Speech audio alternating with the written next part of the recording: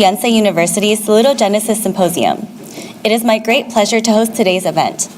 My name is Jasmine Kim from the Department of Sport Industry Studies here at Yonsei University. I want to thank you guys so much for joining us today for what promises to be an insightful program exploring salutogenesis from diverse perspectives.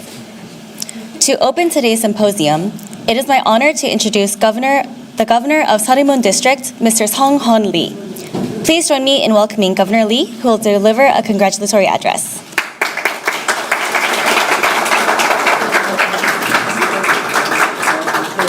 그래요? 네. 그래. 안녕하세요. 저는 서울 서대문 구청장 이성원입니다. 반갑습니다.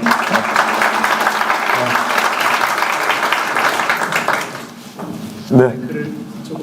이걸로 할까요? 예. 오늘 이 심포지움에 이렇게 와서 외국에서도 여러 선생님들이 오시고 또 한국에서도 지금 다양한 우리 연세대학교 내부에 있는 과외 교수님들이 함께 해주셔서 이런 자리에서 저희가 의견을 내게 돼서 너무나 반갑습니다. Governor Lee is very pleased to have all of us here today, especially the international visitors and all of the wonderful staff and people from the Yonsei University as well. 제가 이렇게 국제 행사이기 때문에 사실은 영어로 준비했어야 되는데 미처 준비를 이렇게 못한 거 미안합니다. Although he would have liked to prepare the presentation in English, he would like to give his sincere condolences. 네. 오늘 그 살루토제네시스에 대해서 우리 교수님께서 설명을 들으면서 저희 서대문구에서 현재 진행하고 있는 행정 목표가 우리 주민들의 행복 200%를 만드는 게 저희 구청의 목표입니다. So after hearing about the salutogenesis approach, Governor Lee says that this is aligned with the Sarimun-gu district, the goal for increasing happiness to 200%. So it aligns perfectly with the district's plans. 그 모든 사람들이 바라는 바는 건강하고 그리고 행복하게 살기를 바라고 있는 것이 일반적이기 때문에 저희 행정 목표를 그렇게 설정했는데 오늘 이 살루토제네시스에 대한 얘기를 들으니까 저희가 정말 목표 설정을 참 잘했구나 하는 생각을 하게 됐습니다. So in line with the salutogenic approach, Governor Lee says that the goal for his administrative team is to promote happiness and well-being. So he thinks that it is a good fit for this program. 결국은 사람이 살아가면서 자기 행복을 추구하고 그러기 위해서는 건강하게 필요한 거고 이 건강이라는 게 결국은 본인이 생각하는 방향에 따라서 결정된다는 것을 다시 한번 이렇게 인식하게 됐습니다. So as we go through our lives, your happiness and your health is very important, and that depends from individual perspectives. 그러니까 이런 포럼을 통해서 지금까지 이렇게 사람들에게 구체적으로 전달이 안 됐던 이런 좋은 개념에 대해서 잘 서로 이해하고 또 저희 행정하는 입장에서도 정말 좀 근본이 있는 철학이 있는 그런 행정을 할 수 있도록 밑받침될 수 있도록 되는 것이 참으로 좋은 기회라고 생각합니다. Governor Lee thinks that this is a great opportunity to promote such amazing health benefits that will promote the happiness and health and well-being of the community. 자, 오늘 이렇게 자리를 준비해 주신 우리 연세대학교 교수님들 또 학교 관계자 여러분들 또 많은 교수님들께 진심으로 감사드리고 또 해외에서도 멀리 와주신 여러 전문가들께 진심으로 감사의 말씀을 드리겠습니다. 서대문은 행복을 추구하는 도시입니다. So Governor Lee would like to give his greatest thanks to the professors of Yonsei University, the other professors, and especially the professors who have come such a long way internationally. And in the process of pursuing happiness and health of the community. 그래서 오늘 이렇게 포럼을 통해서 나와 주신 여러 고견을 잘 저희가 참조해서 앞으로 우리 행복에 대해서 그리고 건강에 대해서 살루토제네시스의 생각을 우리 주민들에게 널리 알릴 수 있도록 하도록 하겠습니다. 감사합니다. So it is his goal to help promote health and happiness to the people of the community, and thank you very much.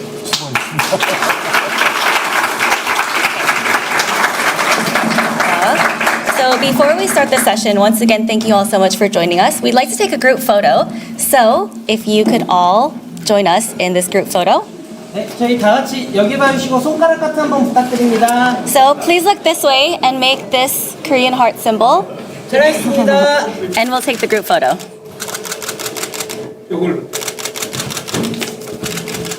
감사합니다.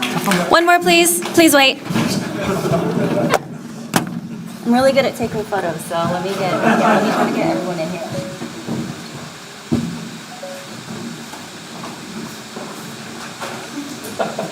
Okay. Yes. Thank you.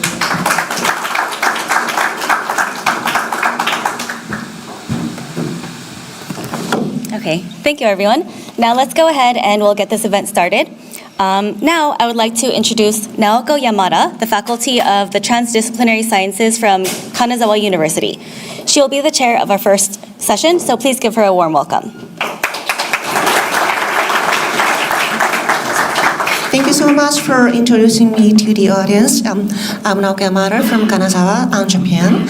I am going to speak in the first time and the first of all, but I am, honestly, I am new to this field, so please allow me to be not so brilliant facilitator. Anyhow, this first session is an introduction to saltogenesis. The first speaker is Dr. Margarita Daniel from Norway, and she is originally from South Africa. And she spent some years in South Africa, but she studied geographies. Then she went up to Botswana, Tanzania, and England, and came to Norway. And now she is in Seoul. And she's going to speak about the saltogenesis, a global perspective. And second speaker is going to be Dr. Justin Jung. He studied physical education in Yonsei University, as you are. And he moved to Canada to do his master's degree program and a PhD program in exercise physiology. And he spent more than 2 decades in Canada, University of Alberta. Then he came back to Yonsei University because he wanted to teach Korean young fellows. Now we are going to start into Dr. Margarita Daniel. Please join me in welcoming her.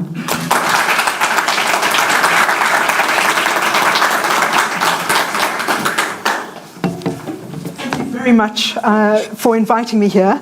As you've heard from Naoka, my background is not in sports sciences, it's not in medicine, but what I will, thank you. But the one thing I do know about a little bit is salutogenesis. So I'm going to, first of all, talk about a global perspective on salutogenesis.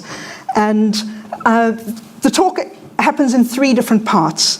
First of all, I want to tell you a little bit about how salutogenesis is used, what the 3 different meanings that are given to salutogenesis in research and practice. So I want to just explain those because it's very important to understand where you are coming from when you use salutogenesis. And then I want to show you a little bit about the different disciplines that use salutogenesis to frame research, and also about the geographical spread of salutogenesis. So first of all then, the different meanings of salutogenesis. And you can see I've listed them at the bottom there. The salutogenic model of health, and then there's salutogenesis as the sense of coherence, and finally the salutogenic approach. So it can be a bit confusing between them, so I hope I will clarify those different aspects. The salutogenic model of health. I want to tell you a little bit about Aaron Antonovsky, who was the person who came up with this theory of salutogenesis. He has always been working on stress and coping, but initially he was working on it from a pathogenic perspective. So that was saying, what is the origin of stress? And then how can we fix it? So he was looking at it pathogenically. And then he began to get interested in this little phrase here, the illness consequences of the psychosocial factors associated with disease. So let's say I got a cancer diagnosis. How would I deal with that? If I go home and I've got excellent support at home and, you know, I've got a forest nearby that I can go and walk in and I think through things and somebody helps me with that, I can cope well with the disease. But if I have none of those support factors and I'm isolated, it's very, very difficult for me to cope. So he started thinking about this kind of thing, the psychosocial factors that influence how we handle disease, the illness effects, the effects of the disease. And he came up with two concepts of ease and dis-ease. And so notice it's got a hyphen, dis-ease. So if you have the support, you can cope with illness, you can be at ease. You can still be happy, you can still be doing your things, you can carry on with life in spite of having an awful diagnosis. And then he said, how is this possible? And he developed this idea that there's some resources that help people to resist stress. And he called those resistance resources, generalized resistance resources. So this is all on the way to developing the salutogenic model of health. And he finally got there in then he came up with this question, what makes people healthy? And salutogenesis, as opposed to pathogenesis, genesis means the origin of, patho is the origin of disease, and saluto is the origin of health. What makes people healthy? So that was the question he asked. And then he developed the model, 1979, in his 1979 book called Health, Stress and Coping. And the full model is there, but he went on further, and in his 1987 book, he wrote a lot more about the sense of coherence, which is the core concept within salutogenesis. And the 1987 book was called Unraveling the Mystery of Health, What Makes People Healthy, and How Do People Manage Stress and Stay Well? Totally different way of looking at things, flipping the question. I know you can't see this, but I just wanted to show you that's what his model looks like. It's complex. I really advise you to go and have a look sometime in one of the textbooks, in one of the books where this is reproduced, and try and follow it through. It takes about half an hour. But this is a simplified version. This is based on his paper from 1996, and I'll give those references later. So what he said was that every single human being experiences stress. Okay, we all have particular life situations, the left-hand column there. And that'll depend on our cultural norms and values, the social factors acting on us, our gender, age, etc., etc. All of these things make up our life situation. That life situation generates both stresses and resources. Okay, both stresses and resources. And, you know, and I mean, if you think about it, in your culture, if you think about your own culture and certain things that you have to do because you belong to that culture, that you think, oh, what a waste of time, or it stresses you out that you have to do a certain thing. But on the other hand, your culture also supports you. It also provides a lot of resources.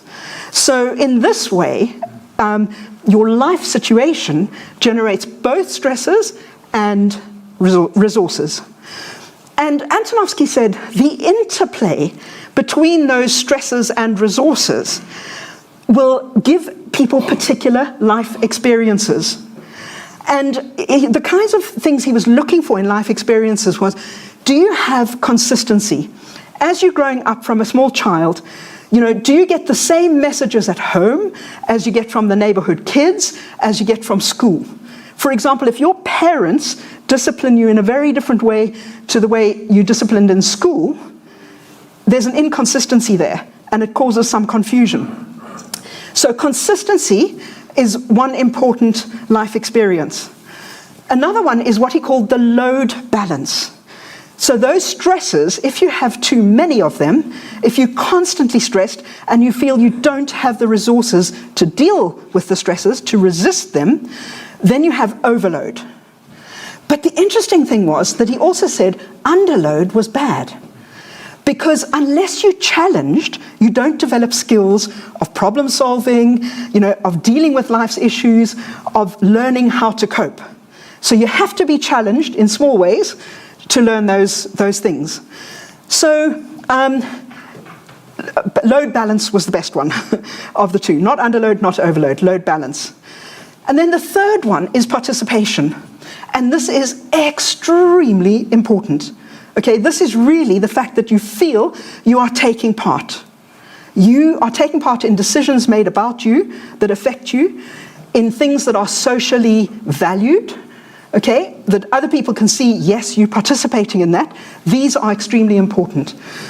So those were the 3 life experiences that he identified, and he linked those then with the dimensions of the sense of coherence. So the 3 dimensions of the sense of coherence: comprehensibility, which is what we call the cognitive component. You believe you understand what's going on in your life. You get it, okay? The manageability is the behavioral component, and this is the belief that you have the resources you need to cope. You're in load balance, okay? You have the resources that you need. And meaningfulness, you have the motivation to cope. You've got the wish to cope. So do you see that they link? Consistency links with comprehensibility. Load balance links with manageability. Participation links with meaningfulness. And this sense of coherence, I don't have an arrow, but if you look at the block that is the sense of coherence, you see a tiny little arrow going back to generalized resistance resources. So a strong sense of coherence enables you to utilize resources available, okay, to identify them and to use them. And that's extremely important. And these things all help us to move towards health. Okay, so this is, in a nutshell, the salutogenic model of health. There are also specific resistance resources which are collectively provided for very specific stresses.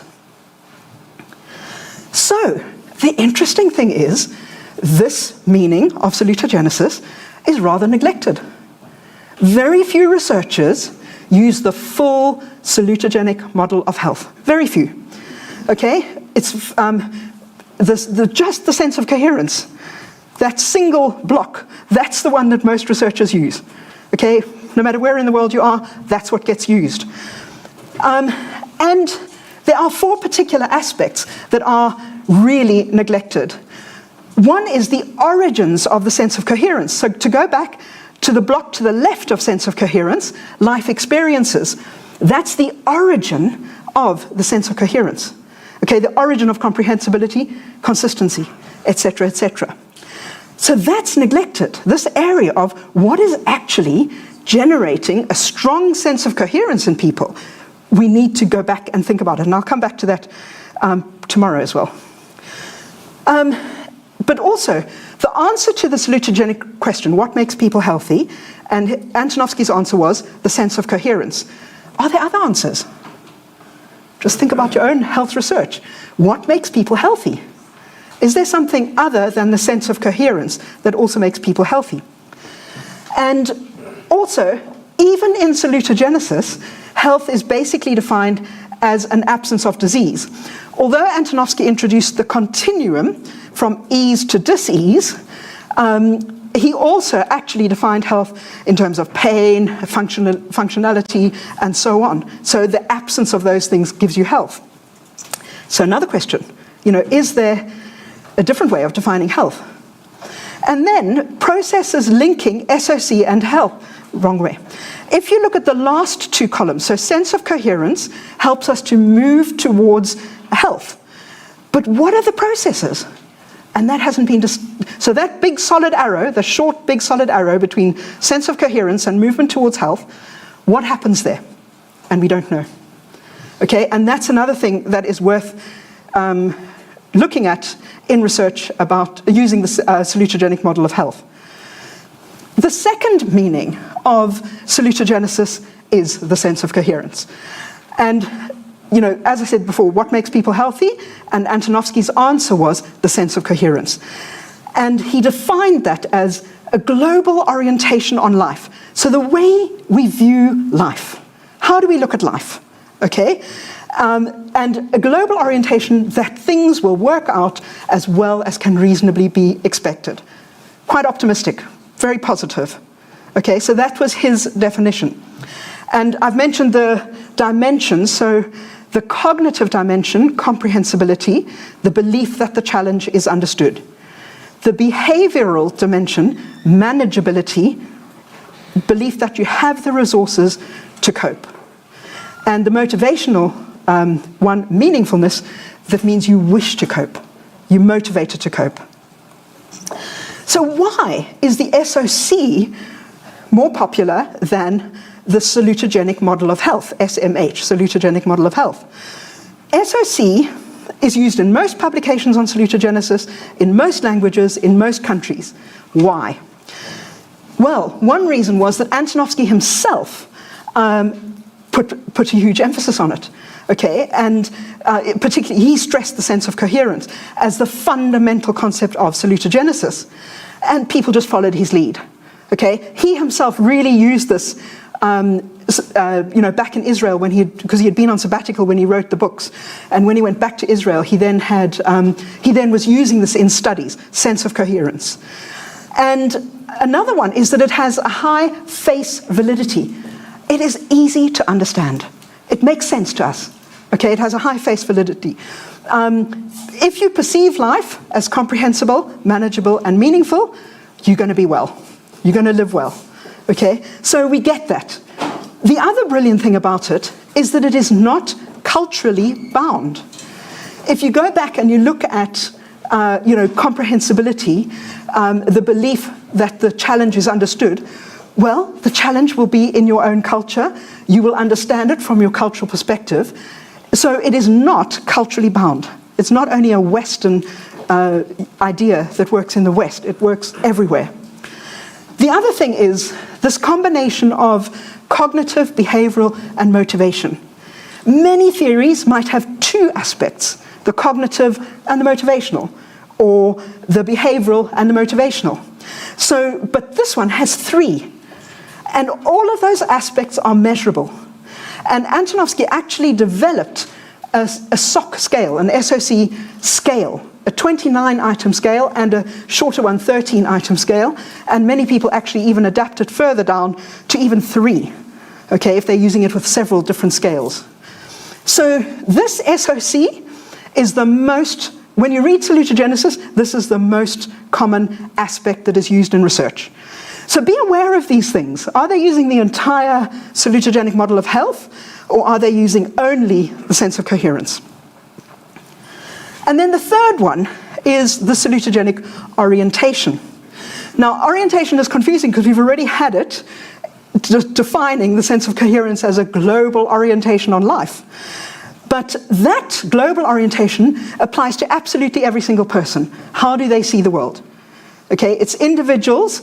And how do they see it, and how do they use resources available to cope with stresses?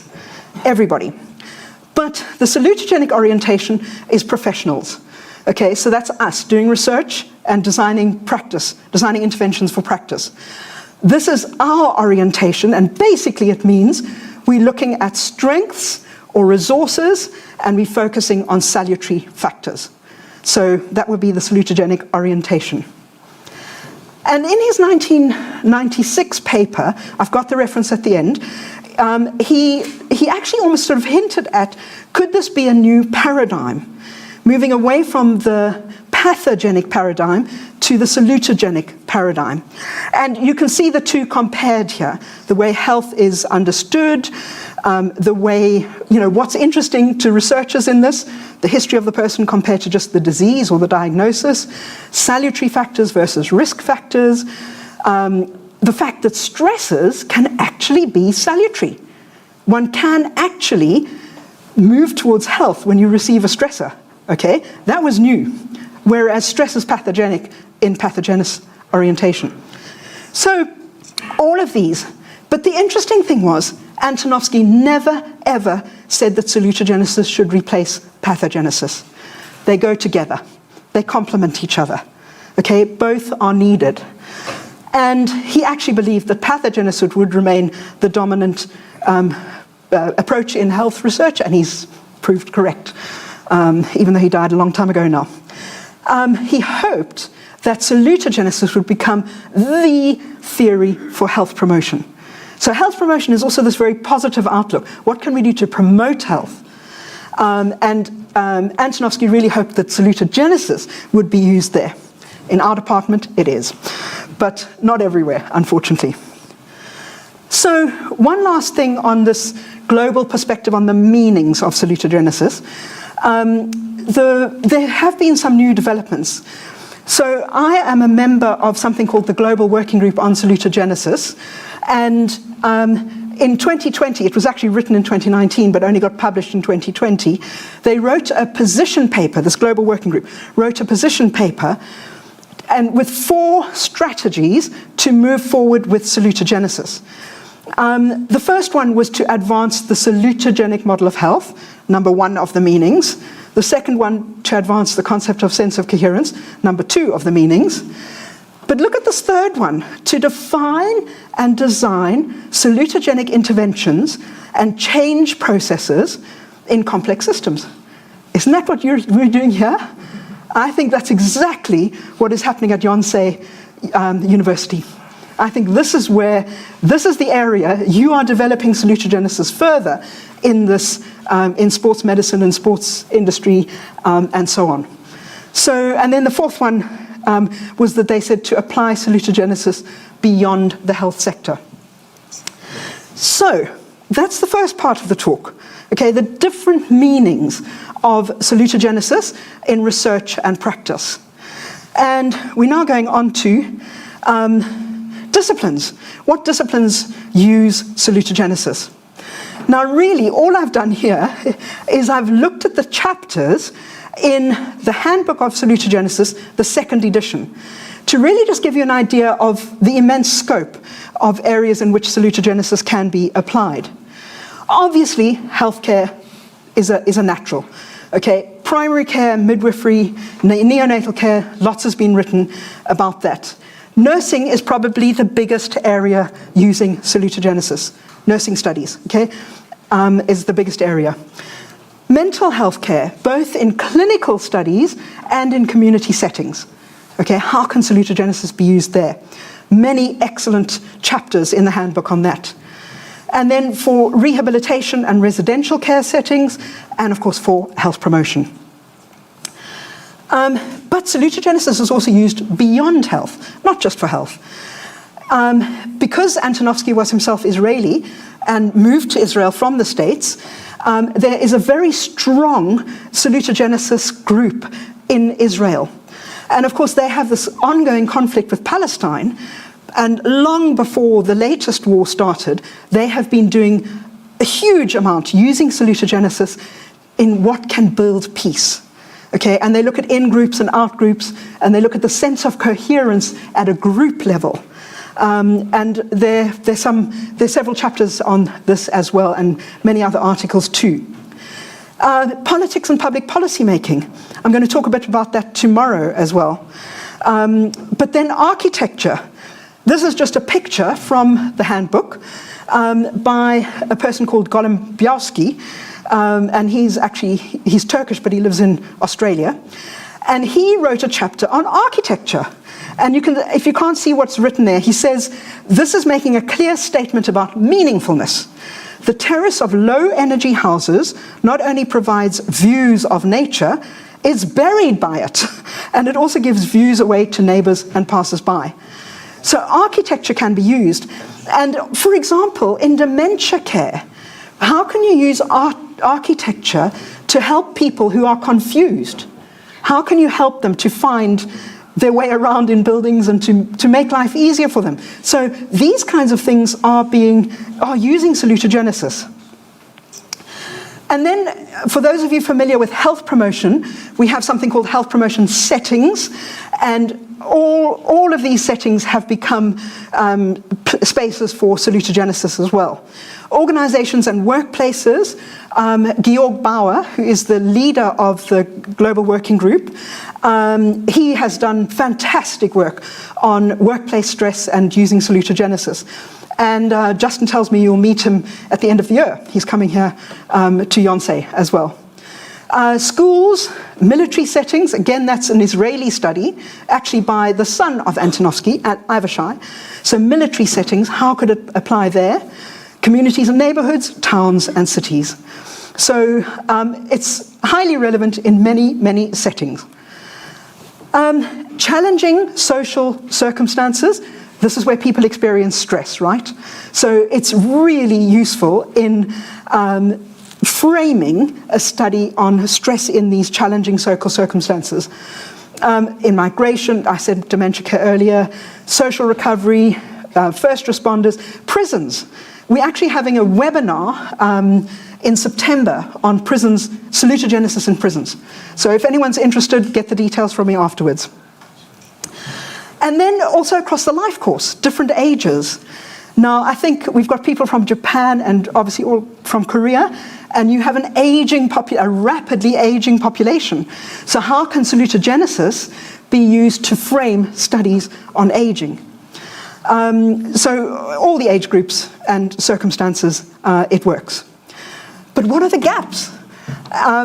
Since I've been here at Yonsei, I've met people in recreation and tourism. And I don't think I've seen anything on salutogenesis in recreation and tourism. So for me, that's a possible gap. Although, I mean, global epidemics, some people have written about COVID in terms of salutogenesis. It's not in the handbook, but I think it's an area that we need to think about. So this is really moving salutogenesis up to a collective level. Planetary health, climate change, and dealing with environmental damage and so on. How can it be used there? These are all new areas that can be developed within salutogenesis. So that sort of brings to a close the discipline side, so the global perspective on disciplines that use salutogenesis. And then the final section is the geographical spread of salutogenesis. And this is actually taken from the first edition of the handbook. Well, a lot of the information, not all of it. But the first edition of the handbook appeared in 2017. Both, by the way, are open access. I'll give the links at the end. So, countries and regions. Published research on salutogenesis is overwhelmingly in English and from Europe. Overwhelmingly in English and from Europe. But the first handbook summarized non-English literature on salutogenesis. And you can see the summary there. Hebrew, as I mentioned, Israel is a center of salutogenesis. In the Nordic region, we publish in all the Nordic languages. In Europe, there's also stuff in Dutch, French, German, Polish, Portuguese, Spanish. In Asia, in Chinese and in Japanese.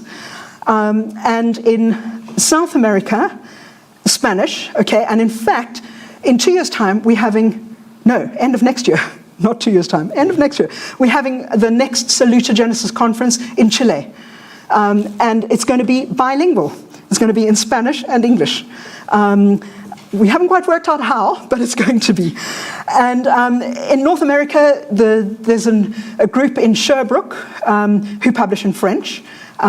So, another language used there. And in South Africa, they use Afrikaans, and they've published in that language. I've also said a little bit about salutogenesis in Japan, because it's a close neighbor, and we've got some Japanese people with us here today.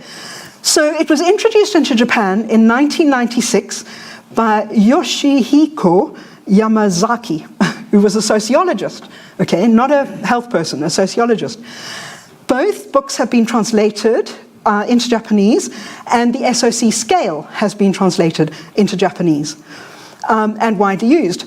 Many grants, and the Japanese will be able to tell me this KAKENHI, I think it's a government organization that gives grants for research, and they show in there how many include salutogenesis and SOC. By 2016, because this was in the first handbook, there were 16 PhD theses that had thematically included salutogenesis or SOC, sense of coherence. And they summarize in this article that the main disciplines are public health, health sciences, psychology, and sociology, and a few in sports science as well. So it's alive and thriving in Japan. What about South Korea? I just did a quick Google Scholar search that gave 3,750 results. I did not go through all of them. I just collected a couple to show you the differences. So development and effects of salutogenesis program for adolescents with a particular disease, a randomized controlled trial. And this involved nursing sciences at Yonsei. And then development and effect of a salutogenic program for rural elderly women on depression and suicidal ideation. So you can see different topics, different places. And the impact of salutogenic factors on the quality of life in climacteric women. I don't know what that is, but another example, and this was in the Korean Society of Maternal and Child Health Journal. So already in Korea, there are publications on salutogenesis. I wrote to Avishai, the son of Aaron Antonovsky, and I said to him, can you tell me how many languages the SOC scale has now been translated into? And this is what he wrote. In a count I did a few months ago, I found that the questionnaire has been translated into 66 languages. This includes several dialects of Chinese, Arabic, and the languages spoken in India and Pakistan. Of course, because they're not published in English, we don't necessarily read these studies. Or I don't necessarily read them, put it that way. And he also said, Health, Stress and Coping was published in Korean. That was Antonovsky's first book from 1979. It was published in 2019. And it's the publisher is written there. And the link to the book is there as well. So it's alive and well in Korea. So then, just in conclusion, yes, salutogenesis is present across the globe. And it's in all kinds of sciences, medical, health, social sciences. It's all over, okay? Currently, most of the studies focus on the sense of coherence only. Many of them use as SOC scales as part of, along with other scales. But there are plenty of opportunities to develop this salutogenic model of health further and other aspects of the theory. Now, I've got a few resources that are open access listed for you. So a lot of what I've said here has come from these resources.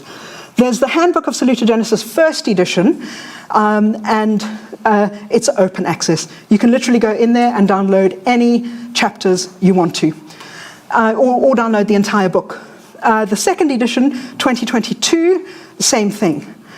And then the global working group is situated at the Society for Theory and Research on Salutogenesis, STARS, okay? And that's their website. You can join, become a member, all for free. When you register, you can download a PDF of the 1979 and 87 books, again for free. You can also get hold of the SOC scales.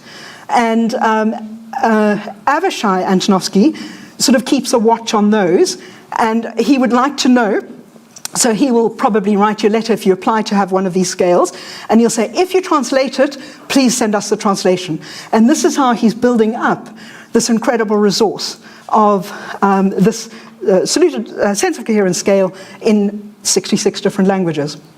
There are also webinars, blogs, and other resources at the website. Those are the references that I've used mainly for this thing, but that's it. Thank you very much.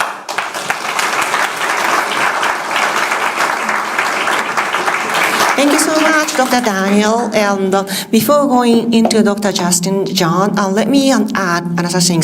He, as you know already, that she is the expert in this field, salutogenesis. Please send her appreciation again. Thank you so much. Thank you so much. She's a global leader of salutogenesis. Okay, and you might have some questions about her, about the salutogenesis to her, but we are going to wait until the end of today's session, or maybe tomorrow. Okay, let me introduce Dr. Justin John. I already introduced about him, but he's going to speak about why salutogenesis is needed and why now we have to learn about this. Please join me in welcoming him.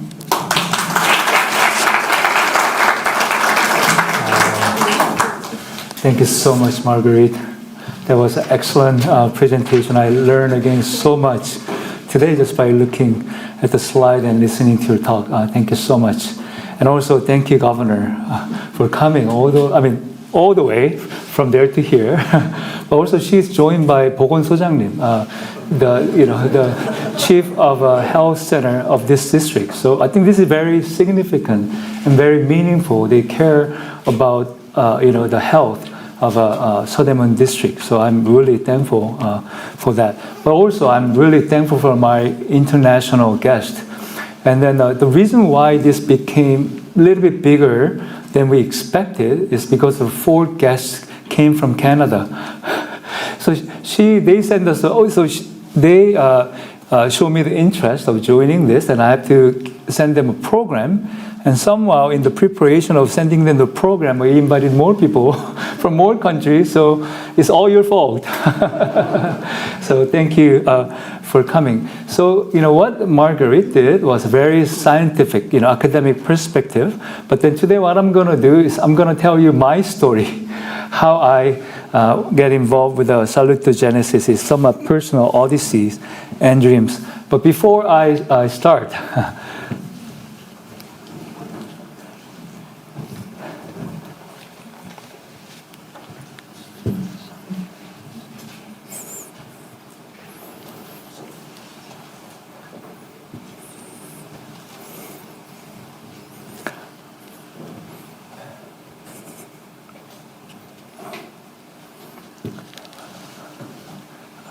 she's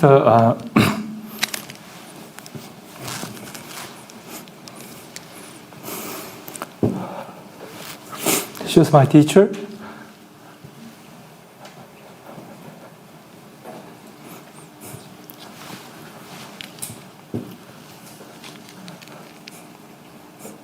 Professor and my colleague just passed away 3 days ago. And today, as we're speaking right now, we have a funeral. And she taught me so much.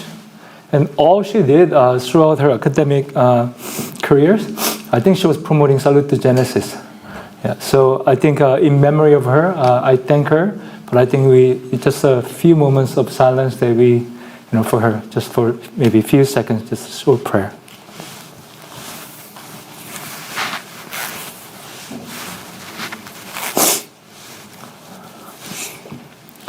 Okay. Okay, so change the tone a little bit. So, now Naoko kindly introduced me. Yes, so I graduated from Yonsei University, 1989.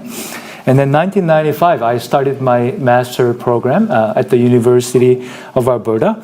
And I got my PhD degree after 8 long years. And then I moved to Harvard Medical School. That's where I did most of the basic science. So I studied cells and organs and of many animals that I killed maybe more than 1,000 mice there to study why obesity causes diabetes and why exercise cures diabetes. And then I moved to Yonsei University in 2005. So when I moved to Yonsei University in 2005, this was my vision. Okay, so it's like making people healthier and happier through promoting physically active lifestyle. So that's what we did. Like we study why exercise is good for diabetes and cancer, and not cancer at the time, but then for obesity and cardiovascular disease. So that's all I did. But then in 2009, during my class, this question came to me when I was teaching a class. I was teaching recreational therapy class, and this question came to me. What if people with the metastatic cancer live last few months of their life happy, if the pain is controlled? Or maybe if they do that, then would living happy and active make them live longer? So when I finished my class, I came back to my office and I searched this keyword, exercise, cancer mortality, and I found this paper. This paper shows that 9 med hour per week of physical activity, which is 3 hours of just walking per week, maybe half an hour per day, would reduce the cancer coming back by half. So cancer recurrence is reduced by half. When I look at the paper and then this paper, I was like shocked. It's like, wow, I knew that exercise was good, But I never knew that exercise was that good. Like, reduce the cancer recurrence by half, and none of the drug would reduce the cancer risk by half, but then exercise does. So that's all I did, not all I did, but that was main focus of my research for the last 15 years, exercise is medicine for cancer patient. But then when I read this paper, I have redirected. This paper really redirected my focus. So we know exercise is good, diet is good, smoking is good, smoking cessation is good, obesity, prevention is good. So if we do all this, that would reduce the risk of mortality by 68%. Wow, that's great. But then social support and social capital. Like if you meet with your friend and then chat with them, and all the social support, like, some of there's resistant resources, would reduce the, mortality risk by 65%. So like, wow, that's a lot. Why is that? So I puzzled and I looked up some research. And this study is showing the cancer patient with more social support, bigger social network size, they have lower mortality risk. So it's like, it was true. So volunteering, religious and social activities. And here, if you look at this, socializing with a friend, socializing, what am I doing? So this one is not working. Okay, so socializing with a friend compared to those people who do who does 2 hours per week of socializing, social activities. Those people who do less than half an hour have 80% higher cancer mortality. So it's like, wow, meeting friends and and then having a social activities is really good. And this mice, what about the mice is saying? So this mice is monogamous, 일부일처. So then when they have a good relationship, then they break it apart. And then their mortality suddenly increased. The bond disrupted, their mortality risk increased significantly. So, and this is another study actually saying the same thing. So then this paper, A Trend in Molecular Medicine, actually Larry Young is a pioneer in oxytocin research.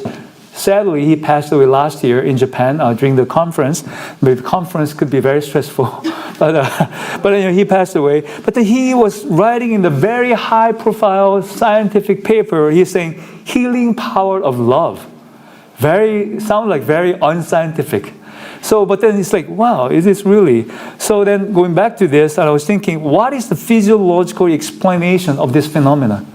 Why meeting friends? Why having a loving relationship would reduce the risk of mortality? And then this is what I found, oxytocin. So I've been talking about oxytocin all over, and then I wrote a book about oxytocin. I read over 1,000 papers about oxytocin, and then I wrote a paper, the whole conclusion is love is a polypill. 사랑은 만병통치약이다. So for last about a year, like many media actually had attention. So like, I was doing interview and then YouTube channels. And then now actually a lot of people know about oxytocin and I'm very glad. I think I contributed to the society for that. So 2023, I started oxytocin research, but then more of a writing book and promoting it in general public. But then when I was reading research paper about the oxytocin and the title of the article, can you all read it together? Ready? Go. What's love got to do with it? Role of oxytocin in trauma, attachment, and resilience. What's love got to do with it? And then I found this word, salutogenesis. And I didn't know what salutogenesis was. So I Googled salutogenesis, and then I was shocked. Because when I learned about Antonovsky, and you heard about him, but then, salutogenesis, many of us, we heard for the first time. So I searched PubMed, and then I found more than 4,000 research articles on salutogenesis. But I didn't know about it. So I look at the Google, scholar. The very first paper, Unraveling the Mystery of Health, How People Manage Stress and Stay Well, has been cited 17,000 times, and maybe more now. So that's amazing. Like a lot of people are citing about salutogenesis, but I never knew about it. And then the SOC, salutogenesis, the SOC, sense of coherence, that paper was cited like 5,581 times. So I realized this is like something big. but I never knew about it. And in Korea, it has never been properly introduced. So as Marguerite mentioned, the salutogenesis is combined with two words. One is salus and one is genesis. The salus is a health and well-being. It's actually the Roman goddess, health and well-being. But maybe when it goes back to the Jewish, actually Israeli, maybe it's a shalom. It's a shalom genesis. So Genesis is not making it more, it's more interpreted as origin. What's the origin of shalom? What is the origin of salus? And so that's what Antonovsky focused on. Instead of origin of disease, he studied origin of health. And this is what Margaret also explained. You know, this diagram really got my attention because, you know, we say stress is bad. And it could be bad. Stressor is neutral. It could be good or bad. If you overcome stress, actually you become healthier.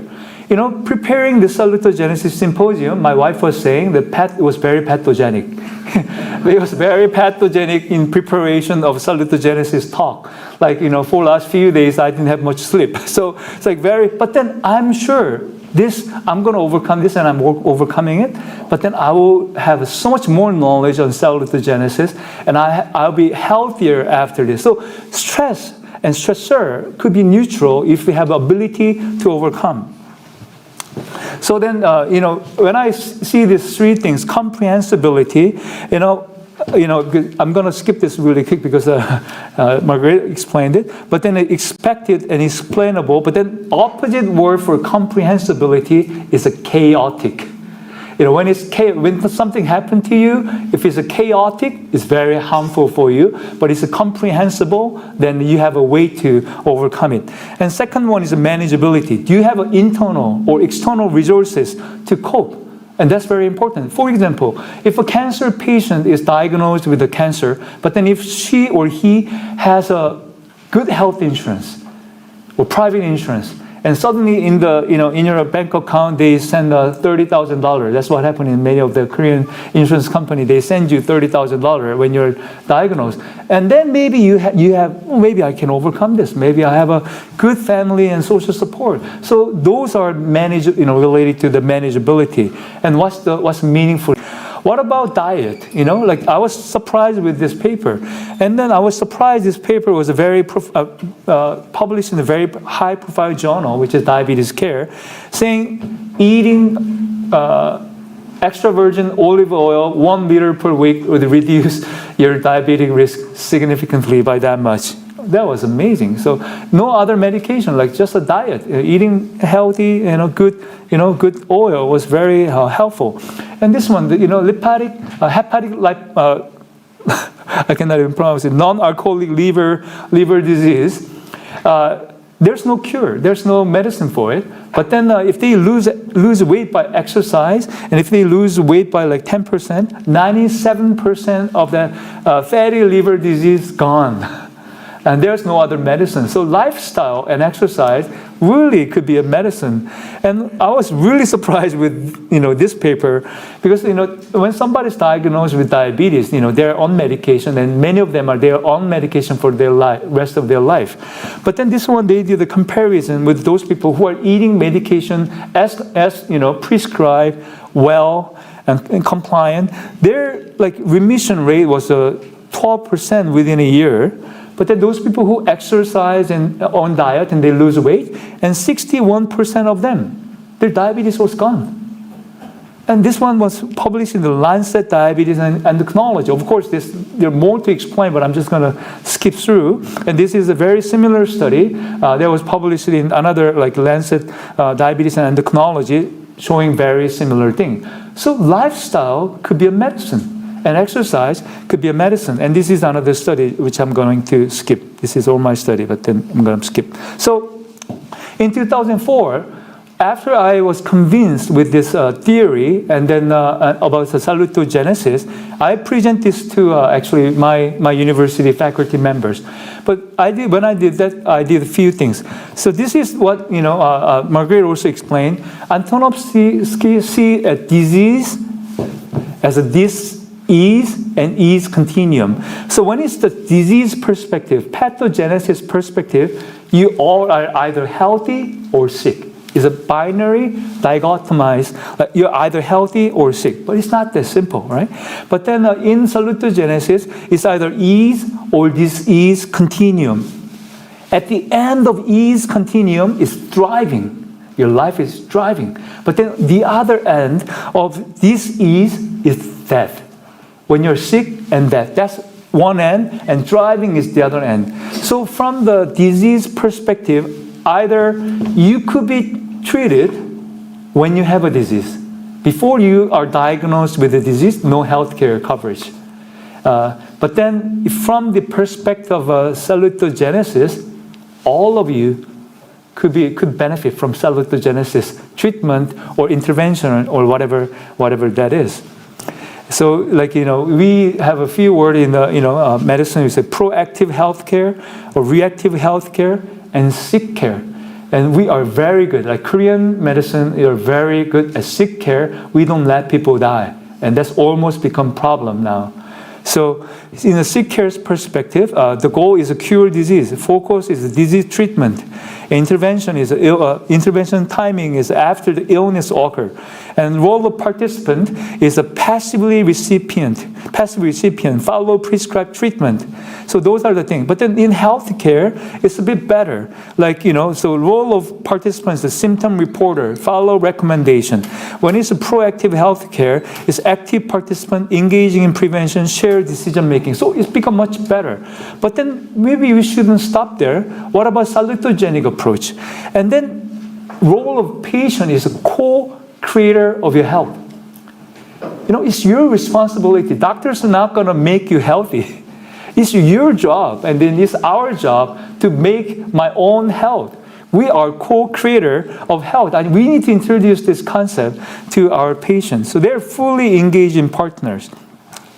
So just looking at the role of patient, okay, so just kind of summary, but I'm going to skip. So then this theory could be applied to us in many different ways. This is a normal life curve. So those accelerated aging, which is happening a lot in Korea, is that whenever they have a disease, they're accelerated. And then the disability line, it should be a line there. And then you have a disability, you're going into disability category. But the normal aging is kind of a gentle curve. But are we satisfied with it? From the salutogenic perspective, this is what we want, right? Squaring the curve. So we do a salutogenic lifestyle or intervention earlier in life so that we can be healthy until we die. I mean, we're very familiar with this. But then let me explain this a little bit more here. So I told you that our country is really good at keeping people alive. And that's what I'm experiencing because of my parents. My parents, my father and my mother, they both have Alzheimer's. My father has more advanced Alzheimer's disease.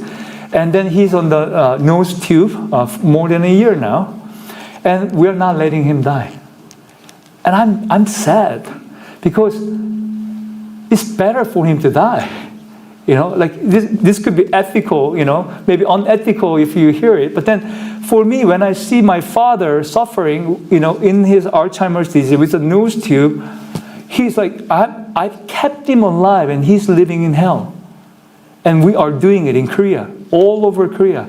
And then almost the hospital is telling us, so because our family, we made a decision not to have a nose tube, but then the doctor called us and said, your father cannot eat. If you don't put the nose tube, he's going to die. And what am I going to say? Yes, please. And then we decide we're not going to give him the antibiotics so that he can have a peaceful death.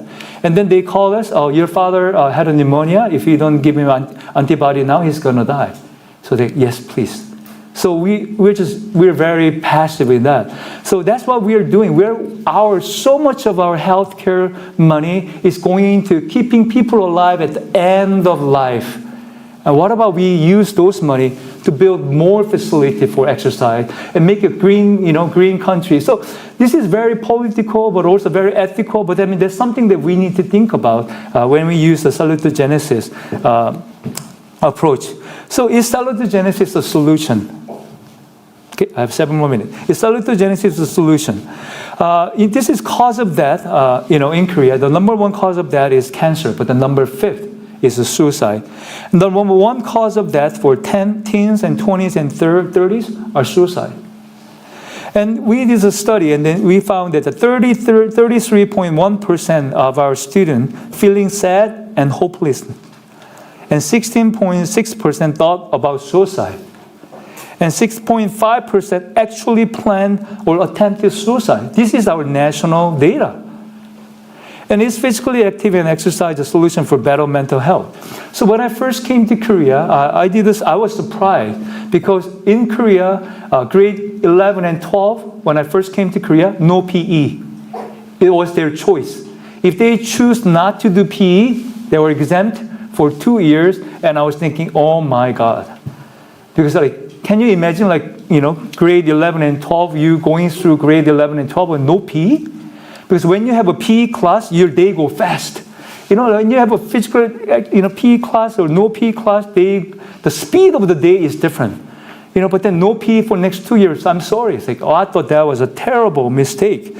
So I did a study. We compare about 2,745 participants. Half of them were taking the PE, and half of them are not taking the PE. We look at their mental health. In 9 areas of mental health, significant difference.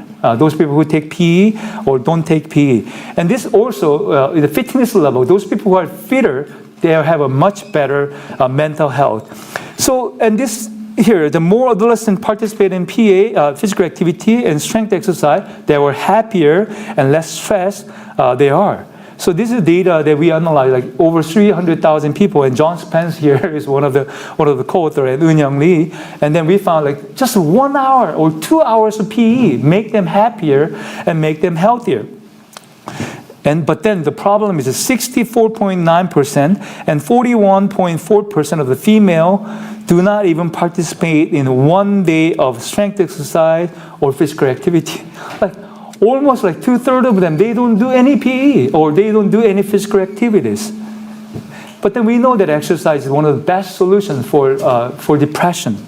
So leisure physical activity is associated with a decrease almost up to 50% of a decreased prevalence of depressive symptom in Korean men and women. So we know that exercise and physical activity is good.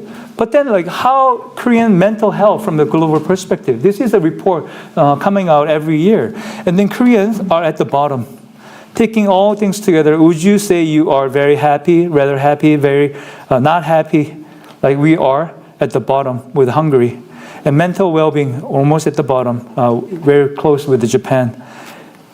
And then we know that physical activity is good, but then how physically active we are in general as a nation.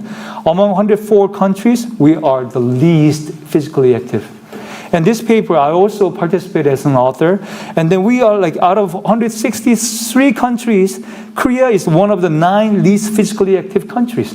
What are we doing? This is what I saw. I'm going to show it in Korean. Maybe I'll do it in English first. Okay, sure. So how much are you willing to play with the friends? Desired is 42.9%. Actually, only 18%. Do you want to go to 학원 for tutor? 25% say they want it, but then actually 50% they're 학원. They're studying. What are we doing this for?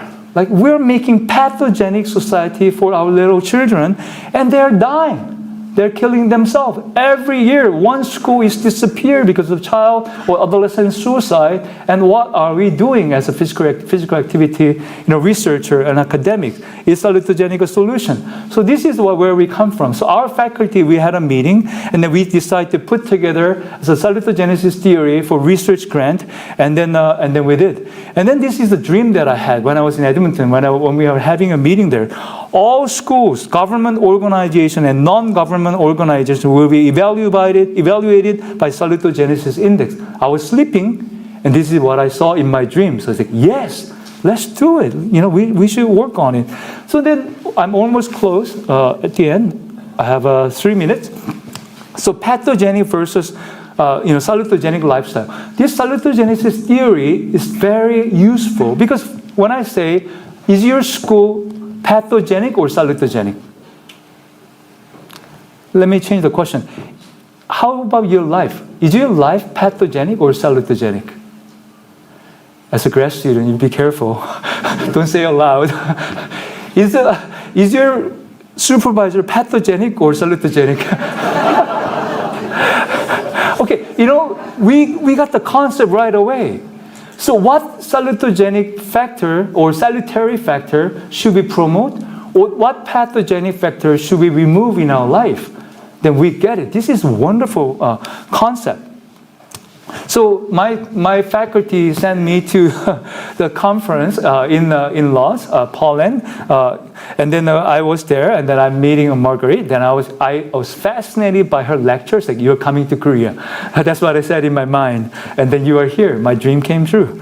So then at the end of the Salutogenesis conference, because this happened like after 7 years because of COVID, we didn't have this offline Salutogenesis conference for a long time. It had actually happened 2 years previous. Oh, good. Yeah. So anyway, so I was there and I took a selfie there, and then we put together a research grant for cancer patients, because we know their lifestyle is exercise, then diet, and then stress management are, very important for cancer treatment. So Dr. Hyun-Chang Kim, and then Jiwon Lee, and then from people from California, and also from the United States, Harvard, Edward Giovannucci, we all joined together. We put together a research grant and received this research grant. And then we put together another research grant for BK21. And then this is our conference, the presentation team. And then we were succeeded getting this grant. And this is what we are doing, like salutogenic basis, global health solution education and research unit. And then our department had a workshop, and then Salutogenesis Workshop. So we had a buffet dinner and some wine, and then we rented a very fancy hotel, and then sauna. Anyway, so we had that. And then we also organized workshops among professors with other university, ask what is salutogenesis and how could this be applied. And then we did that. And then I visited Amsterdam last February, and then a scholar from Netherlands and also Marguerite joined us. So we had a symposium there. The reason why we did that is I want to confirm what I'm understanding is correct, or can we apply this to a different way? And then they confirmed that it was okay. And then I visited Zurich, and then I had a meeting with the head of the president of Center for Salutogenesis, and then we had a really good time. So it's our BK vision is by 2027 or 2008, Dongwon? 2007? Yeah, we'll open a Korean Center for Salutogenesis, and we're already discussing this with Georg in Zurich. So I think we might be able to do that. So our vision has been revised, making people healthier and happier, not just by promoting physical activity, but promoting salutogenic lifestyle. So during continue, in your life, because I say most salutogenic department or faculty, most salutogenic, university, and then it's competition, right? Competition is not good for salutogenic. So I said more salutogenic country, more salutogenic district, because you're comparing to yourself. You're more salutogenic today than yesterday, and then you're good. You're on the right track. So for this, we have many speakers came from different country, but also different department, like from Japan, from nursing, education, Kira, from Canada, Jiap Choi, she's going to join us for dinner, and then she's going to be chair tomorrow. And then Margaret, you look very different. We found it from the website. Yeah, and then Eisuke from Japan, Hyun-Chang Kim from here, Donghoon, Jinmu, and then Hyunju Song from psychology, and then 정경미 교수님 from psychology. So, and then Jinwoo An from Utah Tech. He's going to be moved to the Utah, Texas A&M.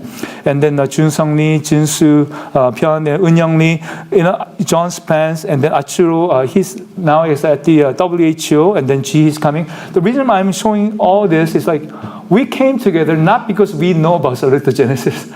We came because we don't know about salutogenesis, but we study in making this presentation, and now we are going to share, over the next 2 days, what we study, what we think is right. So we make ourselves very academically vulnerable and risking, ourselves in saying something might be wrong. But then we're not going to judge each other, but then compliment and encourage as we find out what salutogenesis is about and how we could apply to make Korea and the world happier and healthier place. Thank you so much.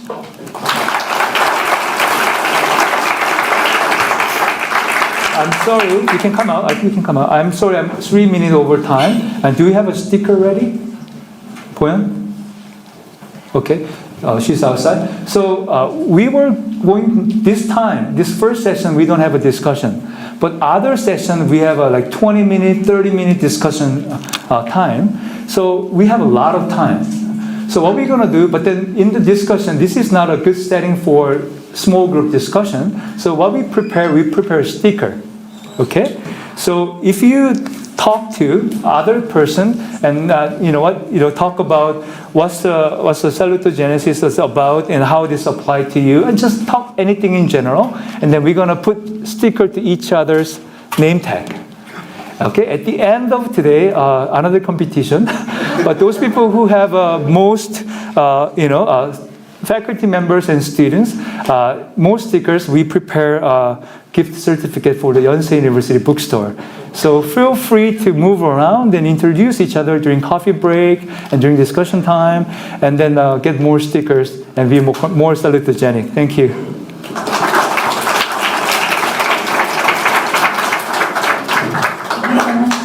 Wonderful speakers. So we'll have a short coffee break for about 10 minutes. So please enjoy some coffee and we'll resume in 10 minutes. Thank you.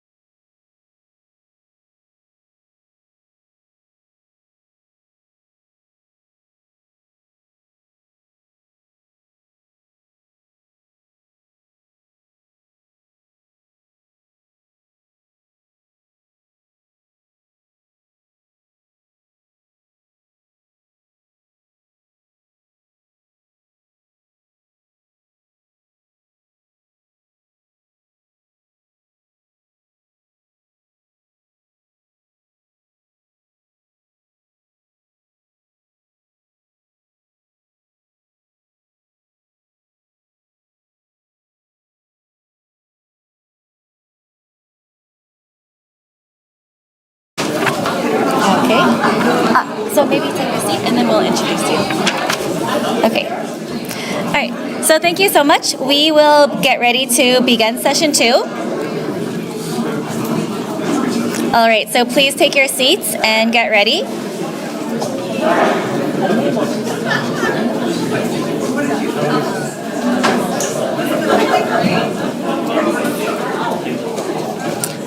All right, good afternoon, everyone. Now we're ready to start session 2, which will focus on salutogenic interventions for clinical populations. It is my pleasure to introduce the chair for the session, Professor Sang-hee Chu from the Department of Nursing at Yonsei University.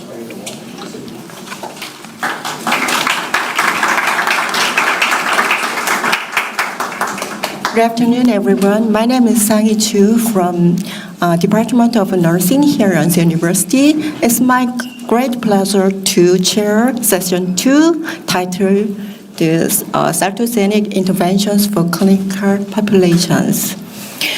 This session will explore how the principles of salutogenesis, focusing on the creation of health rather than disease treatment, will be applied in the clinical settings. We'll hear from 3 distinguished speakers, Professor Yusuke Ochi and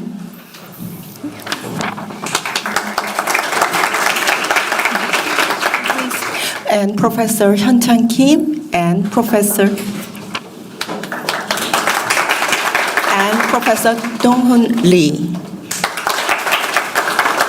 who will present their research on exercise oncology and cardiovascular health and population level health indexes with the lens of salutogenesis. Let's begin with our first speaker, Professor Yusuke Ochi from the Faculty of Bioscience and Applied Chemistry in Yonsei University in Japan. Professor Ochi is a renowned expert in exercise physiology, particularly in the context of cancer care and rehab. His research explores how physical activity can serve as a vital health resources even for vulnerable populations. Today, he will present a talk titled The Potential of Salutogenesis from the Perspective of Exercise Oncology. Please join me welcoming Professor Ochi.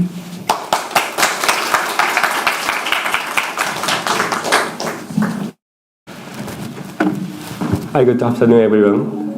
Thank you so much for the invitation, Justin Jeong, and kindly introduction for that. So, I'm Yusuke Ochi from Japan, Tokyo, but I'd like to use the Korean word some. 처음 뵙겠습니다.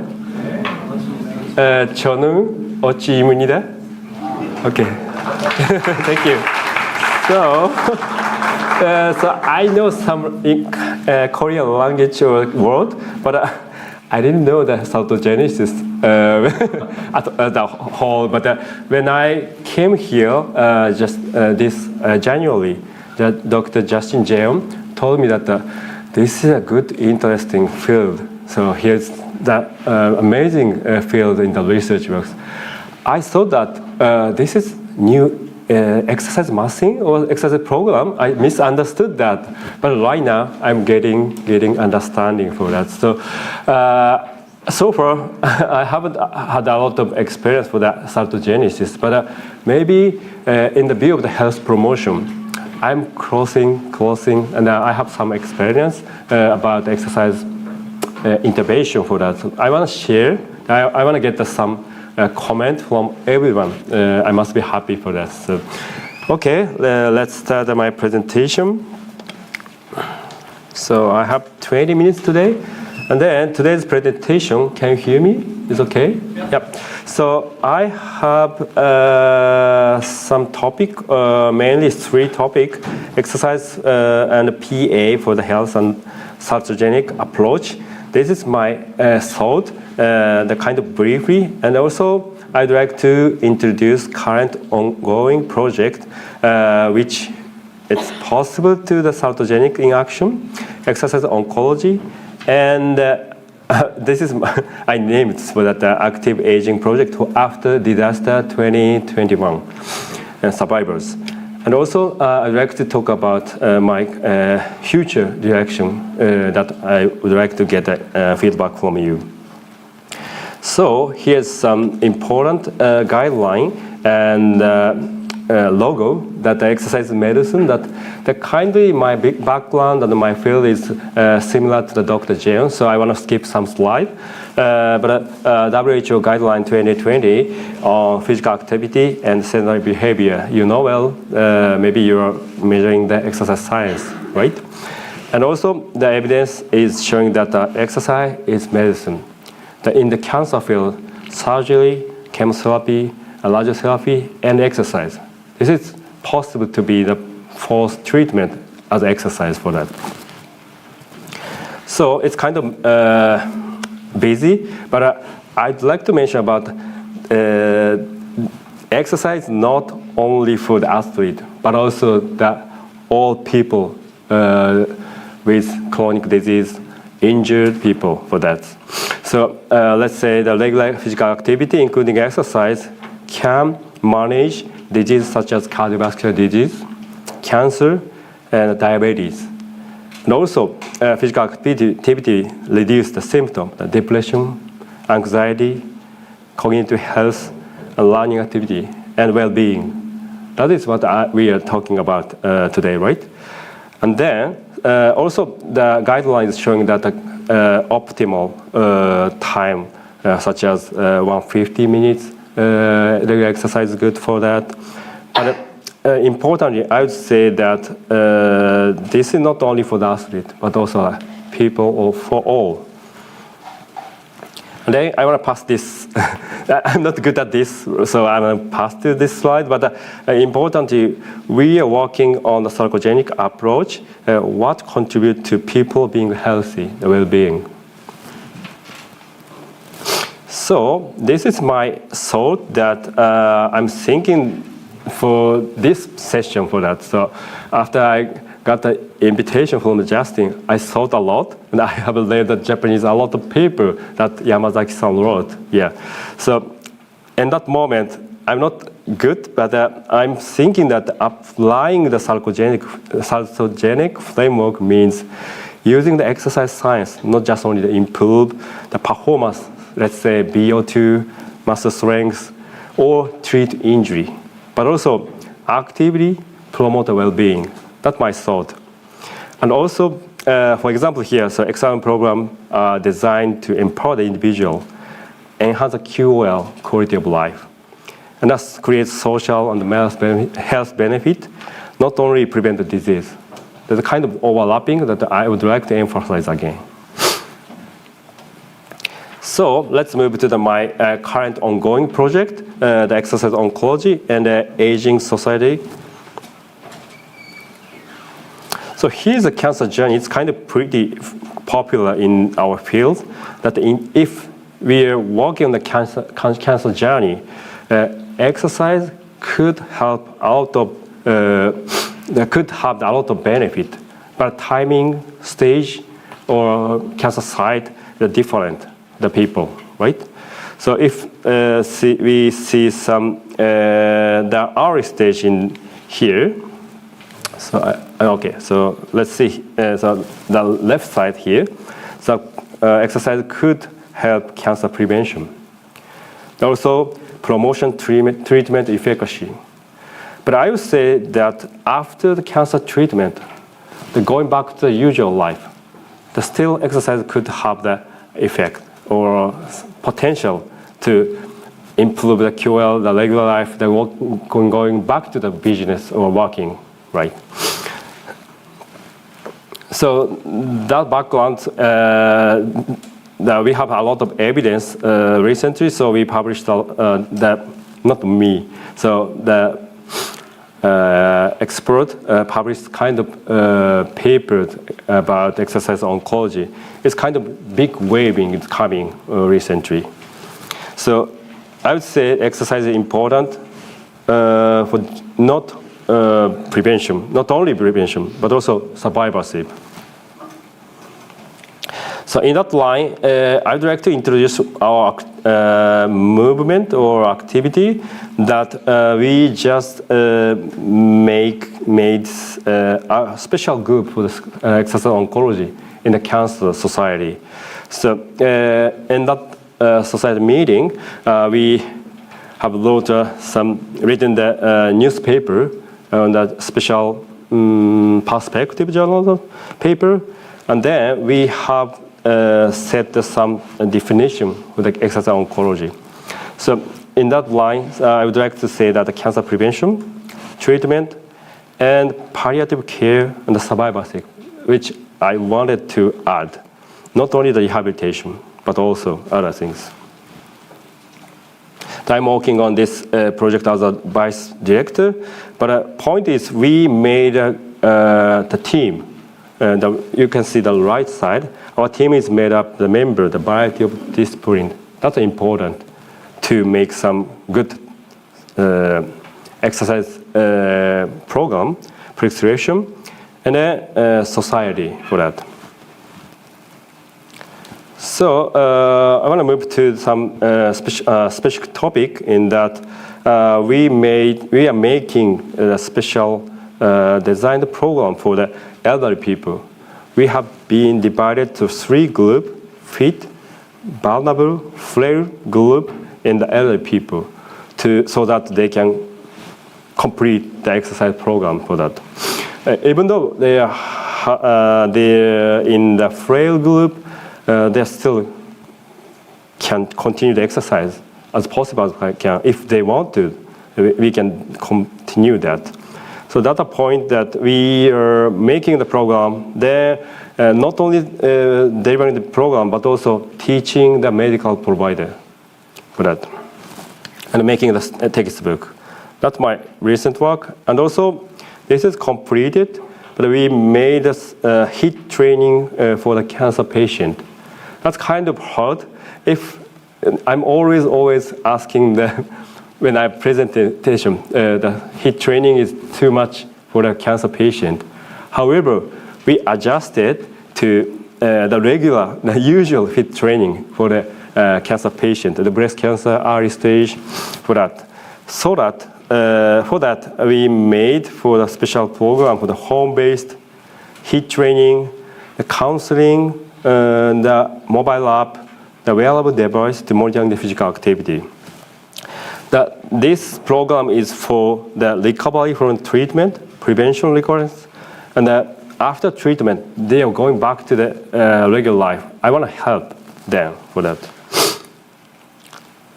This is kind of far from the salutogenesis program, but I would like to explain some point. So our systematic review is showing that the laboratory setting is fine, but we don't have any good program at home. So that's why we have decided to make it. And the national survey for the breast cancer, Japanese breast cancer survivors, is say that they are busy. They don't have any resource. They don't have any place to the exercise, knowledge. So that kind of barrier. But the busy is the most worst point. So that's why we made a 10 minutes exercise, and considering the individual VO2 level, and no special exercise equipment. Then we have some trouble because of the COVID. We couldn't invite the subject in the hospital. That way we couldn't measure the VO2 after the intervention. But we did know that this was 12 weeks intervention, 3 times per week, and 1 time coming the hospital, twice in the home. After 6 weeks, they will manage themselves. If we find some inactivity situation in the wearable device, we will call them. Then we finally get a good result. It's a black bar is showing that the exercise group. This is the difference between before and after treatment. So if going up, it's improved after a treatment. VO2 is going up, control group is going down, leg press is going up, control group is kind of steady in the leg press. 6 minutes walk, no change, but fatigue is going down. It's kind of important to see that for the exercise scientist, VO2 leg press is important. However, the fatigue is very important for the patient to maintain the regular life. So it seems like this is not significant, but I'm very positive that the HIIT training could reduce the fatigue. But unfortunately, we couldn't find any improvement, the QOL, the other, the anxiety, depression at all. But it said that this is the important finding in the Japanese evidence for that, I would say. Okay, so we are moving to the next step, not breast cancer, but also going to the different time point that the bone metastasis that Jeon explained, and lung cancer before the diagnosis. So this is a kind of new. I'm also working as a visiting professor at the Kansai Medical University from this year. So there are top kind of intervention that lung cancer, breast cancer, colon cancer, but we are working on the combination of the resistance training and aerobic exercise for that. Anyway, so how long does it take me? It's 3 minutes. I have, how long? I don't know, so 5 minutes left? It's okay. Okay, thank you. Sorry, so I missed when we start this presentation. So anyway, so most of my outcome, which focusing on the physiological measurements, are focusing on the exercise science field. But if I could, I would like to add salutogenic outcome in the future. So that's why SOC29 salins, I would like to add. So I already submitted the ILB to add some outcome for that. But that's important, not only physiological function, but also psychological, the other outcome is important to promote the research works. Let's move to the Great East Japan Earthquake. So I need to be very quick for the presentation. But as you know that about 10 years ago, we had a very bad situation for the disaster. So the people who live in the Tohoku area, they did a lot of building for that. So we did focus on the community.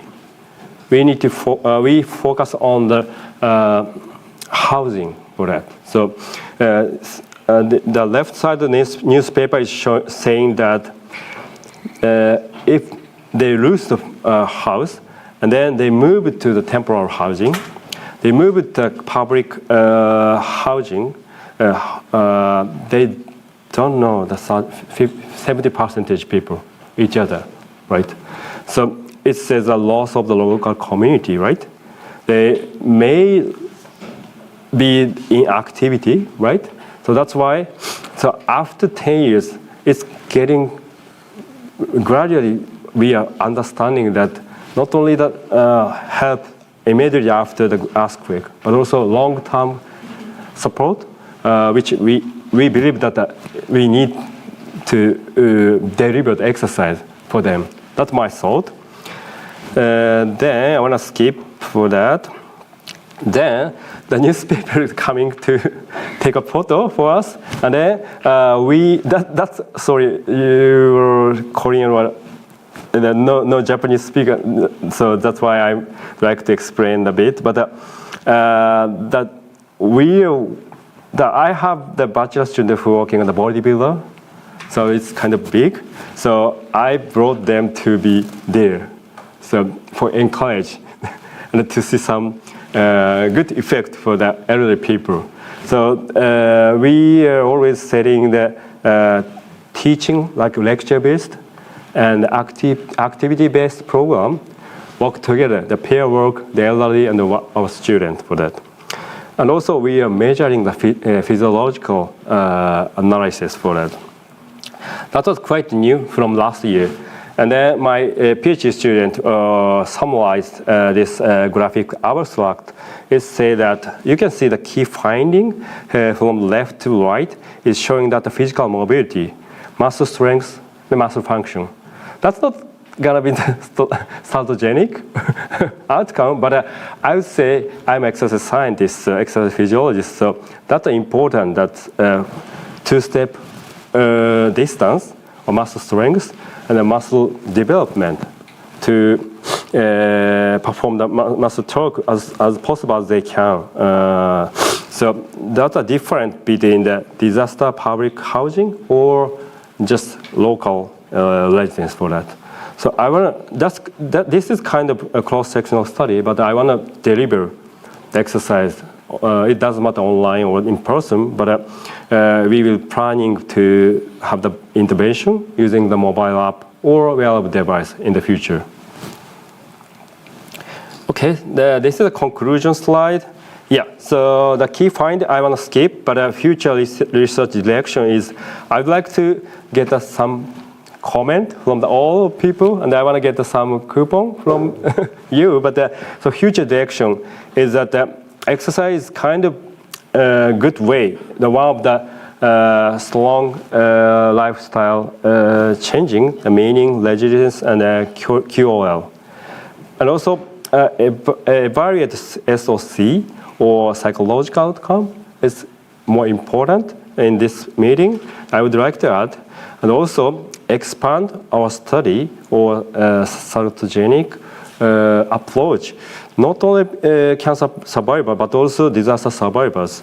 So I have some idea for the adolescents and blind soccer players and then athlete for that. So I have a couple of fields, so I want to expand our field to with salutogenics. This is my final slide. Thank you so much.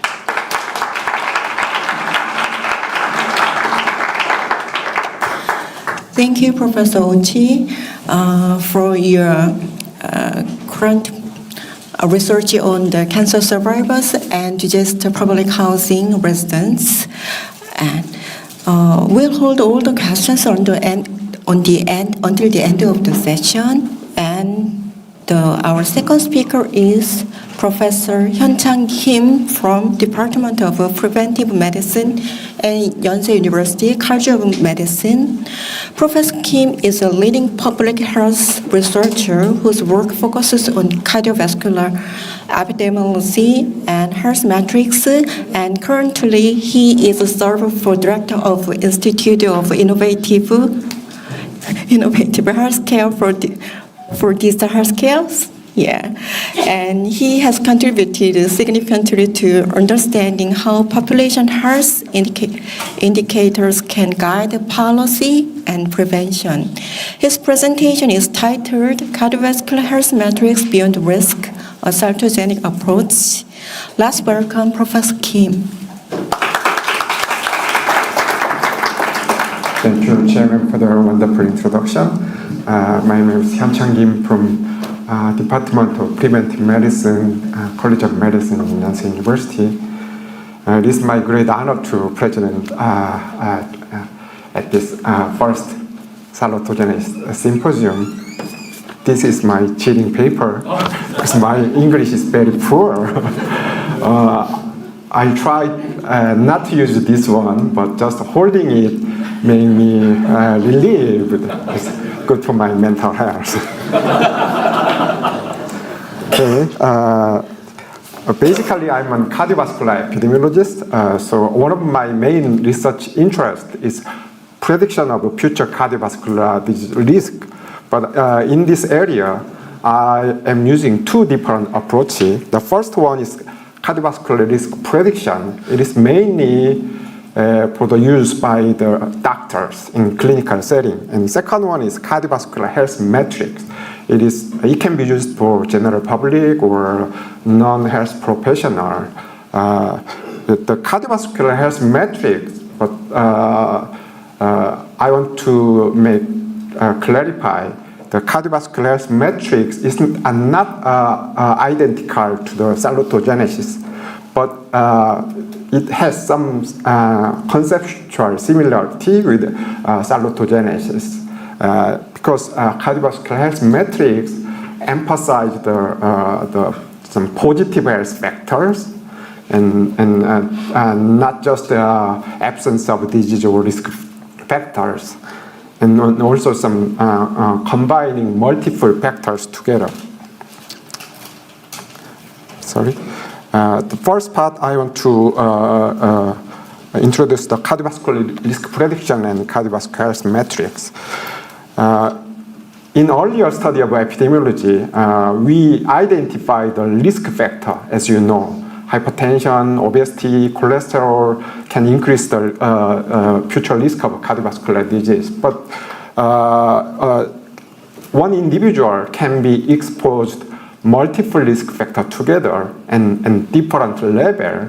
So we need to calculate the absolute risk of individual people for clinical decision making. For example, people who are at very low risk, lifestyle intervention is good enough. But people who are very high risk, we have to prescribe some medicine for decreasing their cardiovascular risk.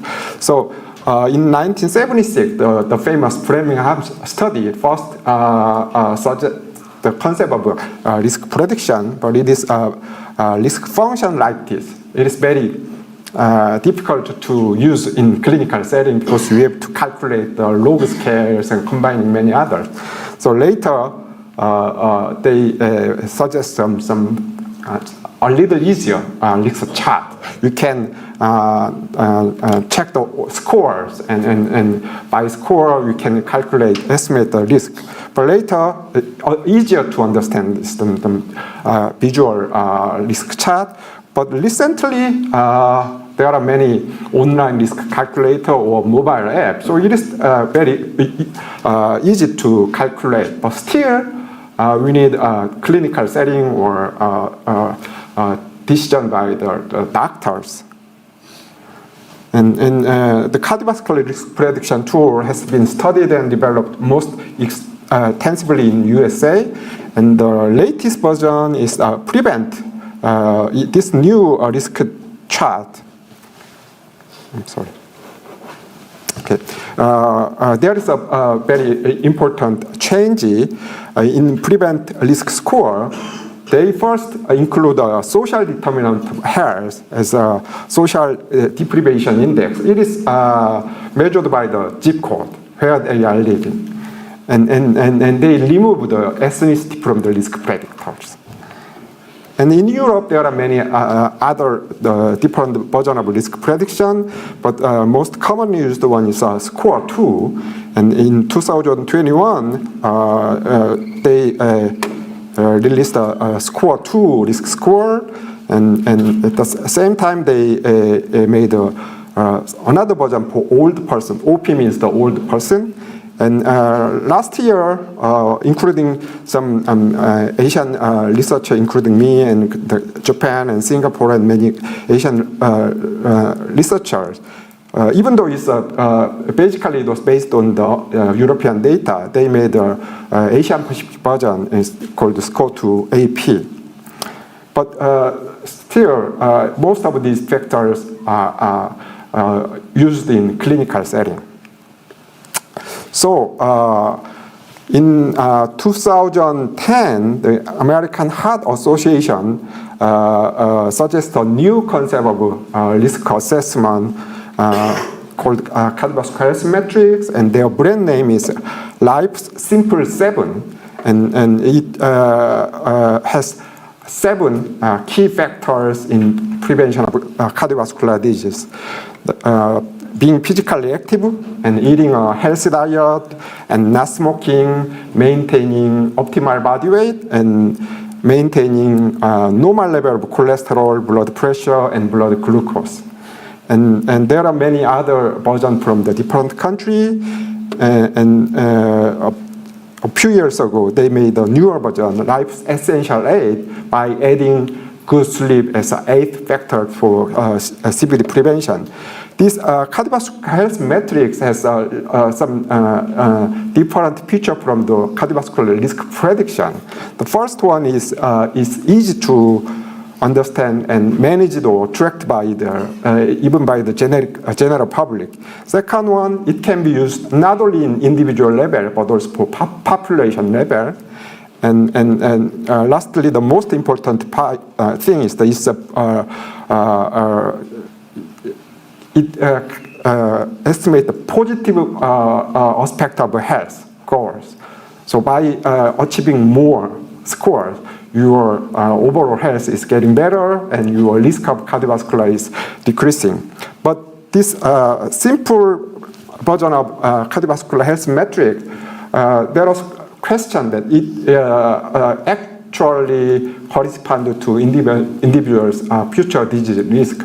But there are many studies from all over the world, and most of the studies showing that it is very well estimate the individual's future risk of cardiovascular disease, kidney disease, and even the dementia, and also the risk of mortality.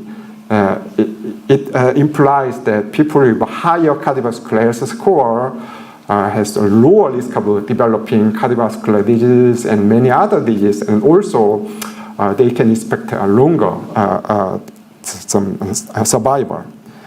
And another feature, it can be used for population level. We can calculate how many % of people are keeping ideal level of cardiovascular health score within the population.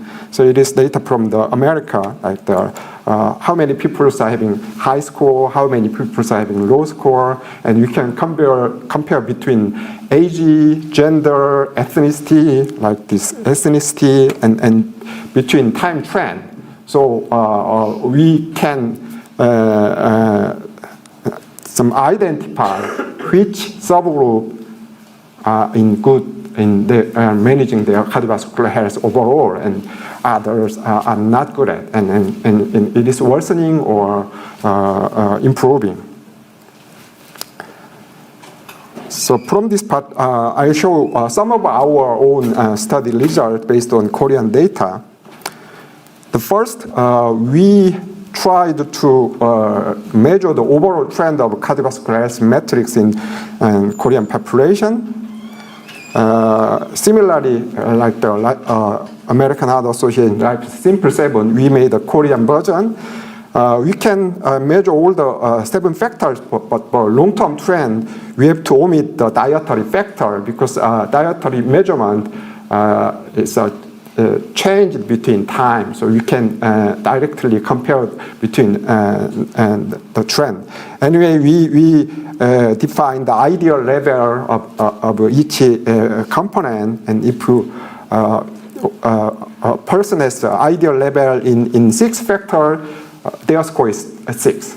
And if another person has a 0 or ideal level, their score is 0.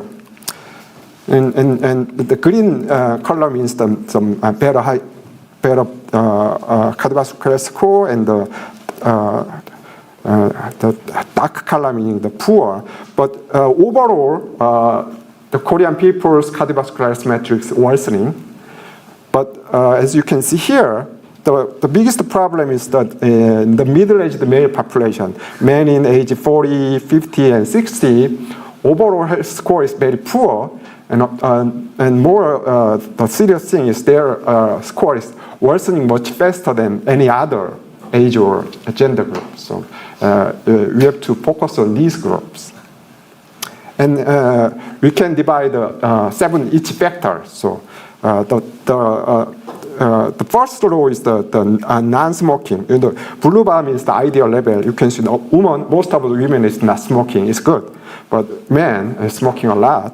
And second part is physical activity. It's the most serious part. It's getting more and more poorer. The physical activity is worsening in any age and any gender groups. But overall, we can see that by different age and gender group, what will be the most important or most worsening factors among the cardiovascular health metrics. Second, we want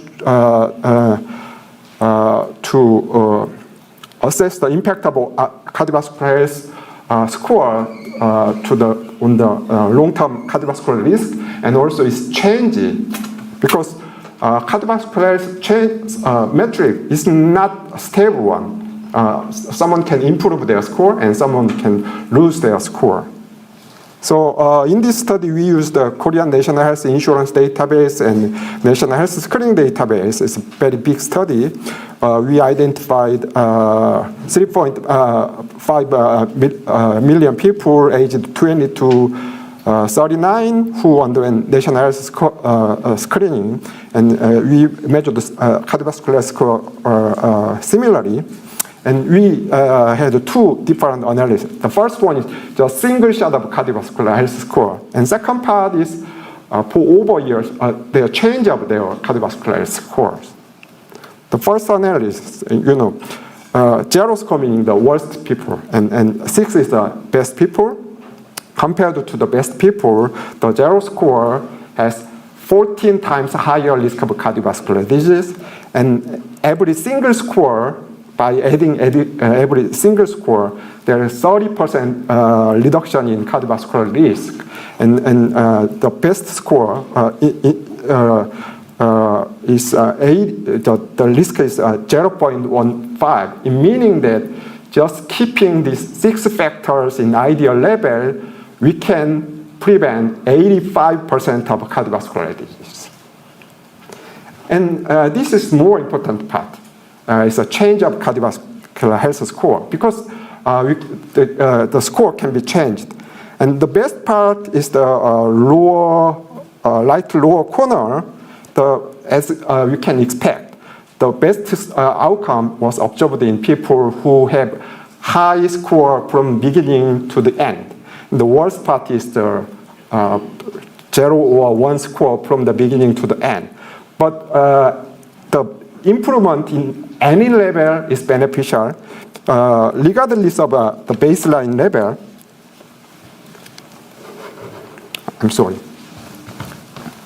Regardless of a baseline level, any improvement during the follow-up period can risk their cardiovascular disease risk. So it is very important finding that even in this the younger generation, young adults, improving from cardiovascular score from any level, they can reduce their future cardiovascular risk. And our third study is about the duration of longer time, the duration of keeping the ideal cardiovascular health study. Professor John is also with us for this study. For this study, we used the Korean Genome and Epidemiological study. It's a nationwide cohort study. We calculated similarly the cardiovascular score, and our outcome is CKD and CVD. And as you can see here, the male CVH score is much worse than female, but there is not a big difference between age group. And we can calculate the duration of ideal cardiovascular health study, meaning that 10 meaning that people keeping the ideal cardiovascular status for 10 years. As we can expect, longer duration of ideal cardiovascular score was significantly associated with lower risk of cardiovascular disease and chronic kidney disease.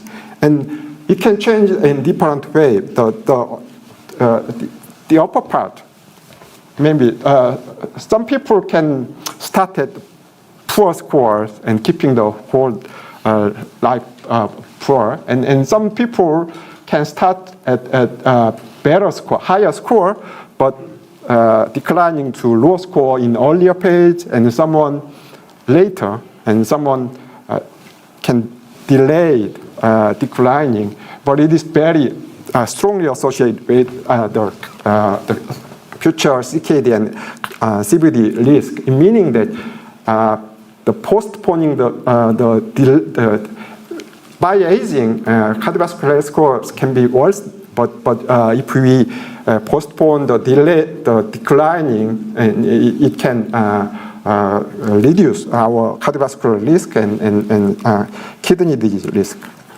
And recently, we expanded our interest to social component of health.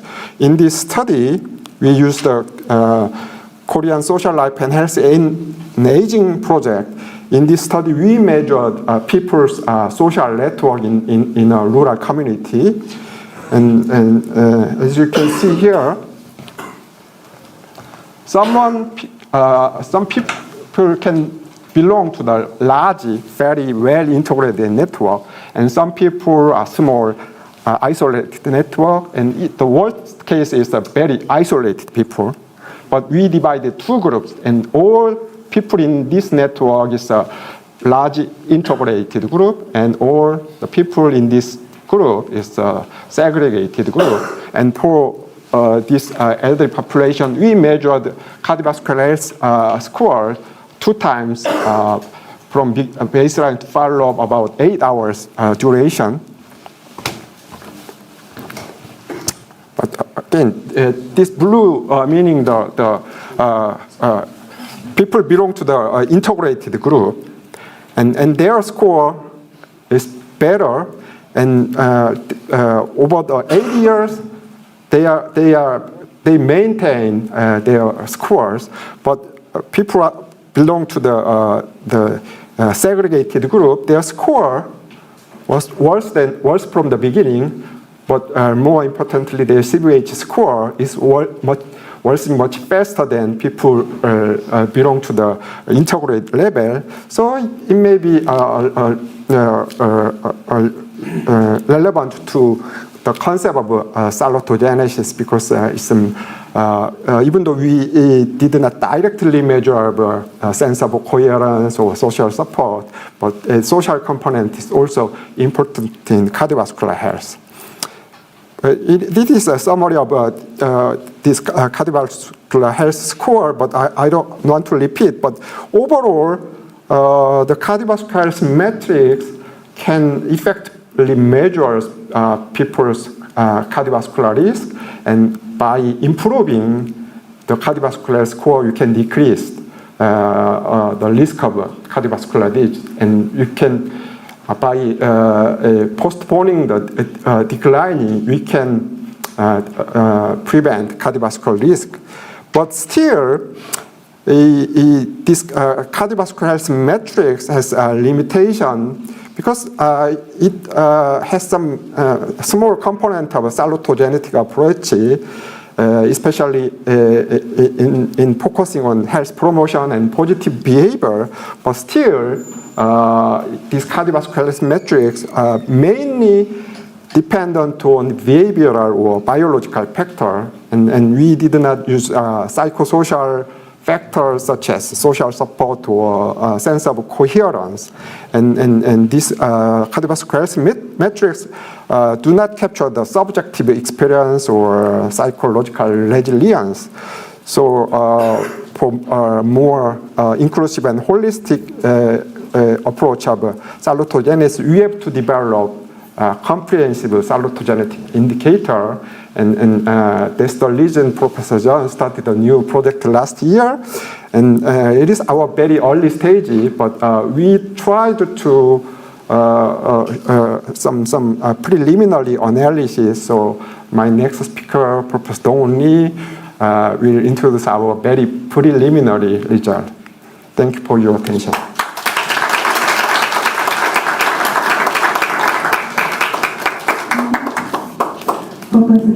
For your presentation, which made us easily understand the history of cardiovascular disease risk prediction and new approach of cardiovascular health metrics. We also hold all the questions until the end of this session. And our final speaker for this session is Professor Dong-Hoon Lee from the Department of Sport Industry Studies at Yonsei University. Professor Lee's research bridges sports science and public health, and he is currently developing a salutogenic health index using large-scale population data to promote health beyond traditional risk models. His presentation is titled Use of Epidemiological Data to Develop Salutogenic Health Index. Please welcome Professor Lee. Thank you for your kind introduction. It is also my great honor to present at the first Yonsei Salutogenesis Symposium. Today, I will talk about our research work on using epidemiological data to develop salutogenic health index. This is still a very early work, so there's a lot to improve, but it is grateful that we have an opportunity to share this, and I would welcome any feedback. So here's a brief overview of my talk. I will start by briefly introducing salutogenesis and sense of coherence, but I can make it very short. And then I'll explain our plans to develop new salutogenic health index. And then lastly, I will end by discussing some challenges and limitations.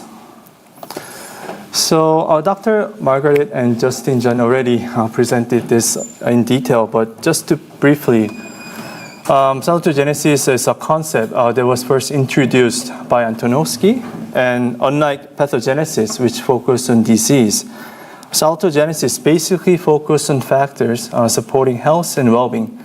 So it asks what keeps people healthy, and thereby shift the focus from treatment to prevention and well-being. A key concept in salutogenesis is a sense of coherence. And sense of coherence tries to explain how people manage stress and challenges while maintaining health. And it has three main components: comprehensibility, manageability, and meaningfulness. I'm not going to go over each of them, but these three components work together to help us manage stress and improve health, and also enhance quality of life. And sense of coherence can be measured using the orientation to life questionnaires, and there are two versions. And the original version has 20 items, and the other version is a shorter version with 13 items, which I will show you in the next few slides. And both versions has been used widely in health research to assess individuals' capacity to cope with stress and maintaining well-being. If you quickly look at the SOC13 questionnaire, it looks like this. And there are items like, do you have the feelings that you don't really care about what goes on around you? So this is related to meaningfulness. And the other items like, has it happened that people whom you counted on disappointed you? So this reflects manageability. So example relate to comprehensibility is like, do you have very mixed up feelings and ideas? So as I said, sense of coherence has been widely used, but it is important to note that it has potential limitation. It may be wrong, so you can give me feedback. It's just my thought. So it's primarily a psychological measure, and it has limited direct application for practical lifestyle modification because it does not explicitly include lifestyle components like diet, exercise, sleep, and so on. So to strengthen the research in this field, we need a more expanded integrative approach to measure salutogenic health. So our team at Yonsei, we proposed a research to develop a new salutogenic health index that incorporates comprehensive salutogenic factors, including lifestyle and also psychosocial factors, using epidemiological data. And with this new index, we hope to enhance prediction of health outcomes beyond traditional risk factors, and in long term provide salutogenic intervention for health promotion. So originally, our plan was to first identify the salutary factors, and then use these factors to build salutogenic health index, and finally compare the new index with the traditional index in relation to diverse health outcomes. Okay, so first to identify salutary factors, we wanted to use epidemiological cohort data to see to see factors to see factors that are statistically related to sense of coherence. And then we also reviewed existing literature and also discussed with experts in salutogenesis. So for epidemiological cohort data approach, our plan was to use EPIC-Norfolk, which is a large prospective cohort from UK with more than 30,000 participants. And as far as we know, this is one of few cohorts, large cohorts, that has detailed information on sense of coherence. And another strength is that they have information on like lifestyle, healthy behaviors, and psychosocial factors. So this cohort can be very useful to find factors that are related to sense of coherence. However, we found that getting access to this data is more complicated than we initially thought. So today we don't have results to share, but instead we focused on PubMed-based literature review using the keyword of salutogenesis and expert discussion. And more specifically, we screened for factors that are related to long-term physical and psychological health, identifying both behavioral factors and psychosocial factors. After identifying salutary factors, we tried to develop salutogenic health index using Korean cohort like CMERC and COGES, and also international Harvard cohorts. This CMERC cohort was not actually included in our original grant proposal, but we decided to do some preliminary analysis using this cohort because of its strengths. Just briefly, CMERC cohort is a Korean cohort focusing on cardiovascular and metabolic disease. And this cohort has rich data on metabolic biomarkers, cardiovascular risk factors, and lifestyle factors. But more importantly, they have detailed information on social network, resilience, and mental health related factors. So we tried to do some cross-section analysis using baseline data from the CMERC cohort. And this analysis included about 6,800 people. And because we do not have SOC, the sense of coherence measure, we define healthy status as those who have no metabolic syndrome and no history of major disease. And for traditional salutary factors, we considered smoking, physical activity, diet, alcohol, and sleep. And we also considered mental and social factors. And participants got 1 score if they were not depressed, and 1 point for resilience, and also 1 point for having larger social network size. And for outcome, as I mentioned earlier, healthy state was defined as those who have no metabolic syndrome and no history of major disease. With this data, we examined the association between combined salutary factors and healthy state. These are just a preliminary result. When we examine just healthy lifestyle factors, we found that participants who have more healthy behaviors were more likely to be healthy. And the similar pattern was shown regardless of gender or age, but the association tend to be a bit stronger among men or those who aged over 50 years. And similarly, resilience was an independent predictor of healthy state. As you can see in this table, compared to resilient people, those who are not resilient had 14% lower odds of being healthy. On the other hand, those who did not experience any negative experience, they had 23% higher odds of being healthy. And lastly, when we combined both healthy lifestyle factors and resilience, we consistently found a positive association between the combined score and healthy state. So in summary of the preliminary result from the CMERC cohort, we found that having healthy lifestyle and or psychological factors were associated with higher odds of being healthy. And when we also examine an area under the curve of the combined score, including lifestyle, resilience, and social network, it was about 0.688, suggesting a potentially meaningful prediction.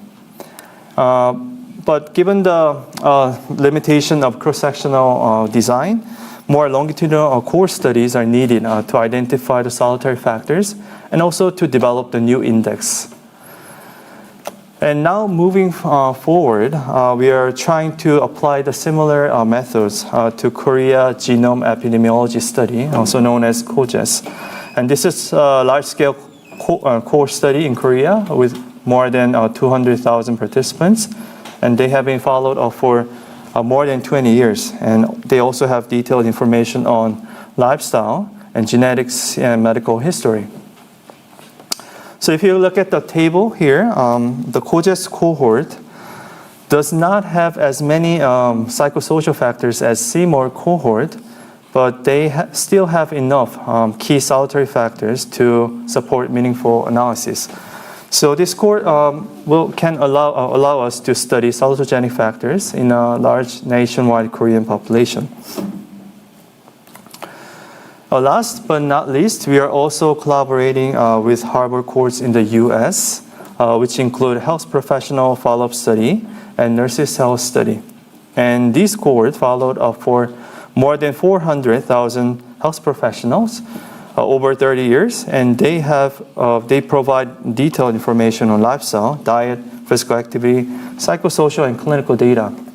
So these cohorts are ideal for testing the new index in the Western population and also to compare the results across the countries. In this table, you can see the strengths of the Harvard cohorts. As you can see, they collected very detailed data across all key salutary factors. And more specifically, this table also shows the range of psychosocial variable assessed over time in the Harvard cohorts, including stress level in the daily life, social connection, mental health, emotional responses, and so on.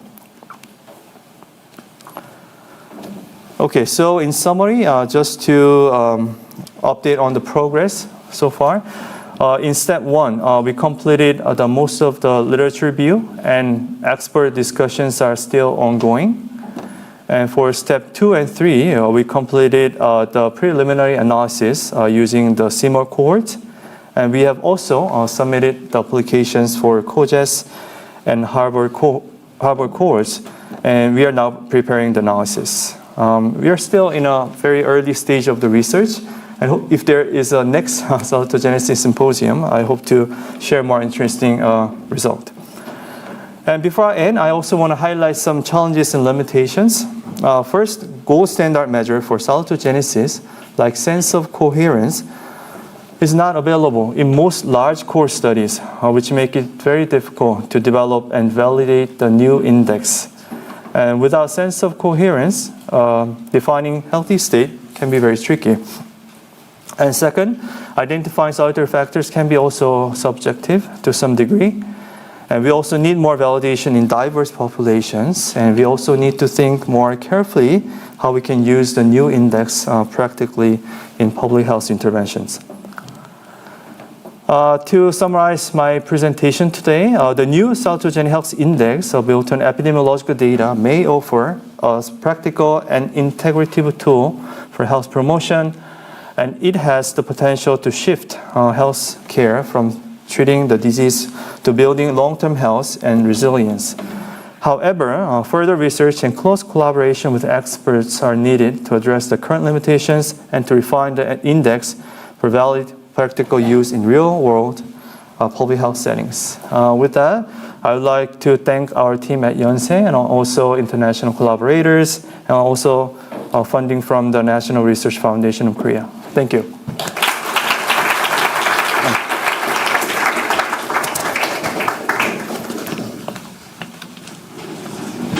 I'd like to give a big thanks to our 3 wonderful presenters and sharing their expertise on salutogenesis from a clinical perspective. We'll now move on to the question and answer section, so we'll proceed with the panel discussion. So I'd like to invite the 3 speakers to the front to join in the panel discussion.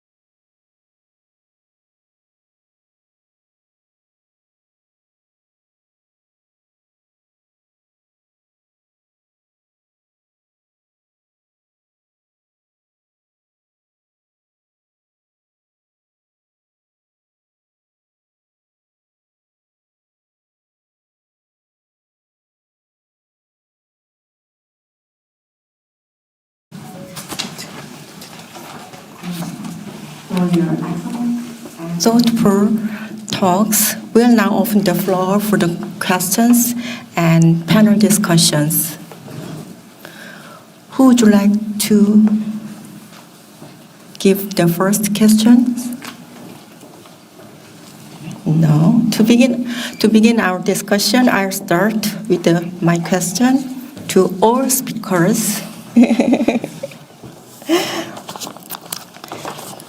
Okay, each of your presentation touched on different aspects of salutogenesis health model, but in clinical setting, each of all of you, your view, what are the biggest barriers to implementing this approach in clinical context for the salutogenic health model?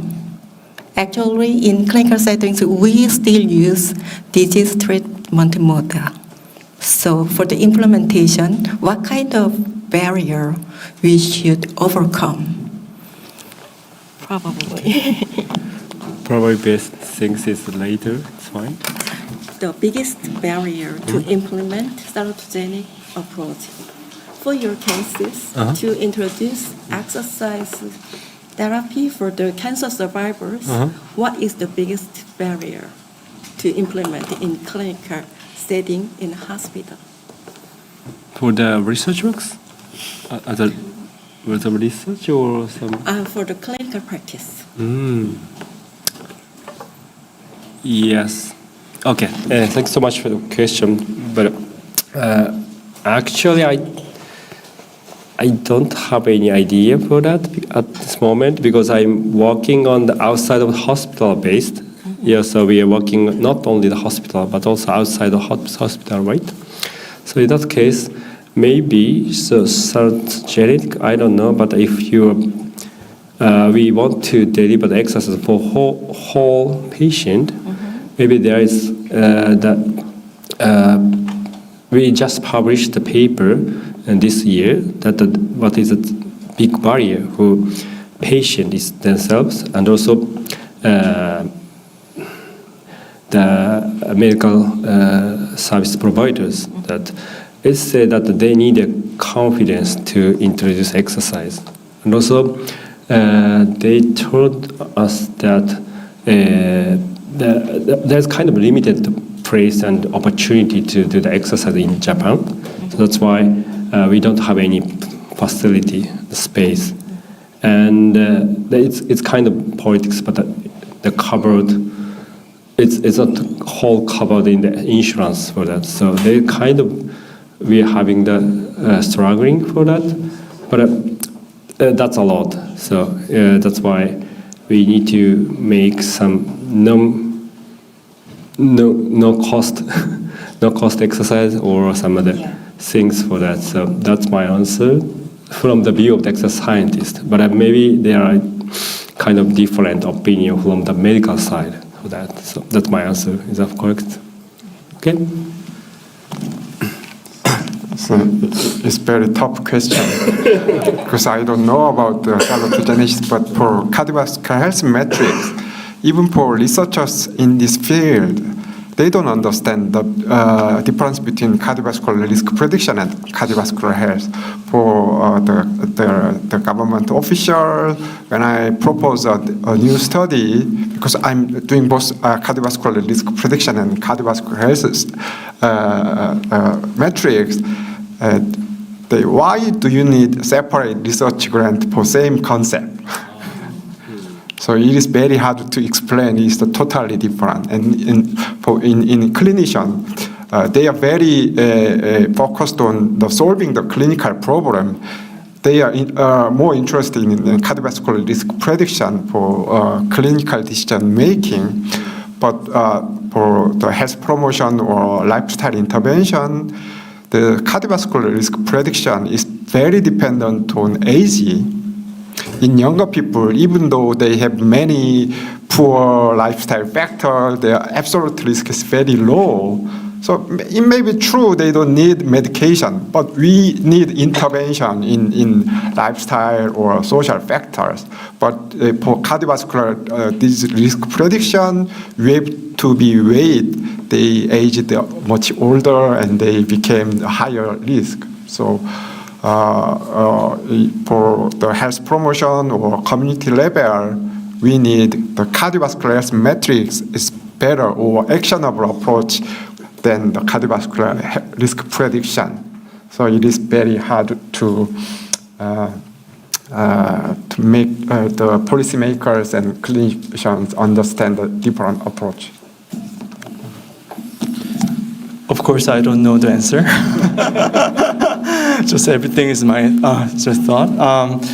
I also think in clinical setting, we are too much focused on like disease-focused, approach. Like we do like surgery, we give medicine, and it's maybe related to money as well. But I think also like Dr. Kim said, we don't know much. We're still learning salutogenesis, and the other people, they don't even know the term like salutogenesis. I think like symposium like this, or the education related to salutogenesis, or doing some education related to like lifestyle factors, like how we can change the behaviors, some kind of this can help us to change the clinical things that happens in clinical setting. Yeah.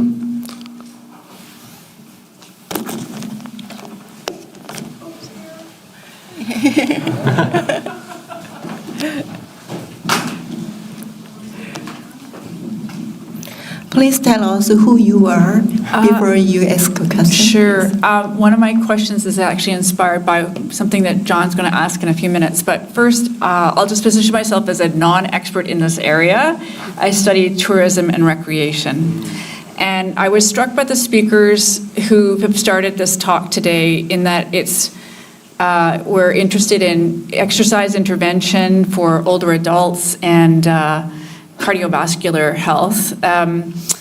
And I was just thinking, I'm struggling to understand the concept, to be honest, and thinking about why don't we flip things around and think about studying populations that are experiencing ease.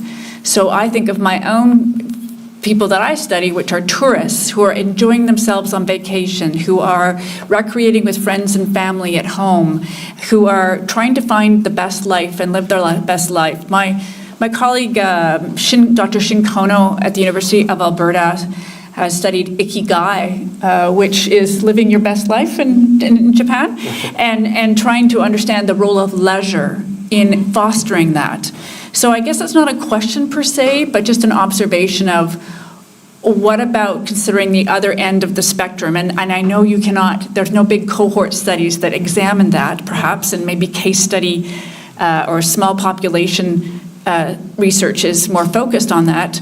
Also, the idea of eudaimonic outcomes related to leisure experiences as well. Like those are the elements that I'm kind of intrigued by. So I'll leave it there, and I think John wants to maybe build on this point.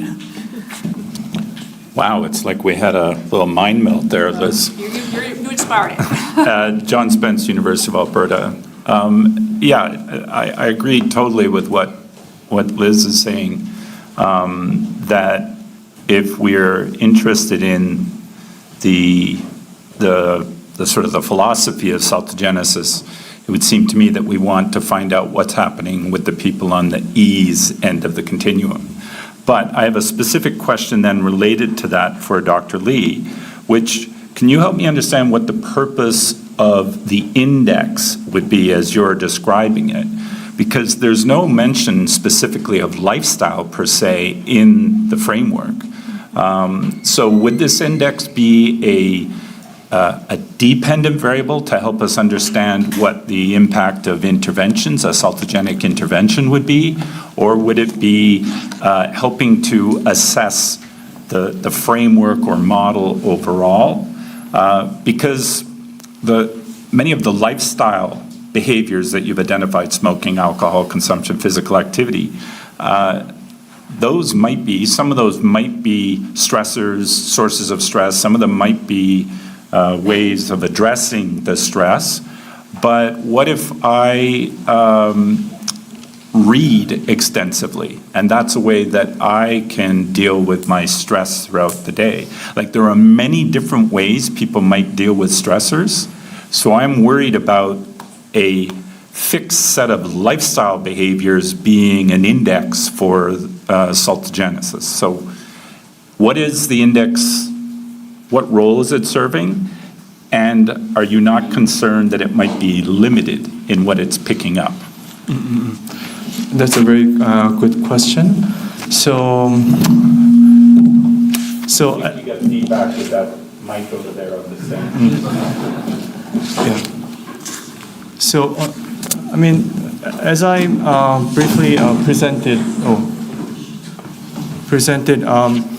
our goal was to find like factors that are associated with sense of coherence. If we can find the factors that increase sense of coherence using the epidemiological data. Of course, we have limited data, so we cannot capture everything. But if we can find factors that increase the sense of coherence, and then use those factors, and if we can make it as an index, new index, we can try to use that index to people. I mean, we know what's increasing the sense of coherence. Maybe doing more exercise or having a good diet, having a good sleep may increase the sense of coherence to some degree. Maybe not, but if those factors may impact the sense of coherence, then we can use combine those healthy behavior or the other psychosocial variables together. And we can use those index as some kind of outcome to measure. I mean, like I said, in the future we want to do a salutogenic intervention, right? Then we can measure at the baseline the salutogenic health index score, and then after certain period of time we can measure also their index to see if that increased or decreased. And we think that may help. There could be some kind of maybe a new measure we can use to improve kind of salutogenesis. But we're still, yeah. Okay, so can I just respond quickly? I know other people have questions. Yeah, so my worry is that you're reifying a pathogenic perspective and focusing on lifestyle behaviors. So to go back to what Liz is talking about, the leisure side here would be, in my opinion, the source of what you need in this kind of index. The focus on alcohol consumption and smoking and exercise for me is very pathogenic. It's not salutogenic in my opinion. That's why I'm concerned. Yeah. Anyway, I'll let someone else speak. Thank you for the comment. Yeah.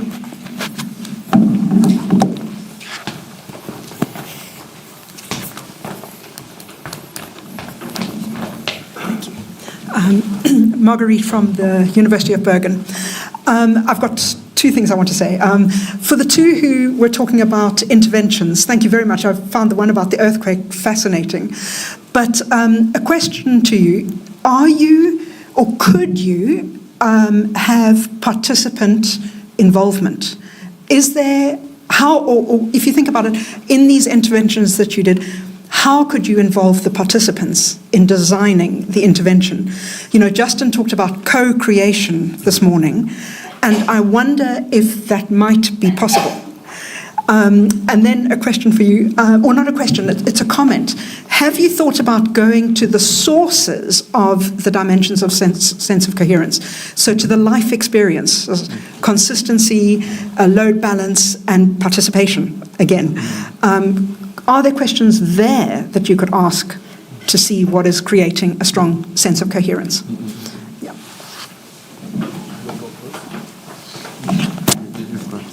It's okay. Actually, I don't have a good answer to you because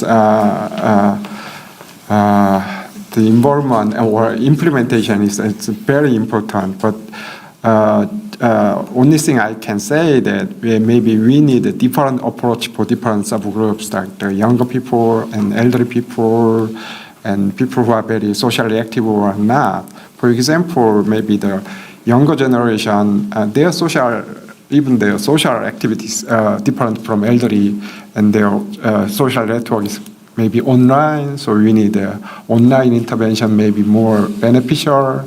And for the senior people, we need some classical approach, and people coming together and group exercise or interact each other. But actually, I don't know. Thank you so much for asking me. So we just started a cross-sectional study in the first floor of the building. So we announced, then they have attended the meeting, the exercise program and lecture. So we have delivered the exercise program for them, but that we are setting some. It's called tea time for that. Yeah. So for involving that, they can be the friend with student and for the elderly people each other, and also we have some teaching lecture-based one. They're moving to the activity works for that, and also we are right now having the so next week we will have the meeting with the local government that we will have some chance to deliver the exercise regularly, the online or in person for that. In that line, so we are having some community-based exercise program so that they can communicate. So they are kind of alone. So that's why we are making some group exercise and then peer works, something like that. That my thought at that moment. So that makes sense for you? Okay.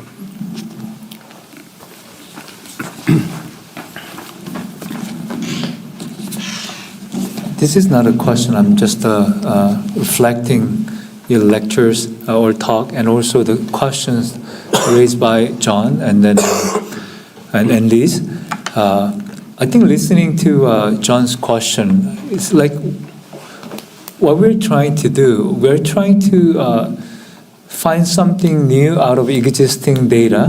Maybe try to fit it with a salutogenic perspective, but we think we almost need a new epidemiological, like cohort, focusing on sense of coherence, because all the outcomes that we've been looking, whether prevalence of disease or occurrence of disease or the mortality, but we never look at flip side. Are they happy, or maybe so like, I think we may need a different mindset in developing, or analyzing the cohort, and something that I think we learned today more, that we will go back when we analyze the data, maybe we'll think about those things. So I think it was very good question that actually kind of opened, me personally, opened my mind. Yeah.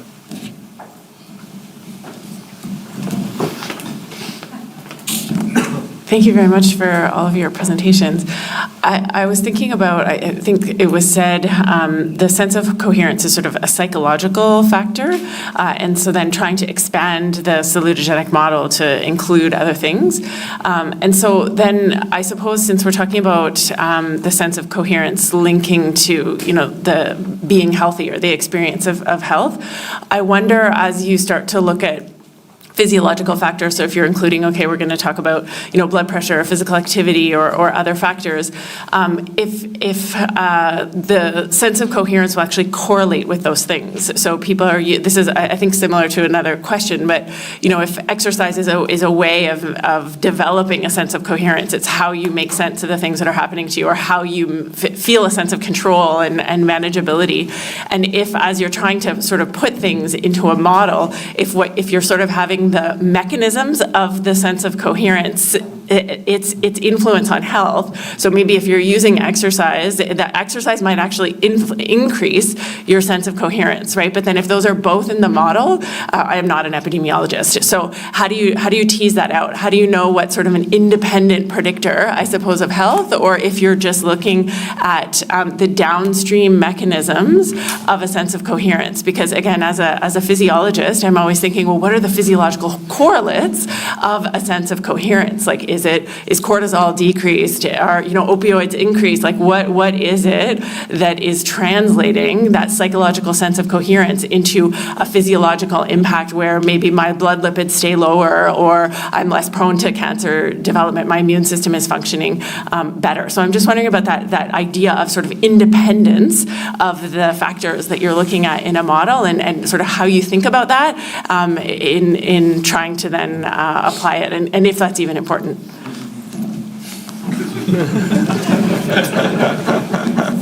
I think I have a lot of things to do. But this is something I wanted to hear. So I'm very happy for your comment.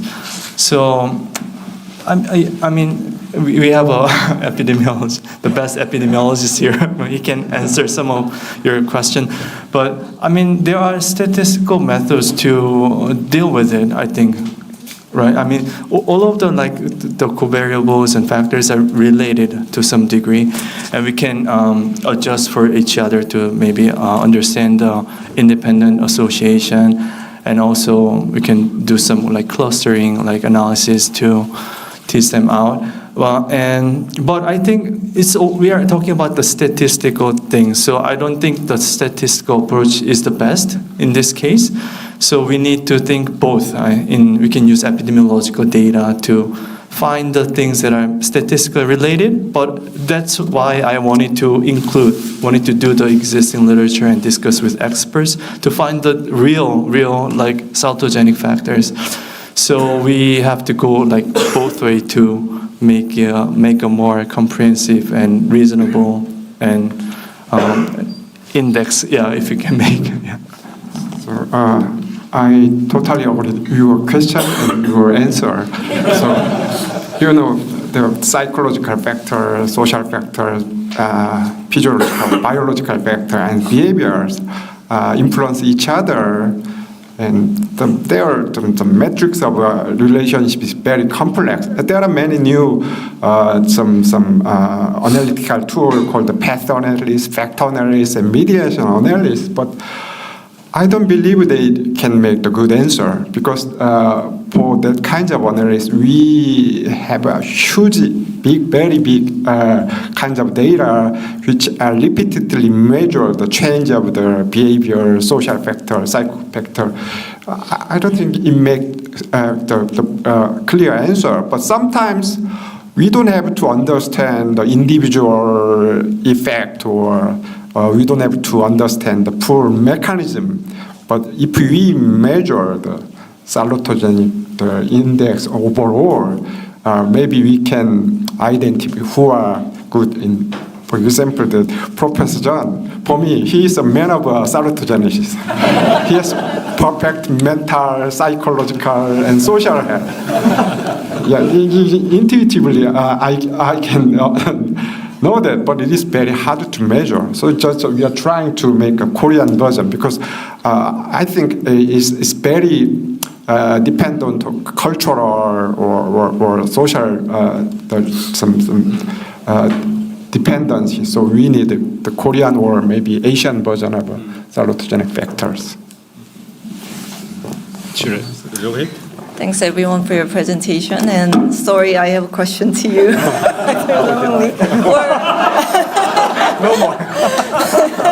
or rather my reflection. So when we talk about clinical populations, we are talking about this end of the spectrum, right? So I think we need to make additional extra considerations when we try to apply salutogenesis to pathogenic populations, basically, right? Like we cannot say that, just suck it up, buttercup. Like this is the situation that you're in. You need to cope with it. You can deal with the stress someday. So I'm more curious about what's beyond after developing, let's say, the perfect index.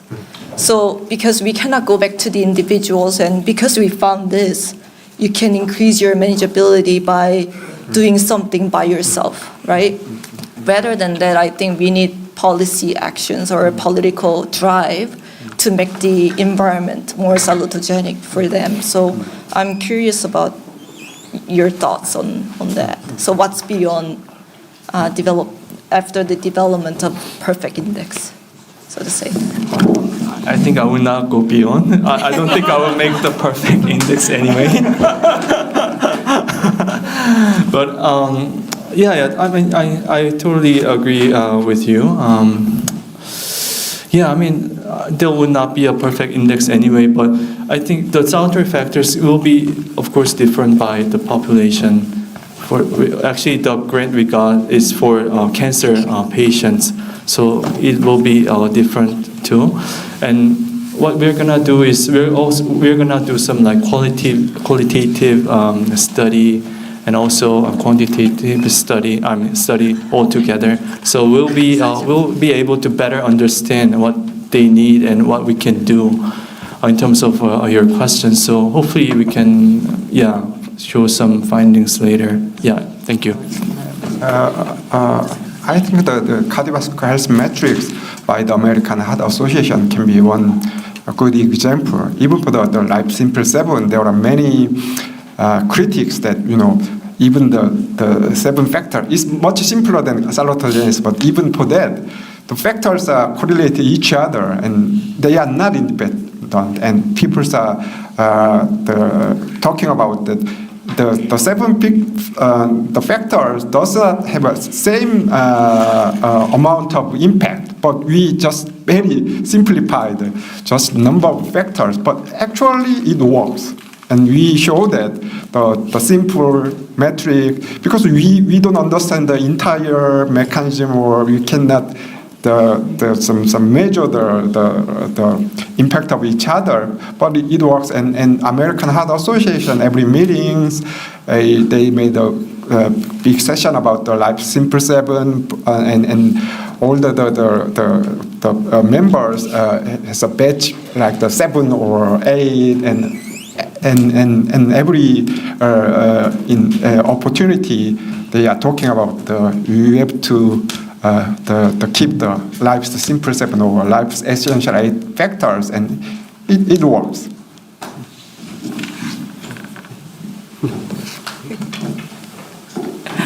Now it's time to close this session. I think we'll have time to discuss more in break time. Thank you for those thoughtful comments and questions and hot discussions. And this has been a great opportunity to deepen our understanding of a salutogenic model of health can be applied in the clinical settings. And I hope these talks inspired all of you new ideas for the collaborations. And thanks again, and let's give a more round of big applause to the speakers.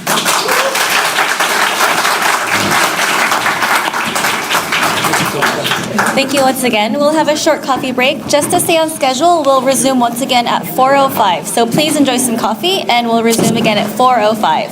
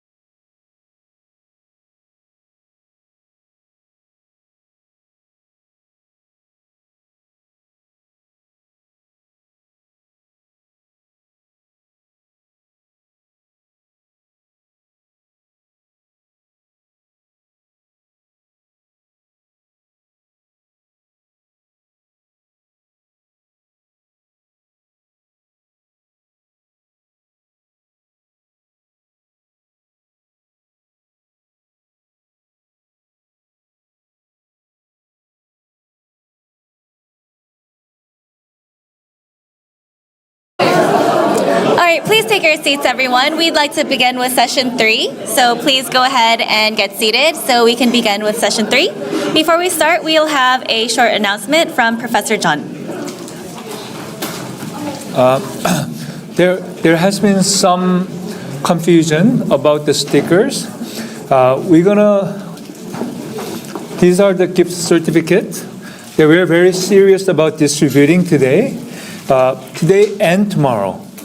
So I know some people will not be here tomorrow, or some people will only be here tomorrow. Okay, so do it. Please, go around and introduce each other and give a sticker to each other, and then we'll count and then we'll distribute it end of today for maybe 7 of them. So do it. Okay, thank you, everyone. So we'll now begin our final session. We will turn our attention to salutogenesis and psychological perspectives. I am pleased to introduce the chair for session 3, Professor Seung-Hwae Lee from Yonsei University's Department of Education. Please give her a warm welcome.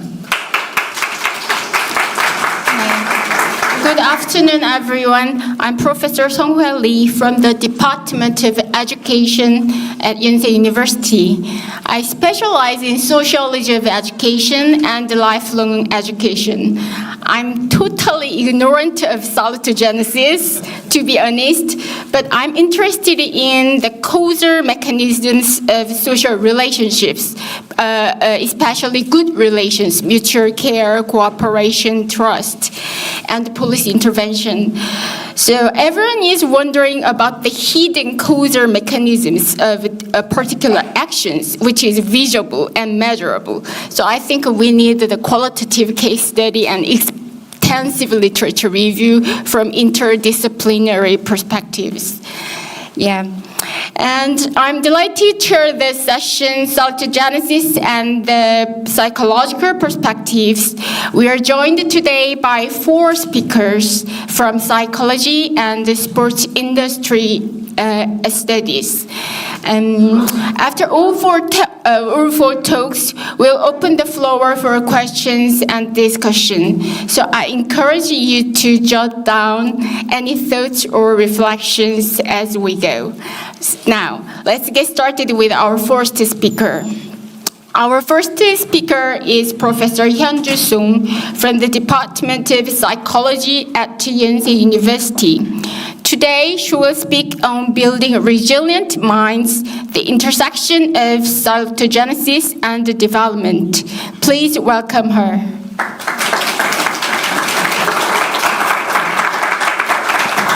Hello everyone, I'm Hyun-Ju Song from the Department of Psychology at Yonsei University. I'm a developmental psychologist, and today I'm going to talk about the intersection of salus and development, especially how salutogenic framework can help us better understand child development.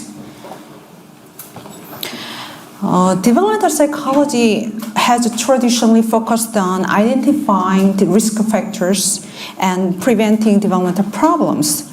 But salutogenesis offers different perspective. It focuses on how children stay well even in the face of adversity. Rather than asking why do some children have problems or struggle, we instead ask how do children stay healthy and thrive. Imagine there are 2 children growing up in economically disadvantaged areas. Both face stressors like family instability, limited access to resources, and unsafe environments. Traditional developmental psychology research might focus on identifying which risk factors lead to poor outcomes like poor academic achievement, behavioral problems, or mental health issues.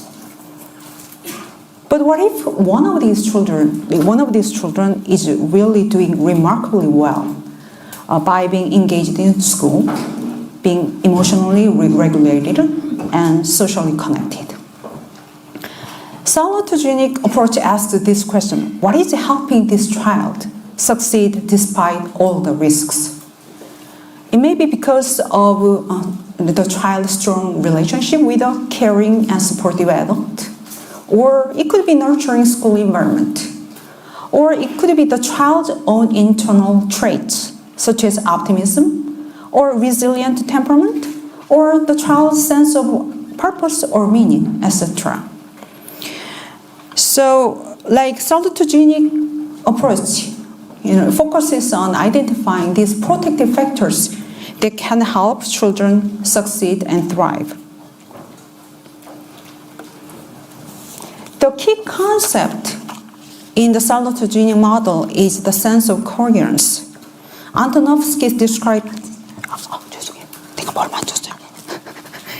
Antonovsky described as a global orientation, the extent to which one perceives life as comprehensible, manageable, and meaningful. Sorry. 제가 뭘 만져버렸나 봐. Okay. Thank you. So, sense of coherence has three components: comprehensibility, manageability, meaningfulness. Like in other words, like for comprehensibility, it means does the world make sense to me? And for manageability, do I have the resources to handle uncertainty and challenges? And meaningfulness, it means like, is it worth it to try? Antonovsky emphasized that early childhood is a very important period, crucial period for the formation of sense of coherence. Contrary to the traditional view of infants as passive beings, he viewed infants as active beings who interact with the environment in meaningful ways. This early activity forms the foundation for a sense of coherence. I found his view quite similar to the famous Swiss psychologist Jean Piaget's view of a child as actively constructing knowledge of the world by actively exploring the world. In early development, consistent responsive interactions play a crucial role in shaping how infants understand and engage with the world.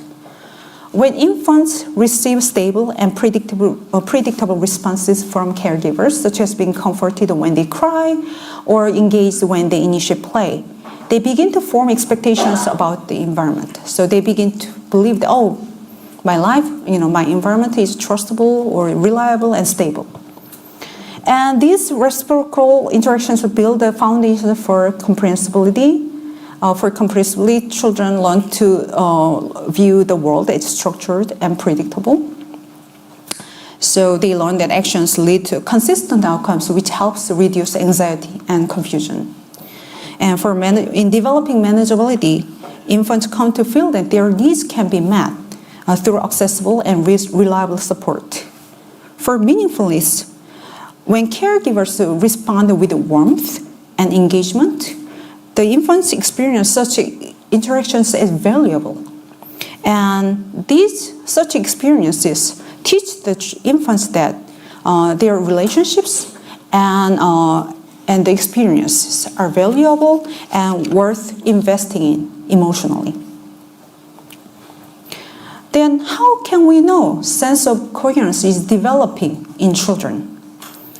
To assess the sense of coherence in children, researchers use tools like the Children's Sense of Coherence Scale, a psychological measurement designed to assess children's perceived control over events in their lives. This scale consists of 16 primary items and 3 filler items on 4-point Likert scale. So the items that measure comprehensibility look like, I feel that I don't know what to do in the class. And the items for manageability look like, when I want something, I'm sure I'll get it. And the items to measure meaningfulness look like this. I'm interested in lots of things.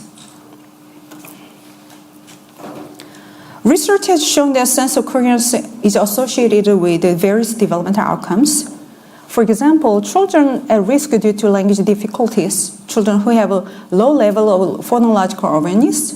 Phonological awareness is the awareness of the sounds in words and sentences, which is known to predict reading development in young children. Children with low levels of phonological awareness report lower sense of coherence and they view themselves as lonelier and less acceptable by their peers. And attachment to their caregivers and teachers seem to also influence the development of sense of coherence. Children having secure attachment to their mothers report higher levels of sense of coherence than children having insecure attachment. And secure attachment parents to the teachers can also predict their sense of coherence and loneliness. And children with more somatic symptoms show lower sense of coherence, higher and also higher negative emotions and emotional regulation difficulties. Not only as developmental outcomes, sense of coherence can also function as developmental predictors, especially for healthy development. Sense of coherence consistently predicts stress management, how to behave parents, and perceived and actual physical health. Children and adolescents with a higher sense of coherence report more healthy lifestyle and better quality of life and well-being. And intervention programs to enhance sense of coherence have been found to foster improved oral health and quality of life, enhance the play-based coping and emotional resilience, and boosted self-worth and mental health in young children. But I have noticed that there's a very critical and interesting gap in the current literature. There's a lack of tools for to measure early sense of coherence. This scale I've talked about, that has been widely used in previous literature, the child sense of coherence scale, is validated only for children age 5 and above.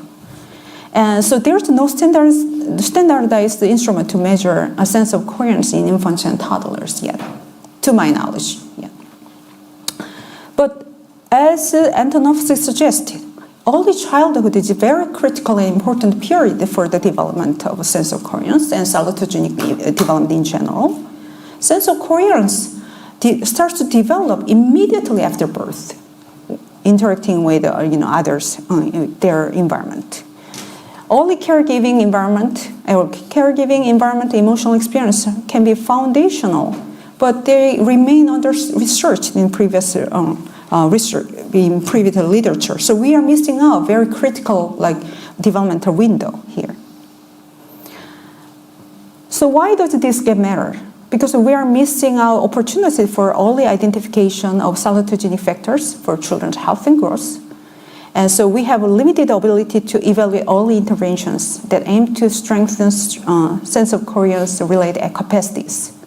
So it inhibits due to this limitation in the literature, we don't have full understanding of how sense of coherence develops across the full lifespan. So this suggests a future research needs. We need to develop age-appropriate behavior measure or parent-report measure for age 0 to 5, and possibly by incorporating neurodevelopmental and behavioral indicators. So I have thought about what kind of behavior indicators we can use to measure early sense of coherence, possibly based on developmental psychology literature, which I know relatively well than in other fields. So, and then reviewing developmental psychology literature, I found that maybe some various research paradigms that has been used in developmental psychology can be useful tool to measure early sense of coherence. For example, we can assess comprehensibility through mind reading abilities, particularly theory of mind. Theory of mind is the ability to interpret others' mental states and to predict others' behaviors. Another related indicator is moral development. How do children understand the moral rules, moral intentions, and fairness, etc. And so such abilities can suggest early emerging understanding of the way the social world works, contributing a sense of the structure. And for manageability can be measured maybe via trust development markers such as secure attachment and perceived availability of coping resources. And third, a powerful window into meaningfulness can be children's intrinsic motivation. Children's internal motivation can be detected by curiosity and spontaneous exploration and active engagement, especially in novel situations. When children explore eagerly and show sustained interest, even without external reward, it suggests they find value in that activity itself. So I'm going to show you some examples of developmental psychology paradigms that can help us capture early signs of sense of coherence. And I'm going to, first, I'm going to show you some experiments related to mind reading abilities, showing that mind reading abilities may begin to emerge early in infancy. So you're going to see a video of infant helping an adult. Oh, there is no sound, but okay. Yeah. Well, you can see what's going on. This is an 18-month-old.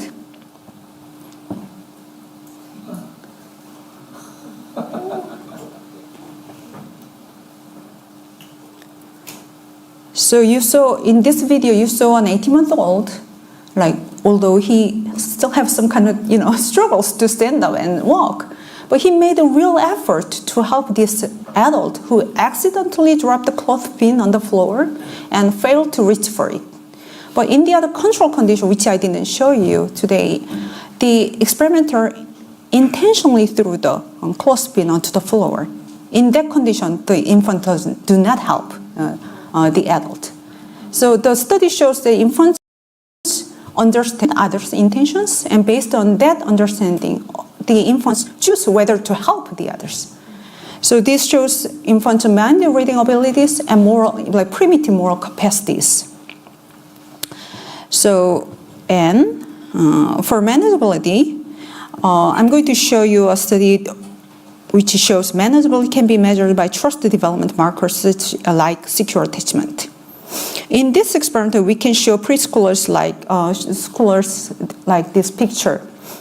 This is a very ambiguous creature. It's a symmetric hybrid artificial creature. You may find this creature very ambiguous because like 50% of the body is cow and the other part is horse. So it can be either horse or cow. But for this one, the stranger and mom provide conflicting labels. So a stranger says that's a cow, but their caregiver mom says that's horse. The critical measure was which label the children are likely to accept. The results show that their response patterns vary by their attachment styles. For those who are not familiar with attachment categories, the middle one, the secure one, is the ideal one. Securely attached children, they feel loved and safe, and they can count on their caregiver when they need help. But the other two, avoidant and ambivalent, they are less ideal ones, so they are called insecure attachment styles. So avoidant children, they basically do not care about their caregiver. They avoid close contact with their caregiver. It often happens when the caregiver is not responsive to the child. So they may look independent sometimes, but in unhealthy ways.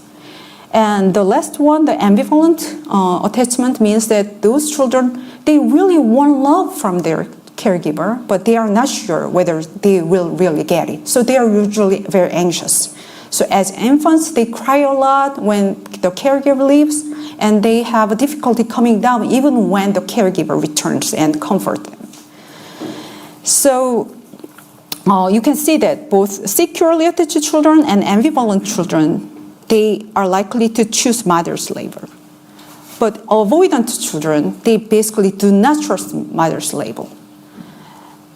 But what if the situation is less ambiguous? This is an asymmetrical hybrid. So to most of you, I think this may look more like fish than the bird because the most part of the body has a fish feature, although it has a little like bird wings. So, but perceptual experience, most of people's perceptual experiences says, oh, this might be more fish than a bird. But in this situation, mom provides a label that's not consistent with the perceptual experience. So the stranger labels it as with like it's fish, but mom says it's bird. So mom's information, mom's label is kind of conflict with what we see in this creature. So what would children do in this situation? This, again, their response patterns vary by their attachment styles. You can see that both avoidant and securely attached children chose the strangers' labels, which is consistent with what they see.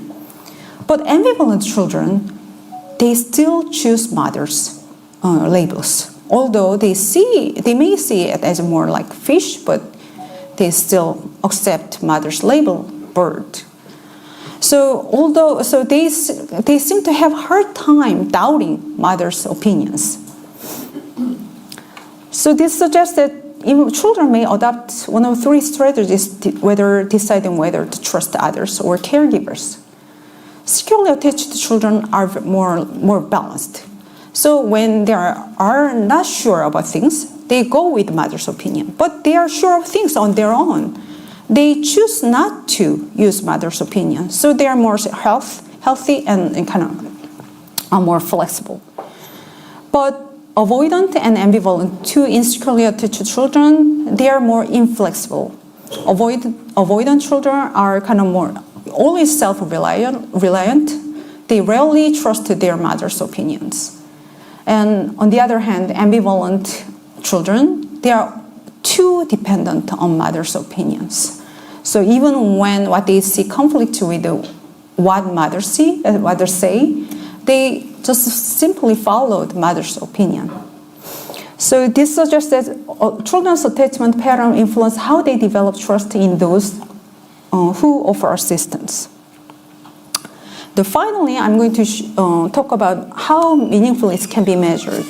I think a good indication might be early curiosity.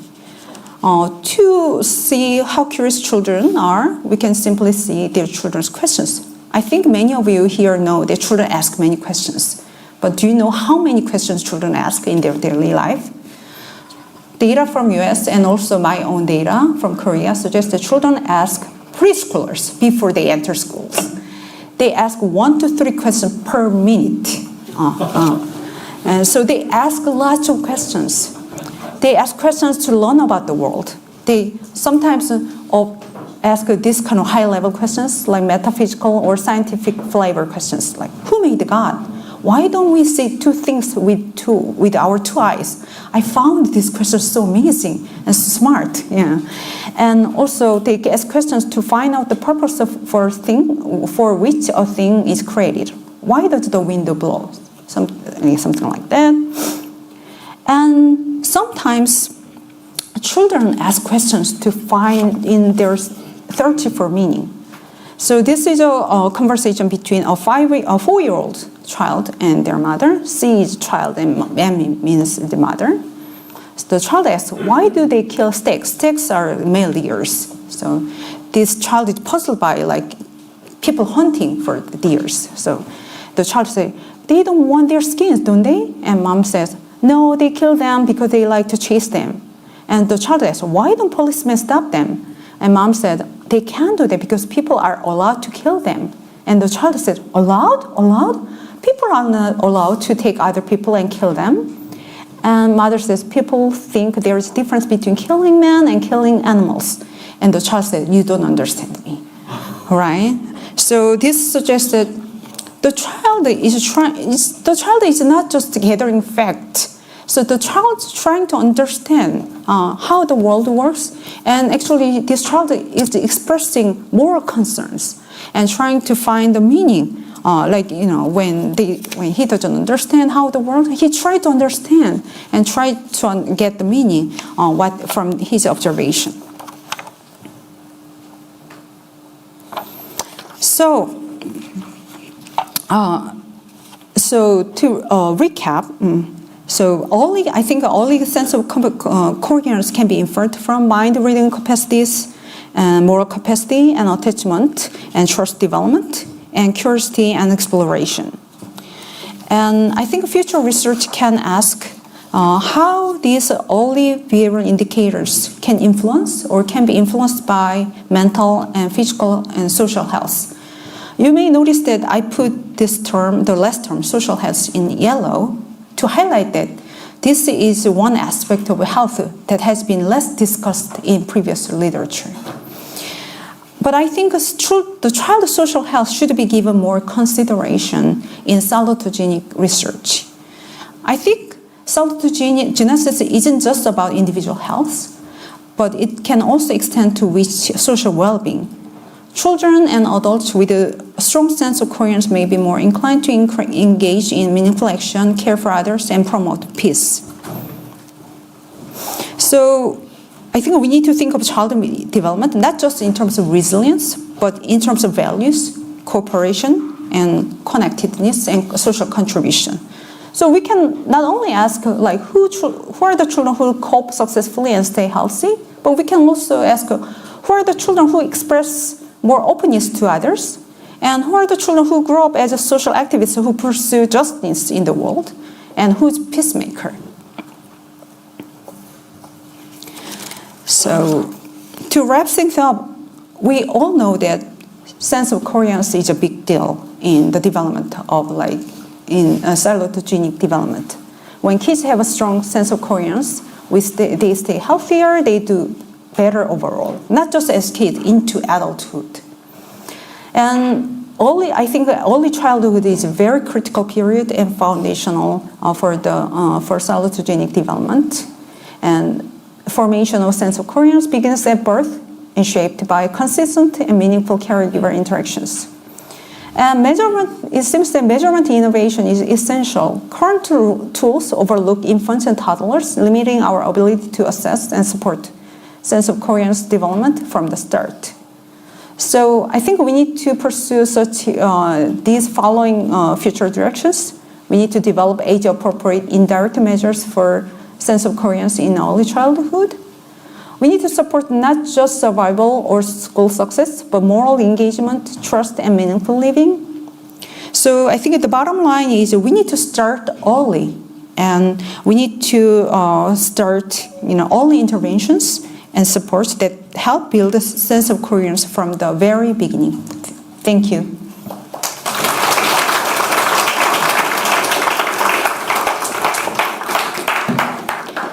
Many thanks, Professor Song, for that thoughtful talk juxtaposing a sense of coherence in salutogenesis with child development perspectives. Our next speaker is Professor Kyung-Mi Chung, also from the Department of Psychology at Yonsei University. The title of her presentation is Psychological Resilience and Coping Mechanisms, Impact of Stress, Anxiety, and Depression. Professor Chung, over to you. Hi, thank you very much for introducing me. Let's start this. Okay, I'm going to go over the time. But my name is Kyung-Mi Chung, and I'm a professor at the Department of Psychology and also a clinical psychologist providing psychological services such as psychological assessment and treatment for people with various mental disorders, including depression. And the salutogenesis is a kind of new term to me, and actually around this time last year, Dr. Chan called me and asked me about this term, and I didn't have any clue about that. And after I hung up the phone, I searched and skimmed through it. I got the idea, but I didn't go further about it because I was busy with other stuff.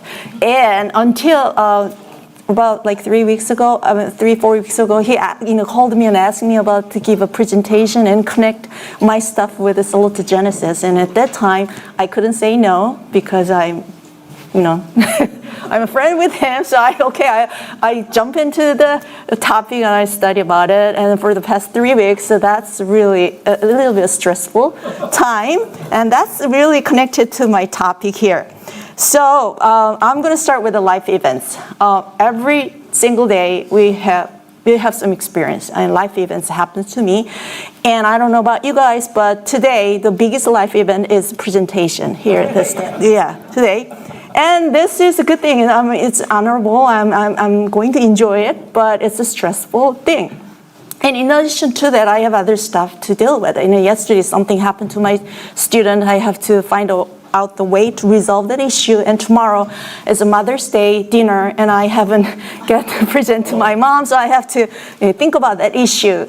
And according to the Hans Selye, it's a stress adaptation theory, and he said that every life events, whether it's a good or bad, or it's a small or a good thing, it gives us a stress. And it's actually stress is a common response to the life events. It's not avoidable. And that's actually the topic that I'm dealing with today. Because, like I said to you, that I'm dealing with people with the mental disorders. So my job is to try to find a way to help them. So I'm more like a practical person. So this term, and in order to understand the salutogenesis, how could I understand this thing? And then after spending 3 weeks, and I realized that, actually that's the kind of framework, a stand, and people has to have in order to learn more stuff to deal with their stress. So, I'm gonna give them a strategy, teach them a strategy to deal with it. And if they have a salutogenesis approach or a framework, and then they'll adjust better, and then they will learn better. And I don't know about how to increase the salutogenesis, but I didn't know about that until the point that I learned Dr. Song's presentation. Actually, I can ask the developmental psychologists to do their job to teach the children to have a better SOC. So, but anyway, we know that we went through the COVID, and actually that's the good example of how stressful we are, and prolonged and severe stress can affect negatively to our mental health. And actually this graph here, the x-axis are the years and y-axis are the prevalence of the anxiety disorder. And like you can see, up until 2019, the prevalence rate is it was not low, but it stayed stable. But after the 2019, the COVID outbreak, it surged. And so you can see that those prolonged severe life events can negatively affect to our health, especially mental health. And another data shows that during the COVID-19, 25% of global increase in prevalence of anxiety and depression. And why do we have this kind of experience? According to the evolution theory, we're social animals, and we get used to with other people, and that's the way that we interact and communicate with others. And during the COVID-19, because of the social distance policy, we were not able to do whatever we did before. That gives us a stress. In addition to that, and we have to find out the way to communicate in other way. After 5 years, we figured it out. We use Zooms and, Google Meets and all those things. We get used to it. Now we don't get stressed that much. But, up to that point, we were really stressed out that too. And in terms of the depression, depression researchers found that people get depressed when they don't have good experience or positive experience. And during the COVID-19, because of those reasons that I just explained to you, we didn't have that much positive experience, and that's why the depression rate surged also. But then, we all know that stress, anxiety, and depression are common psychological responses, but the thing is, not everyone exposed to stress developmental disorders. We went through the COVID-19, but here only the certain percent of the people experience or got into to have the mental disorders. But why not other people? And luckily, in the psychological findings shows that what matters is not the event itself. What matters is how we respond and manage. So that's actually something that we try to teach the people with the mental disorders. And the main two concepts that I want to introduce today is the psychological resilience and also coping style. So what is psychological resilience? The different people define this term differently, but with sum up, the psychological resilience refers to the effective adaptation in the face of adversity. So let's go back to my case. I wouldn't say that this presentation is adversity, but it's an event that gives me a stress. So, every presentation, everybody wants to do really well. So I was thinking about that thing, and, giving a good presentation actually gives me a stress. So I try to use the different tactics. So I decide to reduce my expectation level. So today, I'm not going to give you a best ever, good presentation to you guys. Well, my expectation for this presentation is just connect the salutogenesis to the concept that I know. And if I can give that message to you guys, that might be successful. So once I reduced my expectation level, I felt really happy, and I didn't get stressed that much. So now, I'm here. And so what's the role of resilience in stress and anxiety and depression? And actually, like I just to say to you, it's acts as a psychological buffer and reduce the emotional impact of stress. And a lot of research shows that high resilience is actually linked to the low level of depression, anxiety, and PTSD. So now we became familiar with the resilience. What about the coping strategies? So actually the coping strategies, it's a behavior strategies to manage stress. And according to the Lazarus and Folkman, who introduced this concept, they introduced 3 types of coping strategies. So I'm going to introduce 3 coping strategies to you guys, and you decide which strategies you're using. So the first thing is the problem focused coping strategy. When people have this strategy, the people usually directly addressing the source of stress to change it and eliminate it. So for this strategy, you try to find a way to resolve your problems. So back to my case again. So instead of focusing on the stress and, I don't know about the salutogenesis, all those things. Okay, let's forget about the whole thing. What I have to do is to make a 20-minute presentation files. So I started to focus on how many slides that I'm going to make, and what are the contents that I'm going to include, and what are the stuff, how do I connect those things to the other, and then what help that I get from my graduate students. Those are the things that I focused on, and I was able to complete the whole thing. That's actually the problem focused coping. And it is actually really useful when the stressor is controllable. This is the controllable stress because I decide to give a presentation. I could say no, but I decide to do that, so it's controllable. And other example is creating a strategy to solve the problem. So in this coping strategy, instead of you focusing on your emotion, you're focusing on the problem. And try to find a way to solve the problem. That's the problem-solving, problem-focused coping strategy. And the other one is emotion-focused coping strategy. That's the way to manage the emotional response to stressful situations. So when something happens, you focus on your emotion. And actually, when your stress is controllable, like the one that I introduced, this is not a good way of coping. But when your stress is not avoidable, when somebody has just diagnosed with a severe illness or something happened that you cannot change it, and emotion-focused focused coping is actually the better one. So in that case, you can talk to the friend about your feelings, and you can journaling or practicing mindfulness to regulate emotions. That's something that you can do.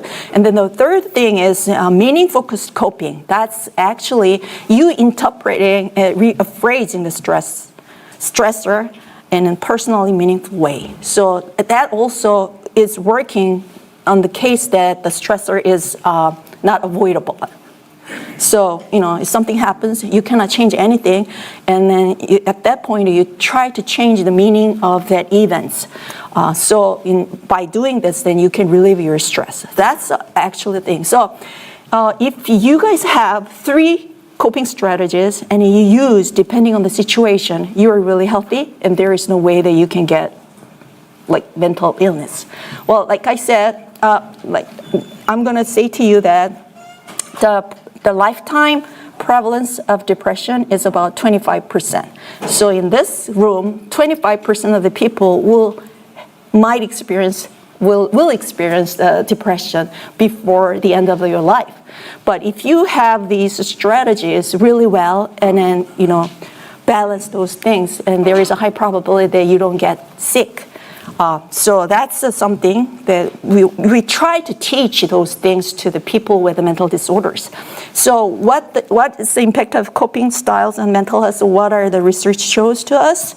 Actually, coping styles serves as a predictor of mental health outcomes and influencing both the intensity and duration of psychological distress. So if you have a good coping skills, then there is a high probability you can deal with your stress really well, and it's unlikely for you to have mental disorders.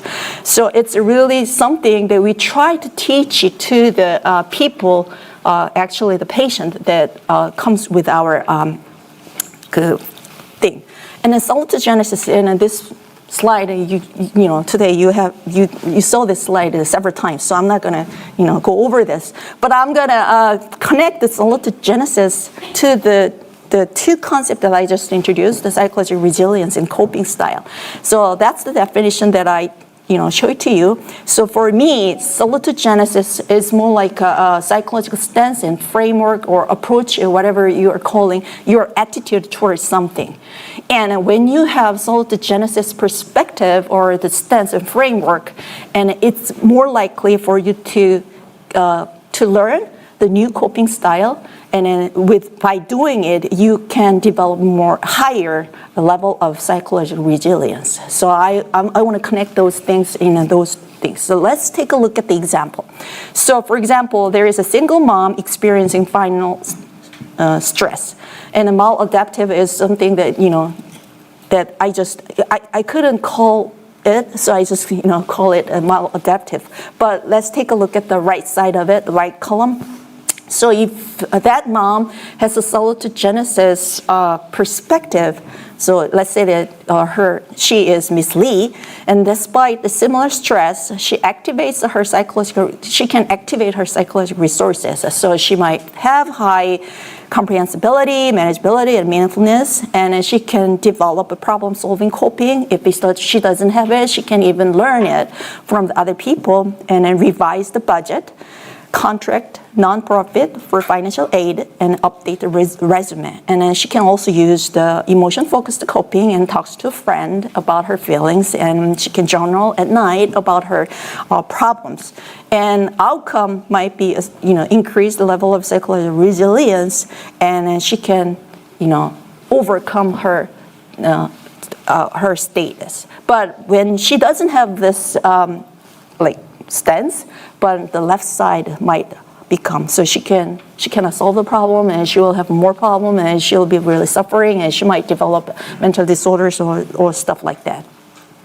So what can be done? So like I said, I'm a practitioner.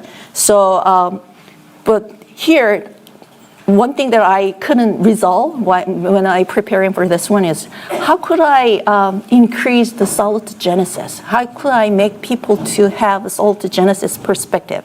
And there's no information about it. There's no research that I heard of, so I have to search more.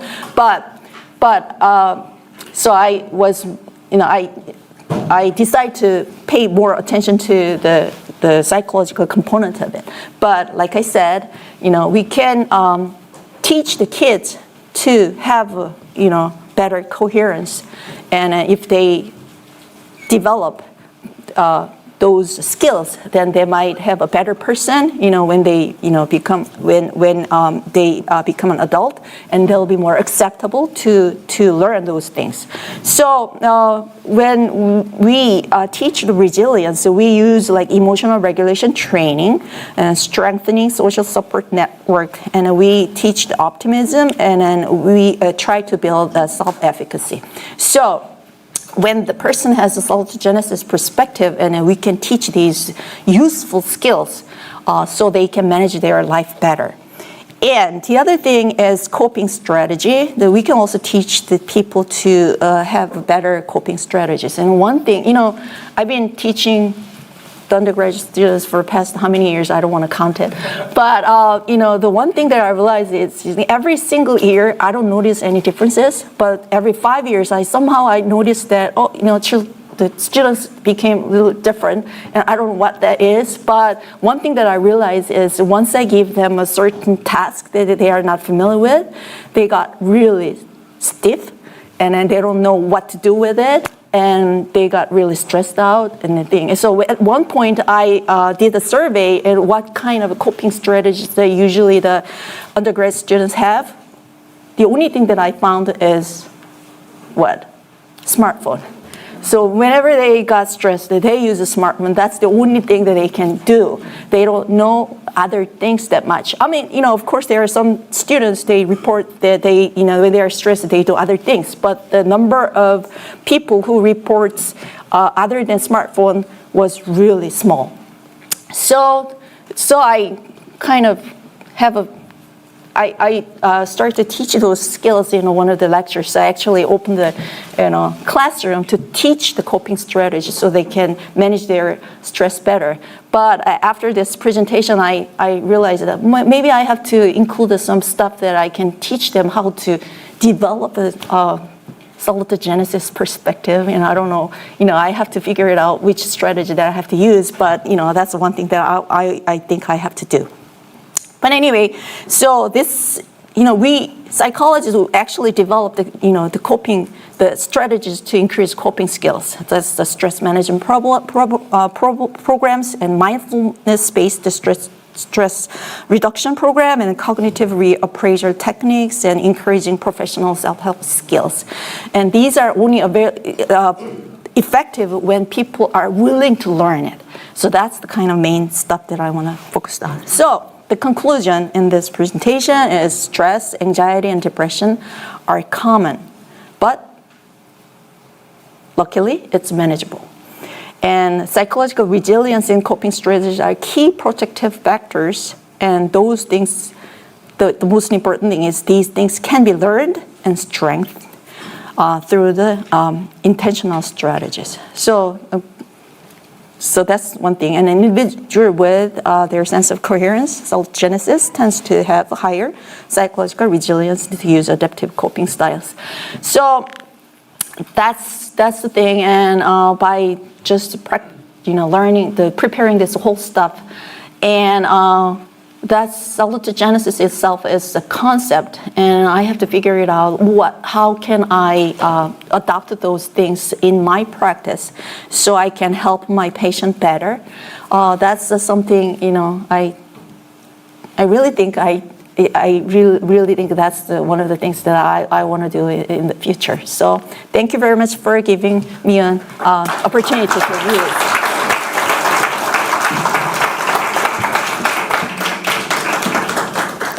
Thank you, Professor Chung, for explaining psychological resilience and coping strategies. I think a good theory is named differently, but reaches to the same direction and conclusion. From my backgrounds of sociology of education, we call resilience and coping strategy to human agency and reflexivity.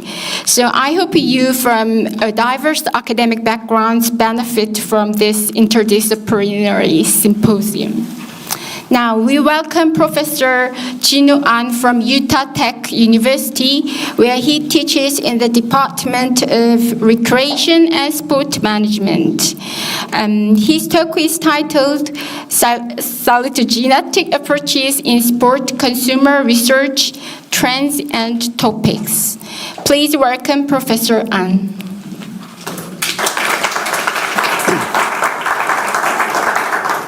Good afternoon. Can you guys hear me?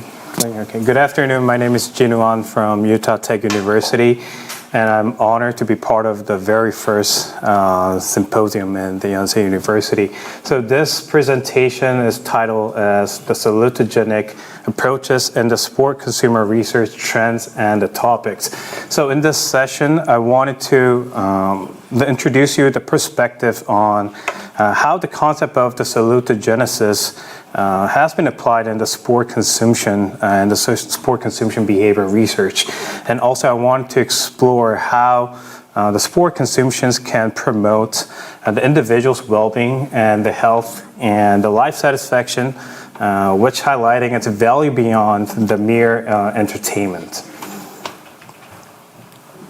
Okay, so before I get to the salutogenic and the sport consumer research, for those of you who are not familiar with the sport consumer's behavior, I would like to share the broad overview of how sport consumer research has evolved over time.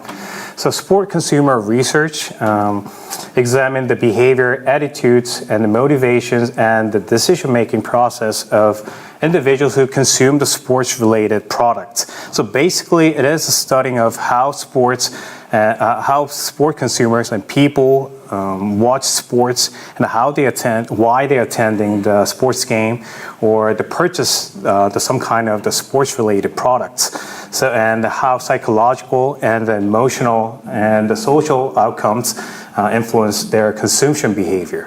Okay, so historically, the sport consumer research has largely been viewed as the commercialized lens. So as you can see from the graph, so early research, they primarily focus on the understanding why individuals attending the sports events. So oftentimes by exploring the various motivation factors. So particularly trying to explain the cause of the low attendance rates. And until the early 2000s, the sport consumer research began to expand its focus on the fans' emotional, the outcome and the psychological attachment to the teams, such as the social identity theory and attachment to the teams, how those affect on the merchandise purchase and the game attendance rates. And later on, as the sports industry evolved, the research explored how the teams and athletes function as the brand.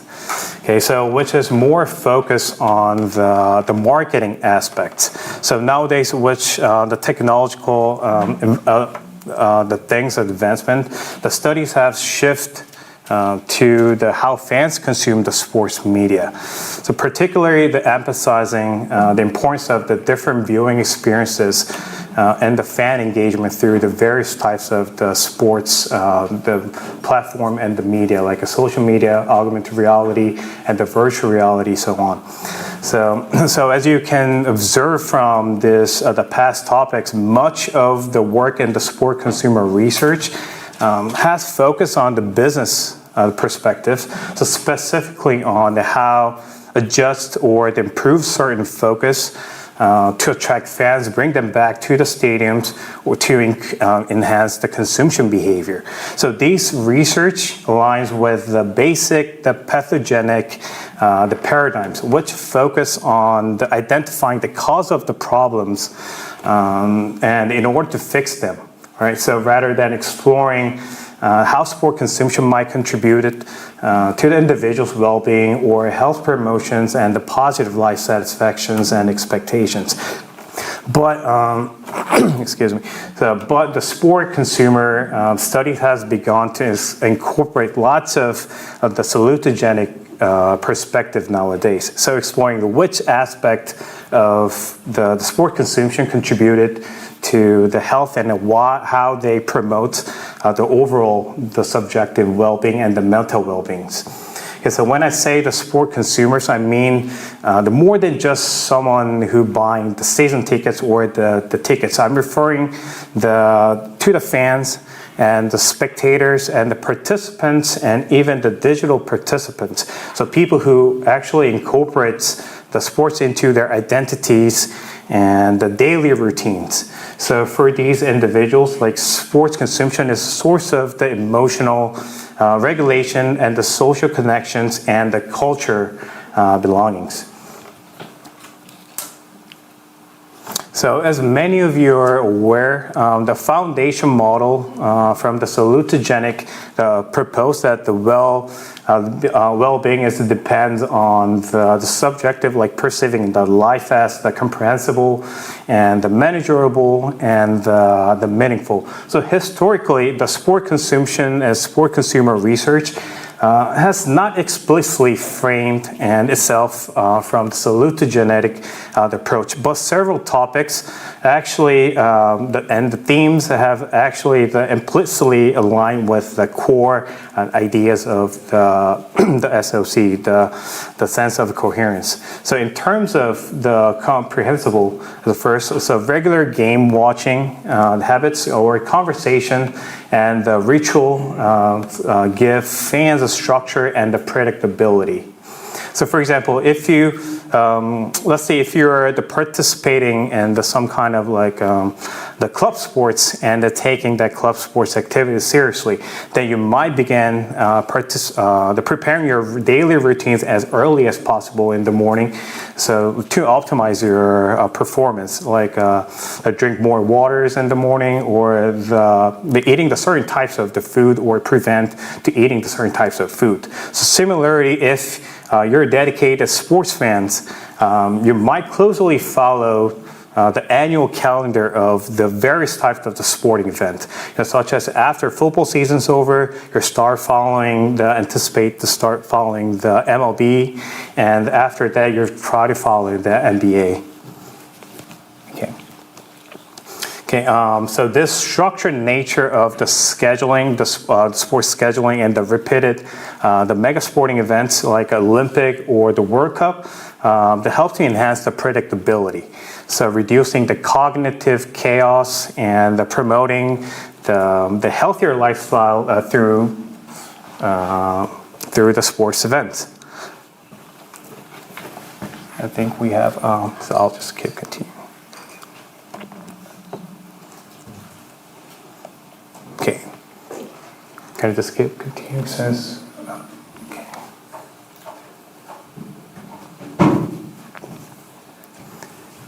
Yeah, we need a fingerprints to get access to it. It's kind of like start rebooting, so.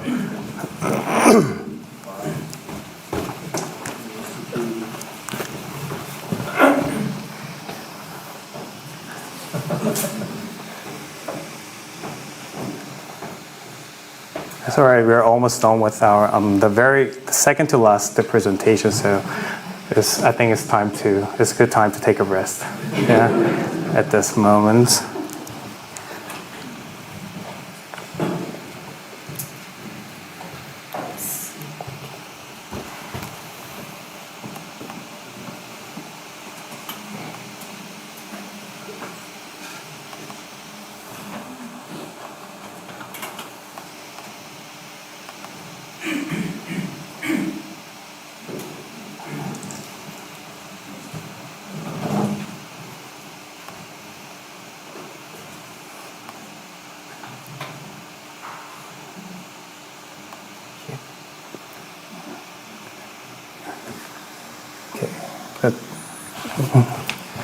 The things happening in their life. So, all right, let's move on. So, in terms of the manageable, so the sports could be functionalized as the resource of the cope with the life demands. So, for example, watching the sports can serve as a way to manage the everyday stress. So additionally, if you're relocating to somewhere and engaging with the fan community that shares with the common interest can help to reduce the feeling of uncertainty and the anxiety. right? So it becomes more powerful when the situation's more unstable or during the crisis. So I'll get back to this points in the later slides. So and lastly, the deep identification and the sports gives a life purpose and an emotional depth. So which is the sports becomes a lot of the meaningful stuff, not just the entertainment stuff, but also develop the personal and the collective identities. So this development promotes an individual's ultimate, the subjective well-being. So even if someone may think the sport consumers research is too much commercialized or the business perspective, but the many research topics taps into all of these, the three coherence, the factors and the elements. So I'll explain how the study supports the salutogenic, the roles. So first, the higher comprehensibility helps the fans maintain the psychological well-being by making sports experience feel structured and predictable. So the game day routines aren't only for the athletes. So the fans have the daily routines for the preparing for the sports. So the research shows that the deeply committed fans engaged in the ritualistic behaviors that provide emotional fulfillment. So such as wearing the supporting team's jersey at the work during during the very important game days. So these rituals help to maintain the sense of the self continuity and the emotional resilience. So whether you're a sports fan or not, so most of the people are aware that the major sports events like World Cup and the Olympic takes place every 4 years, right? So these highly regulated symbols and the formats and the platforms helps sport consumers feel oriented, even across the different host countries and the cultures. So which supports the fans' sense-making and the emotional regulations. So even if we don't regularly follow the sports, certain sports like swimming or the skating or the martial arts and the daily lives, but during the Olympics period, many of us start the day with the checking the medal counts and discussing with your family and friends and colleagues once you get to the work. So this shared experience boosts the social well-being and brings a renewed energy to the daily life.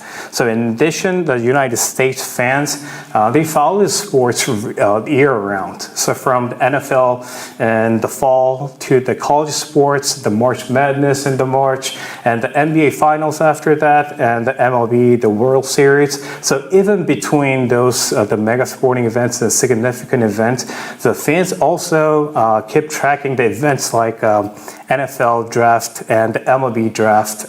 So this creating the steady the rhythm that supports the psychological, the well-being. So also the mega sporting events attract traveling fans, enhancing their life rhythms and the anticipated cycles.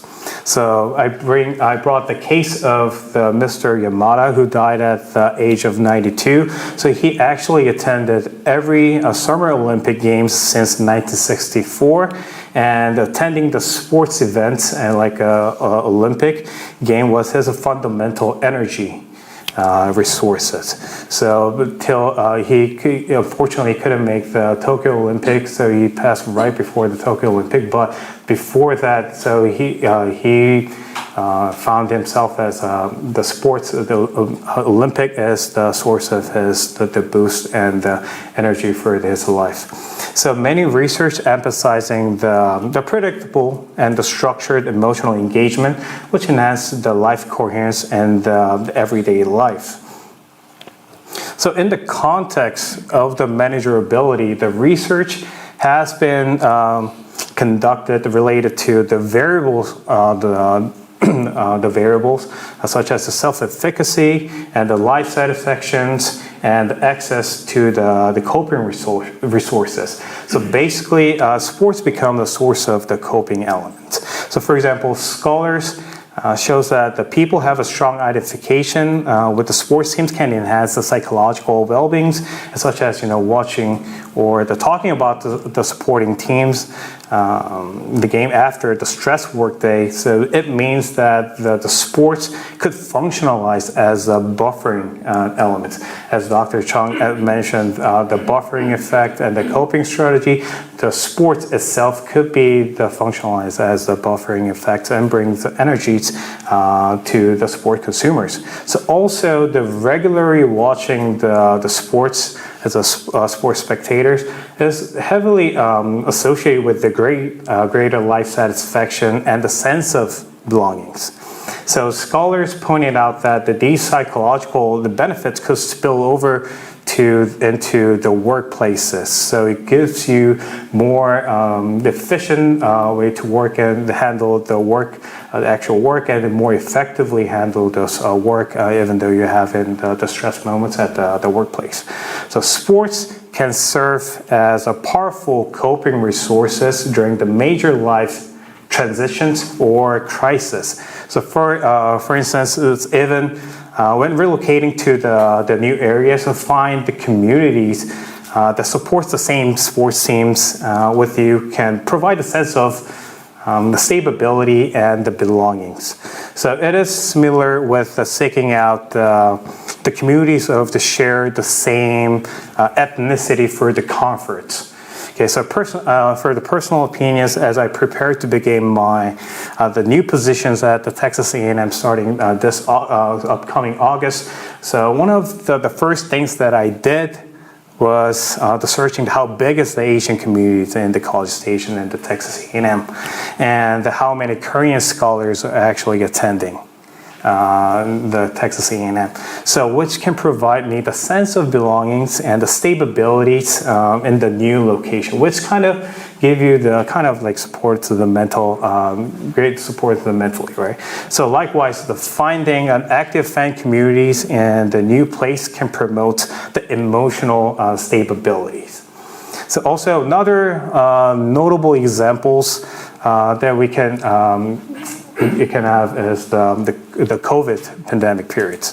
So when the global sports pause, the return of the Korean baseball games provide the fans with a huge psychological support. So when there's no games available, only Korean baseball is available and televised through the ESPN, all the fans are watching those games, and they're kind of find the psychological, the stable, and the supports by watching the non-related sports, the leagues at the time. So which made the life more exciting at the time for the viewers by only watching the game itself, even though they're not really have a little bit less interest in the Korean baseball games, right? So lastly, the fans also could find the meaningful through the identity with the teams. So which means that the deep identifications with the teams or athletes offer the purpose and the emotional depth. So many children admire the professional athletes, right? And they often set them as the role models. So which means that the kids are following, they're supporting the role models are doing. And if their role models are eating something, they're eating the same thing. If the role models are visiting someplace, they like to visit to someplace. And if their role models are representing some products, they want to buy those same products, even though they know they couldn't be performing the same level as them, but they try to consume the same the products they're endorsing. Right? So scholars are saying that when athletes are doing the community service activities, the perceptions of the social organization or clubs, the brand images are also increasing positively. So the sports fans largely influence the beyond the mere entertainment, the factors, which ultimately leads to the positive, the mental states. So also my personal case, the current institution, my senior, the faculty mentor in my department, named the fourth son after his favorite baseball player's name. So he puts the significant the meaning of the sports into his family identity.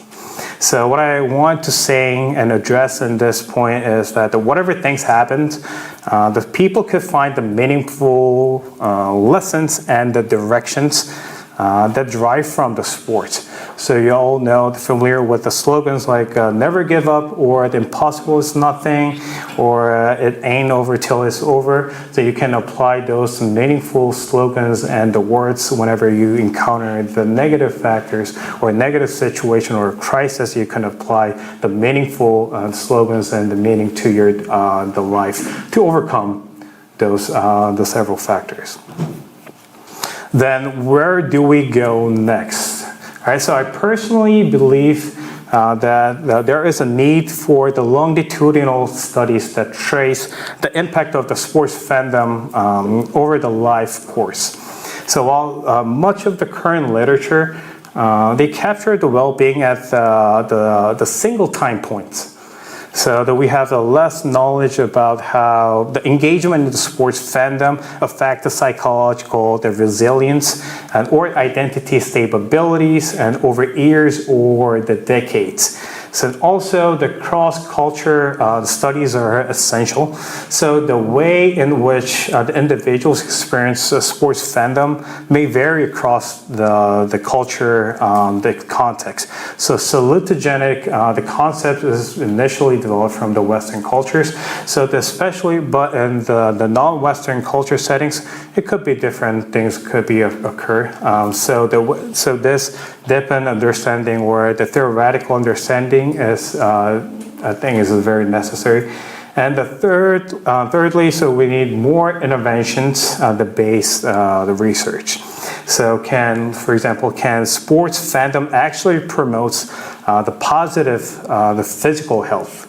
So I've been addressing the sports could influence the positive subjective well-being and the mental well-being, which is kind of like abstract concepts, which is kind of like subjective to measuring those the outcomes.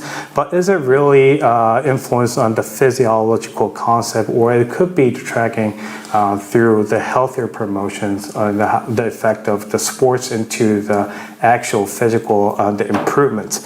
So I think those empirically tracking those the health the improvements is necessary through the sports viewership or consumption of the sports product. So the advancing in this the work will expand the concept of the salutogenesis and the sports consumer research. So lastly, I wanted to close the presentation with the great fitting statements that the healthier life, adding the positive of the sports, isn't necessary instead of the fixing it. Okay, let's see if this. Okay, so rather than just building the great facilities, or the increasing the people's consumption habits or behavior, or the finding the cause of the negative factors to fix the problem. So I think it's necessary for our scholars and the practitioners to look beyond these points and to consider in the long terms and to promote the impact and look at through the lens of the salutogenic the perspective. So what I'm showing the short clips. So imagine all the dirts and the stuff and the glass water is the negative factors. But in the pathogenetic perspective, you're just picking out the dirts, and it takes a longer time, and ultimately it couldn't resolve your problems. But if you pouring the clear water, and it kind of effectively and efficiently remove all the solutions. So I put the metaphor as the pouring water, clear water as a sports. So if you consume the sports more, it could resolve your kind of like negative or the crisis. It could bring more the positive things by only consuming the sports product itself. So that we may uncover the more opportunities and making a healthier sports the culture.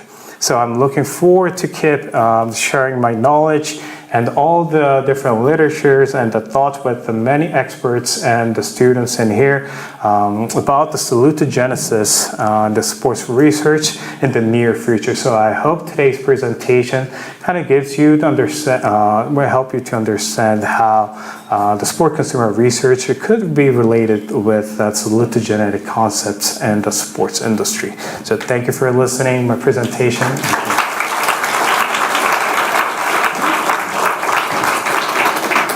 Okay, many thanks for Professor An. I know it's a Friday evening. Some are suffering from jet lag. We are nearly there. So shall we just turn our necks or raise our arms?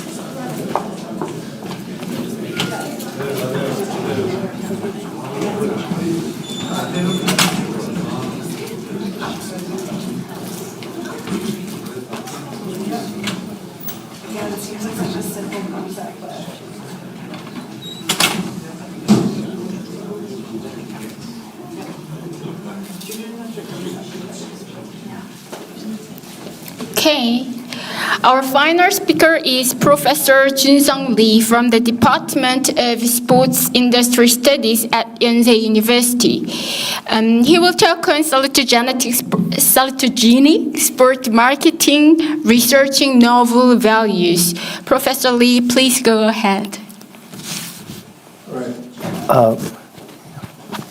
Can you hear me? Good, good. Right, thank you for the introduction. I'm Jun-Sung Lee. Sorry. You know, it's become like pathogenic, right? Yeah, I can feel your tiresome and then fatigue, like from the air in this room. You know, as the session chair mentioned, like it's a Friday evening, and then this session like should have been done in 5 minutes ago. But now, finally, it's the last talk. So, because as time has passed long, so I will just make my presentation very speedy and quick and compact, all right? So please hang tight. All right, today I'm going to talk about like salutogenic sport marketing. And then, let's move on to the next slide. Well, I just try to say that when I accepted this presentation, I got stressed. The preparation for this presentation has become a stressor for me. And then, when I began the preparation, I just went through this way. I was almost like broken down. And then after like giving more time and effort for the preparation, I finally I believe I'm coming this way right now. So, as Dr. Chung mentioned previously, like it was very difficult to find out the intersection between salutogenesis and sport marketing. You know, like personally, this is the most difficult presentation to prepare in my over my past 15 years. So let's move on to the topic. All right. So what comes to your mind first when thinking about marketing? Money, yeah, true. Yeah. Probably many people will think about like sales, advertising, like promotion, or strategy, targeting, branding, and making more money out of consumers' pocket, right? So it was very tough how can marketing really become salutogenic? So as I mentioned, like taking all together, like marketing is usually understood as very like commercialized, right? So it's very commercial oriented perspective, and then also in order to make the more revenue or increase sales, like transaction is most important aspect of marketing. So usually marketing focuses primarily on like commercial outcomes and returns, such as increasing sales, market share, increasing profitability, etc. So given this, we can understand that marketing still sees the consumers as their financial resources for sustainable business. So that was the most typical like point that I try to like mix with the concept of salutogenesis with sport marketing. So I was like curious about, so what about researchers? What we have done for the sport marketing? So I just try to find some literature. And then unfortunately, there was like kind of a published paper 2 years ago by Muradi. The Muradi actually looked up the publications from 2012 through 2022 at the Sport Marketing Quality Journal, so which is one of the most prestigious sport marketing journal in the world. And then the findings were shocking. As you can see from the slide, like most of dependent variable outcomes for the research was fan behavior, brand-related things, and consumer satisfaction, and then such things. So I found like there is a kind of over concentration on sport consumer responses, how people and sport consumer respond to marketing messages and marketing strategies. There was therefore a lack of research dealing with what the consumers will get, how sport consumers will become through marketing strategies and marketing messages. So I just came back to the question, initial question, can sport marketing really be salutogenic? And then, in order to find the answer, I need to come up with another question. So how can sport marketing contribute to sport consumers' salutogenic lifestyle and their life? And then I realized we need to shift our paradigm and the perspective from business side to consumer side. So how we can to make sport marketing beyond entertainment, competition, or like sales to make better consumers' life, such as their well-being and psychological health, like that. So I just try to find like kind of real-world examples which we can find salutogenic aspects or perspective from the real-life examples. And then this was not that difficult. It was pretty easy. So first, I found the Lululemon. As all you know, the Lululemon is a Canada-based yoga product brand.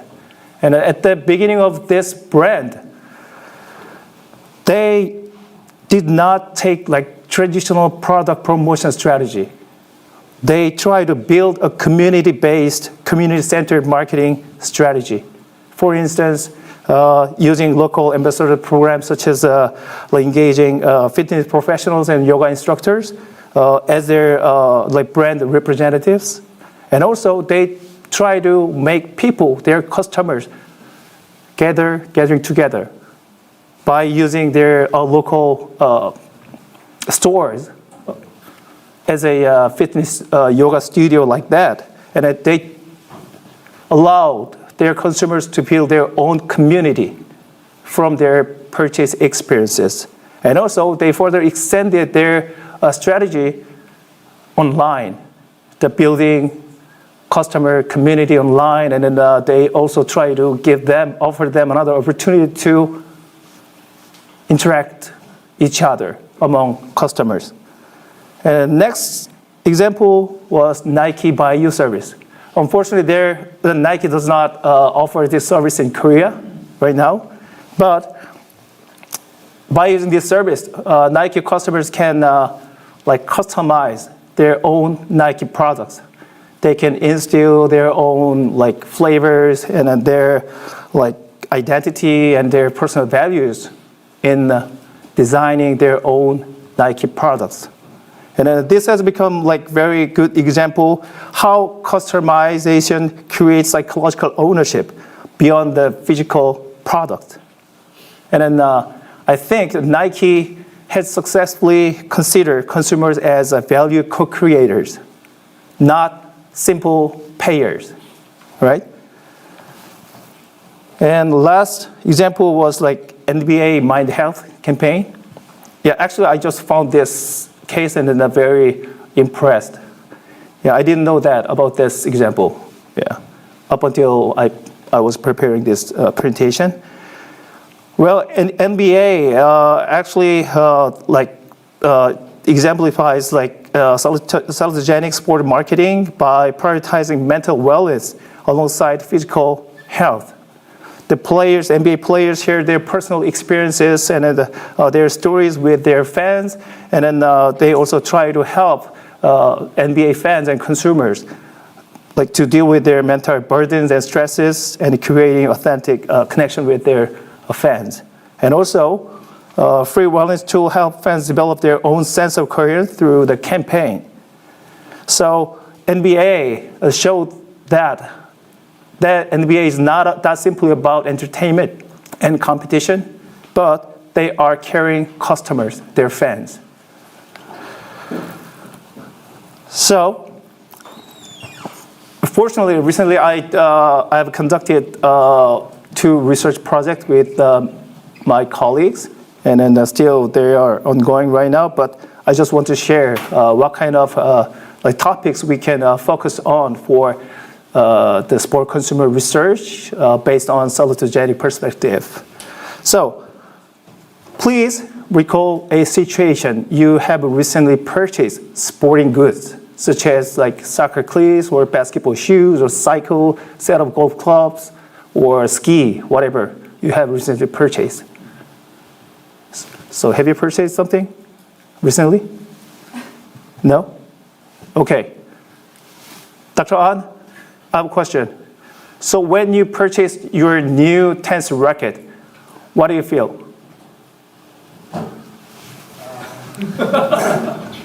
Feel like I can play like a certain athlete using this. Thank you very much. Thank you very much. Yeah, we usually feel kind of confidence. Yeah, by having new sport product, we feel, okay, I can control the game much better than before. I can run better than before by using this new product, right? So, as peers and others said that this is my feeling actually leads to consumer well-being. So actually, I and my colleagues focus on this point. So from theoretical the perspective, there is a kind of multiple steps we can feel and we can improve our SOC. All right. So when we purchase or own new sport product, we feel psychological ownership, which can elicit autonomy, purpose in life, confidence, and sport commitment, and more. And this can contribute to development of generalized resistance resources, which were presented by Dr. Daniel earlier this symposium.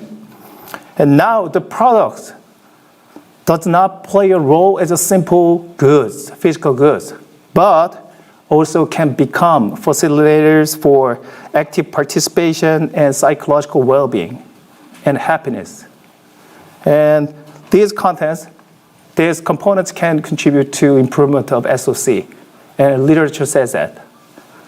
So we just conducted a research titled "The Impacts of Psychological Ownership on Sport Confidence, Sport Commitment, and Subjective Well-Being." And then, this study was intended to empirically test how feeling of ownership for authentic sport products can have salutogenic impact within consumers' mind. So at the beginning of this research, for this research, more than 300 people in the United States were recruited by using Amazon MTurk panel service. And then at the beginning of the survey, we asked them to write down the most recent sport product they purchased. And then we measure how they feel about the authenticity of their purchased product, such as expertise, originality, and sports spirit, something like that. And then we measure psychological ownership for that product. And then we measure sports confidence, how they became confident in their sport activity by using that product. And then also sport commitment, how they are willing to participate in more in sport activity by using that product. And also we measure finally subjective well-being. And then the result was very interesting. Yeah, when people perceive their sport product is authentic, their psychological ownership increased. And then such increased ownership can boost up sport confidence, as Dr. An mentioned, and sport commitment. And then finally, their subjective well-being also was improved. So now I want to shift the focus of the research from the physical sporting good to spectatorship. Okay, so next research is sports spectating as salutogenic experience. Very famous, world famous film director Christopher Nolan mentioned that experiences in theater isn't just about the size of the screen or the technology behind. It's about an audience, the shared experience. Yeah. And then he highlighted consistently about emotional implications that happen within the theaters. The people get together, sit together, watch the same screen, and they're listening to the same sound. And then those components can amplify audiences' emotional responses. So we just focus on that concept of the shared consumption.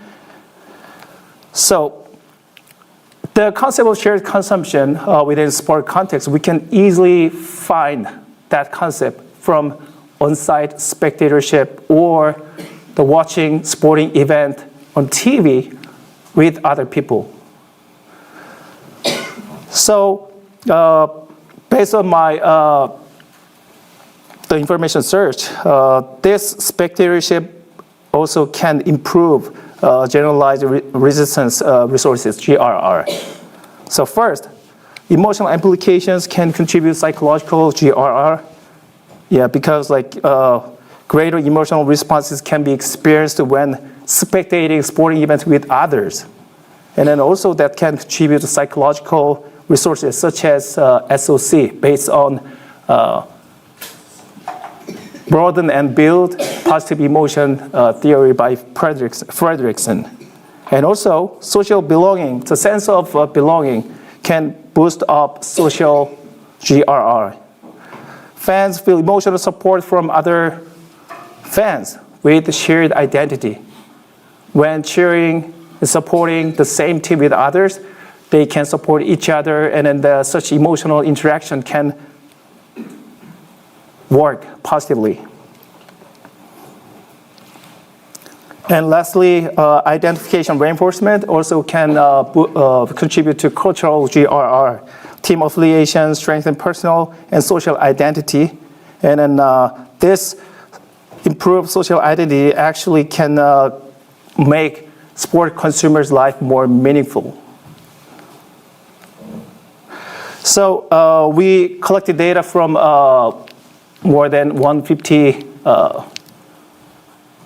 graduate students, and then we divided them into 3 different groups. First, on-site spectating group, they spectated the sport event, basketball competition on site.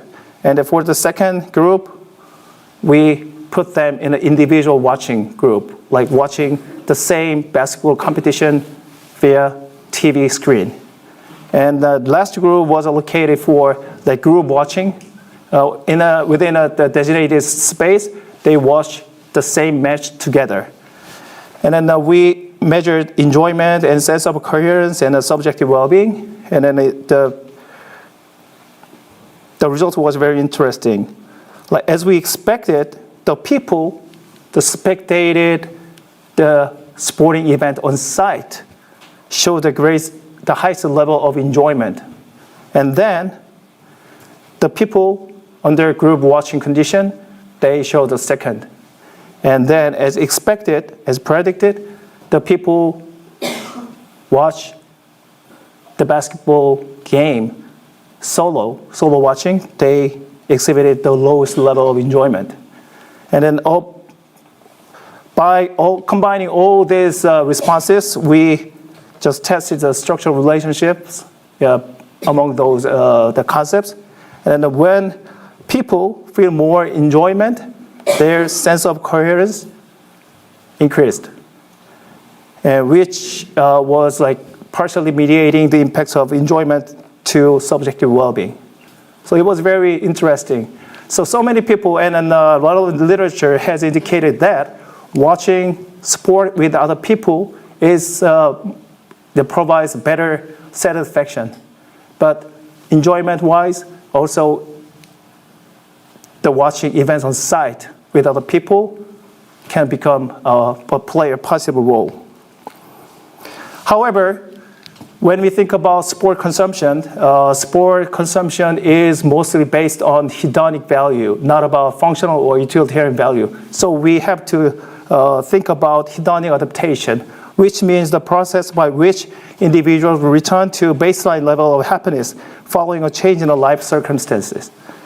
So for instance, the Clark and others argue that the greatest degree of life satisfaction immediately after their marriage, but it returns to the pre-marriage baseline 2 years later, which is not my case. Yeah.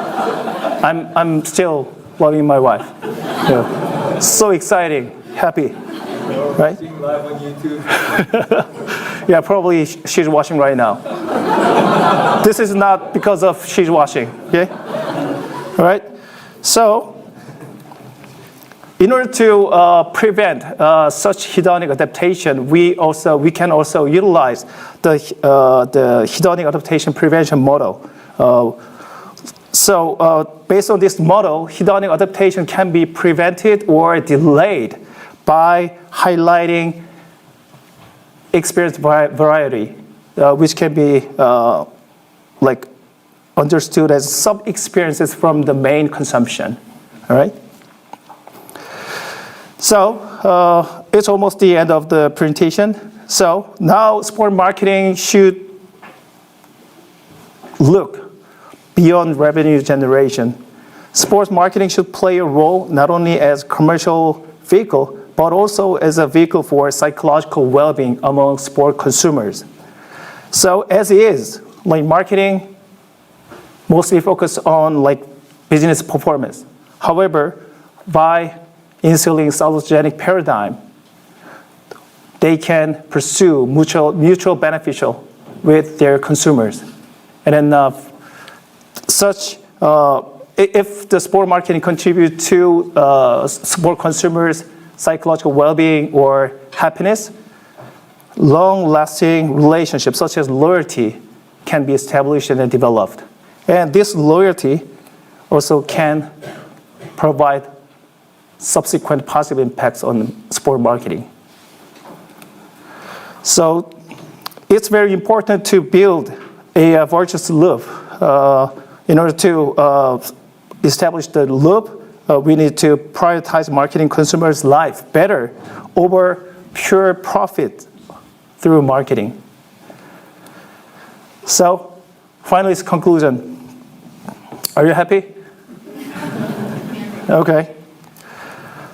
I just put the title, The Salutogenic Sport Marketing, Researching Novel Value and Benefit Sports for Consumers. As I presented today, there are concepts of salutogenesis in sport marketing and in sport industry already out there. However, we have neglected, we did not pay enough attention to such topics. How sport marketing and sport consumption can make sport consumers' life better. So I just want to highlight researching novel value and benefits for sport consumers is most important aspect in the future for the sustainable sport marketing. Thank you.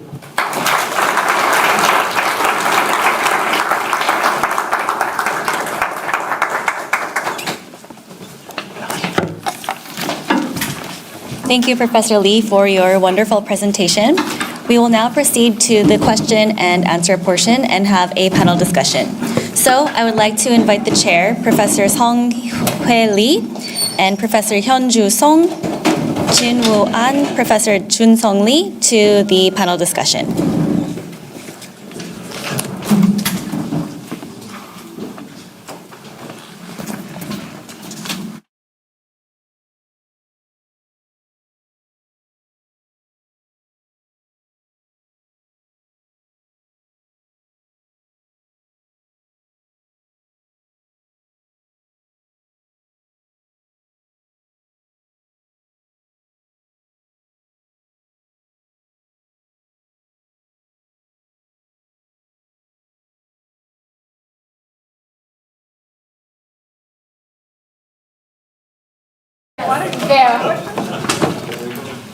Do you want a question? Just because we're short on time, I'm going to direct it to our two sport marketing and consumer sport speakers. Sorry. So I'm a little bit. I do some marketing research as well, and it was a very challenging question to think about how do we use sport marketing to support or engage in salutogenesis. And I think it's interesting that both of you kind of coalesced around the fan experience and identity formation and subjective well-being outcomes related to that and so on. I'm just going to put this in a different frame of, or different direction. One of the important tools in marketing is market segmentation and understanding the different markets that we serve. And I'm moving away from the commercial sport market right now and thinking about maybe amateur sport populations and how do we serve communities in the delivery of amateur sport. Thinking about what different subgroups of our communities or our neighborhoods need from sports and using marketing as a tool to achieve that. And so my question is, I'm trying to take the conversation away from the individual benefit to more the community benefit, the functional benefit that we can achieve by applying tools like market segmentation to understand the needs-based approach to delivering sport to communities. Did you flirt with that as an idea as you develop your presentations, or do you see the utility of market segmentation to support more the community level rather than the individual level? Does that question make sense to you guys?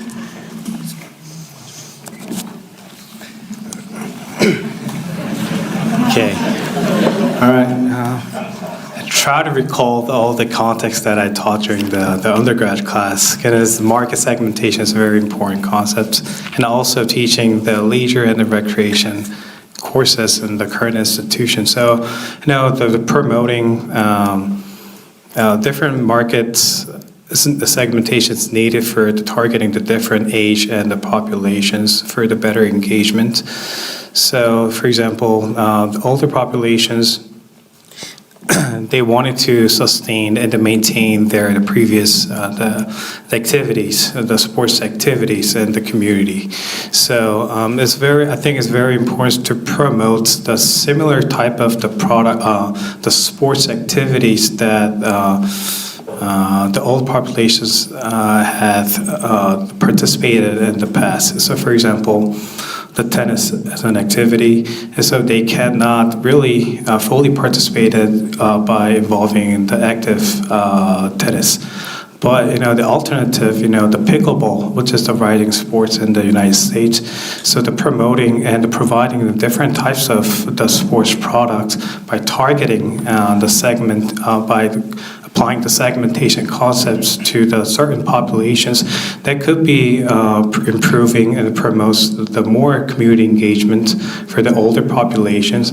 But the targeting the younger generation, probably the pickleball could not be the option for them. So they probably more relying on to the more physical demand activities. So maybe providing different types of more engaging the sports activities by kind of modifying the sports activies. I cannot think of the exact formats, but by promoting, I don't know if people apply for the basketball, 3-on-3 instead of 5-on-5. So kind of like modifying the core product itself, and by targeting the younger generation could be promotes the more active the community involvement. And as a marketer, probably just promote the different the products to the certain population could be improving the more active community engagement for the certain age populations. I don't know that could be answering your questions, but I try my best. I try my best to answer your questions. So yeah, I like his answer. I agree. As I mentioned, as presented through this talk, I honestly mostly have focused on how consumers will respond to the specific marketing strategy or tactics or messages. So I totally agree with the value of sport and the physical activities at the community level. It's not about the making money or generating revenue. It's there is a totally different levels of value of that. Yeah.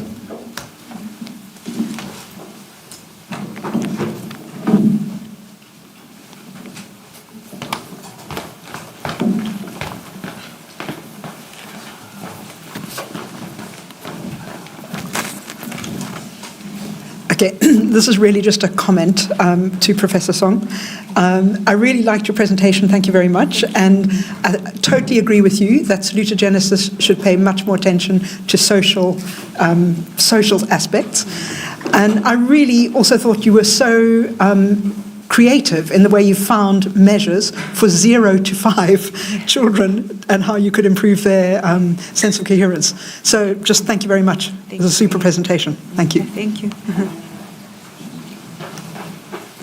No, and I agree, and then I was so surprised, by the quality of your presentation today. I mean, not surprised, meaning that I didn't have not that I have a low expectation. But how much work you put into this. I feel sorry to all of you, including Dr. Chung. But then, in your presentation, when you're making your presentation, what did you learn the most?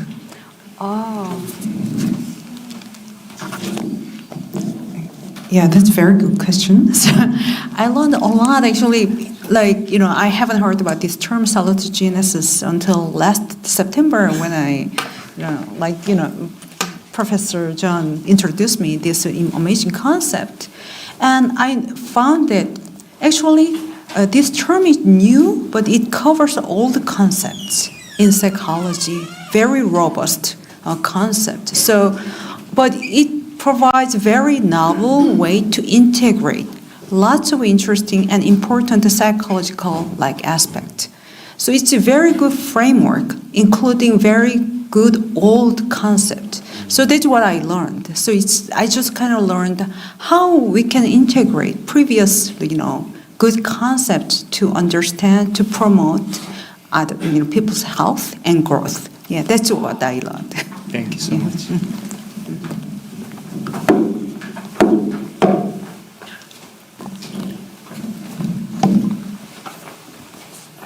Any other questions?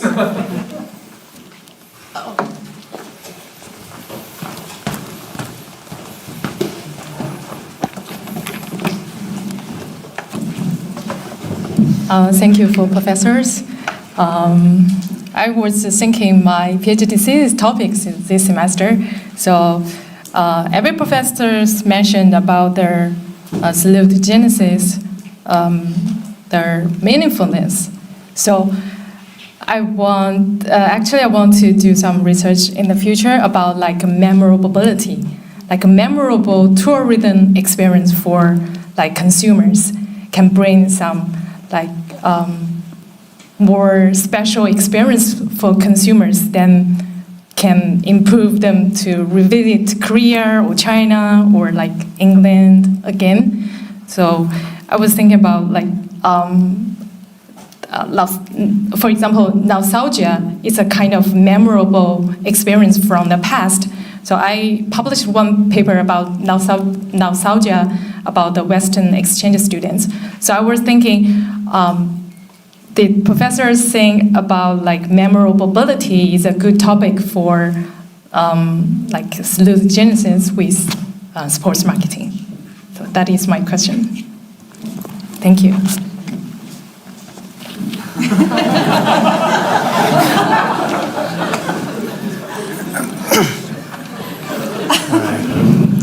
All right, I was preparing to say the nostalgia, but you mentioned the nostalgia. So I think it's very the good concepts, the nostalgia, that linked the nostalgia with the salutogenesis, because everyone has a different meanings in the past, but everyone wanted to. Most of them wanted to have a certain time to wanted to go back on the certain periods.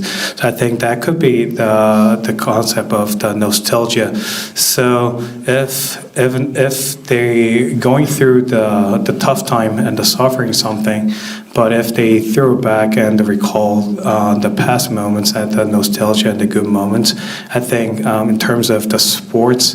So, for example, if they had enjoyed of playing soccer with their parents in their youth time and try to throw back those recalls, and probably helping them to promote the positive mental health, which is kind of directly linked with salutogenesis, the perspective.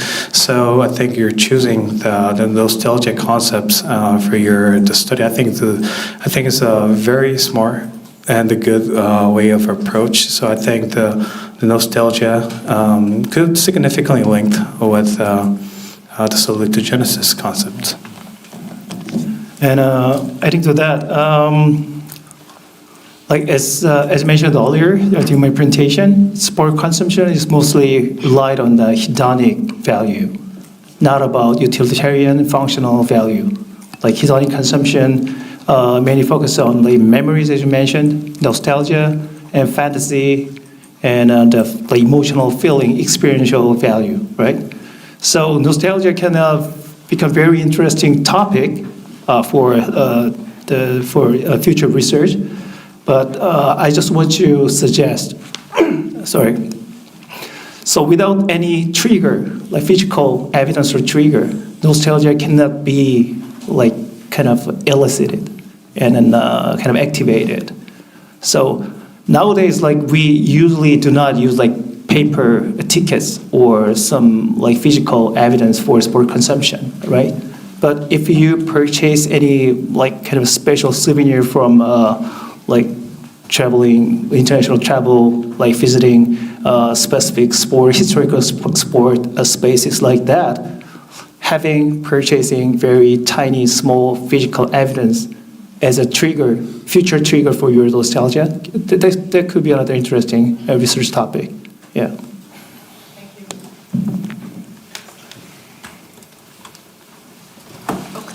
Time to wrap up. Okay. Before closing this session, I'd like to once again thank you for all the presenters and all the audiences with thoughtful participation. I hope this conversation sparked here will continue beyond this room. I heard that there will be wine and cheese ready afterwards, so please join us. Not for the audience. I'm not. Okay, thank you all once again.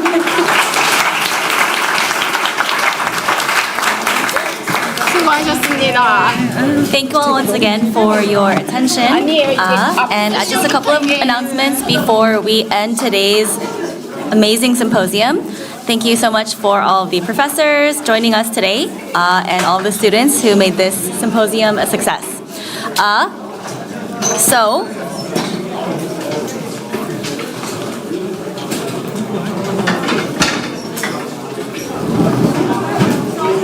Okay. Okay, so as announced, count how many dots you have. And so if you have more than 5, please raise your hand. More than 5, okay. You got more than 5 dots? Okay, so we have 1 for you. No, actually 3 for you. 3? Yeah. And then how about 4? Right here. 4? Yeah, okay. So 3 for you. That's it for the professors. And you don't. Okay. Oh, okay. 3 for you. And then we have a next one. Anybody 4? You, Jasmine? 3? Oh, what about 3? No, you didn't do anything? Okay, so here's for you. Oh, thank you. Okay, that's it. Thank you so much. And I'll see you tomorrow.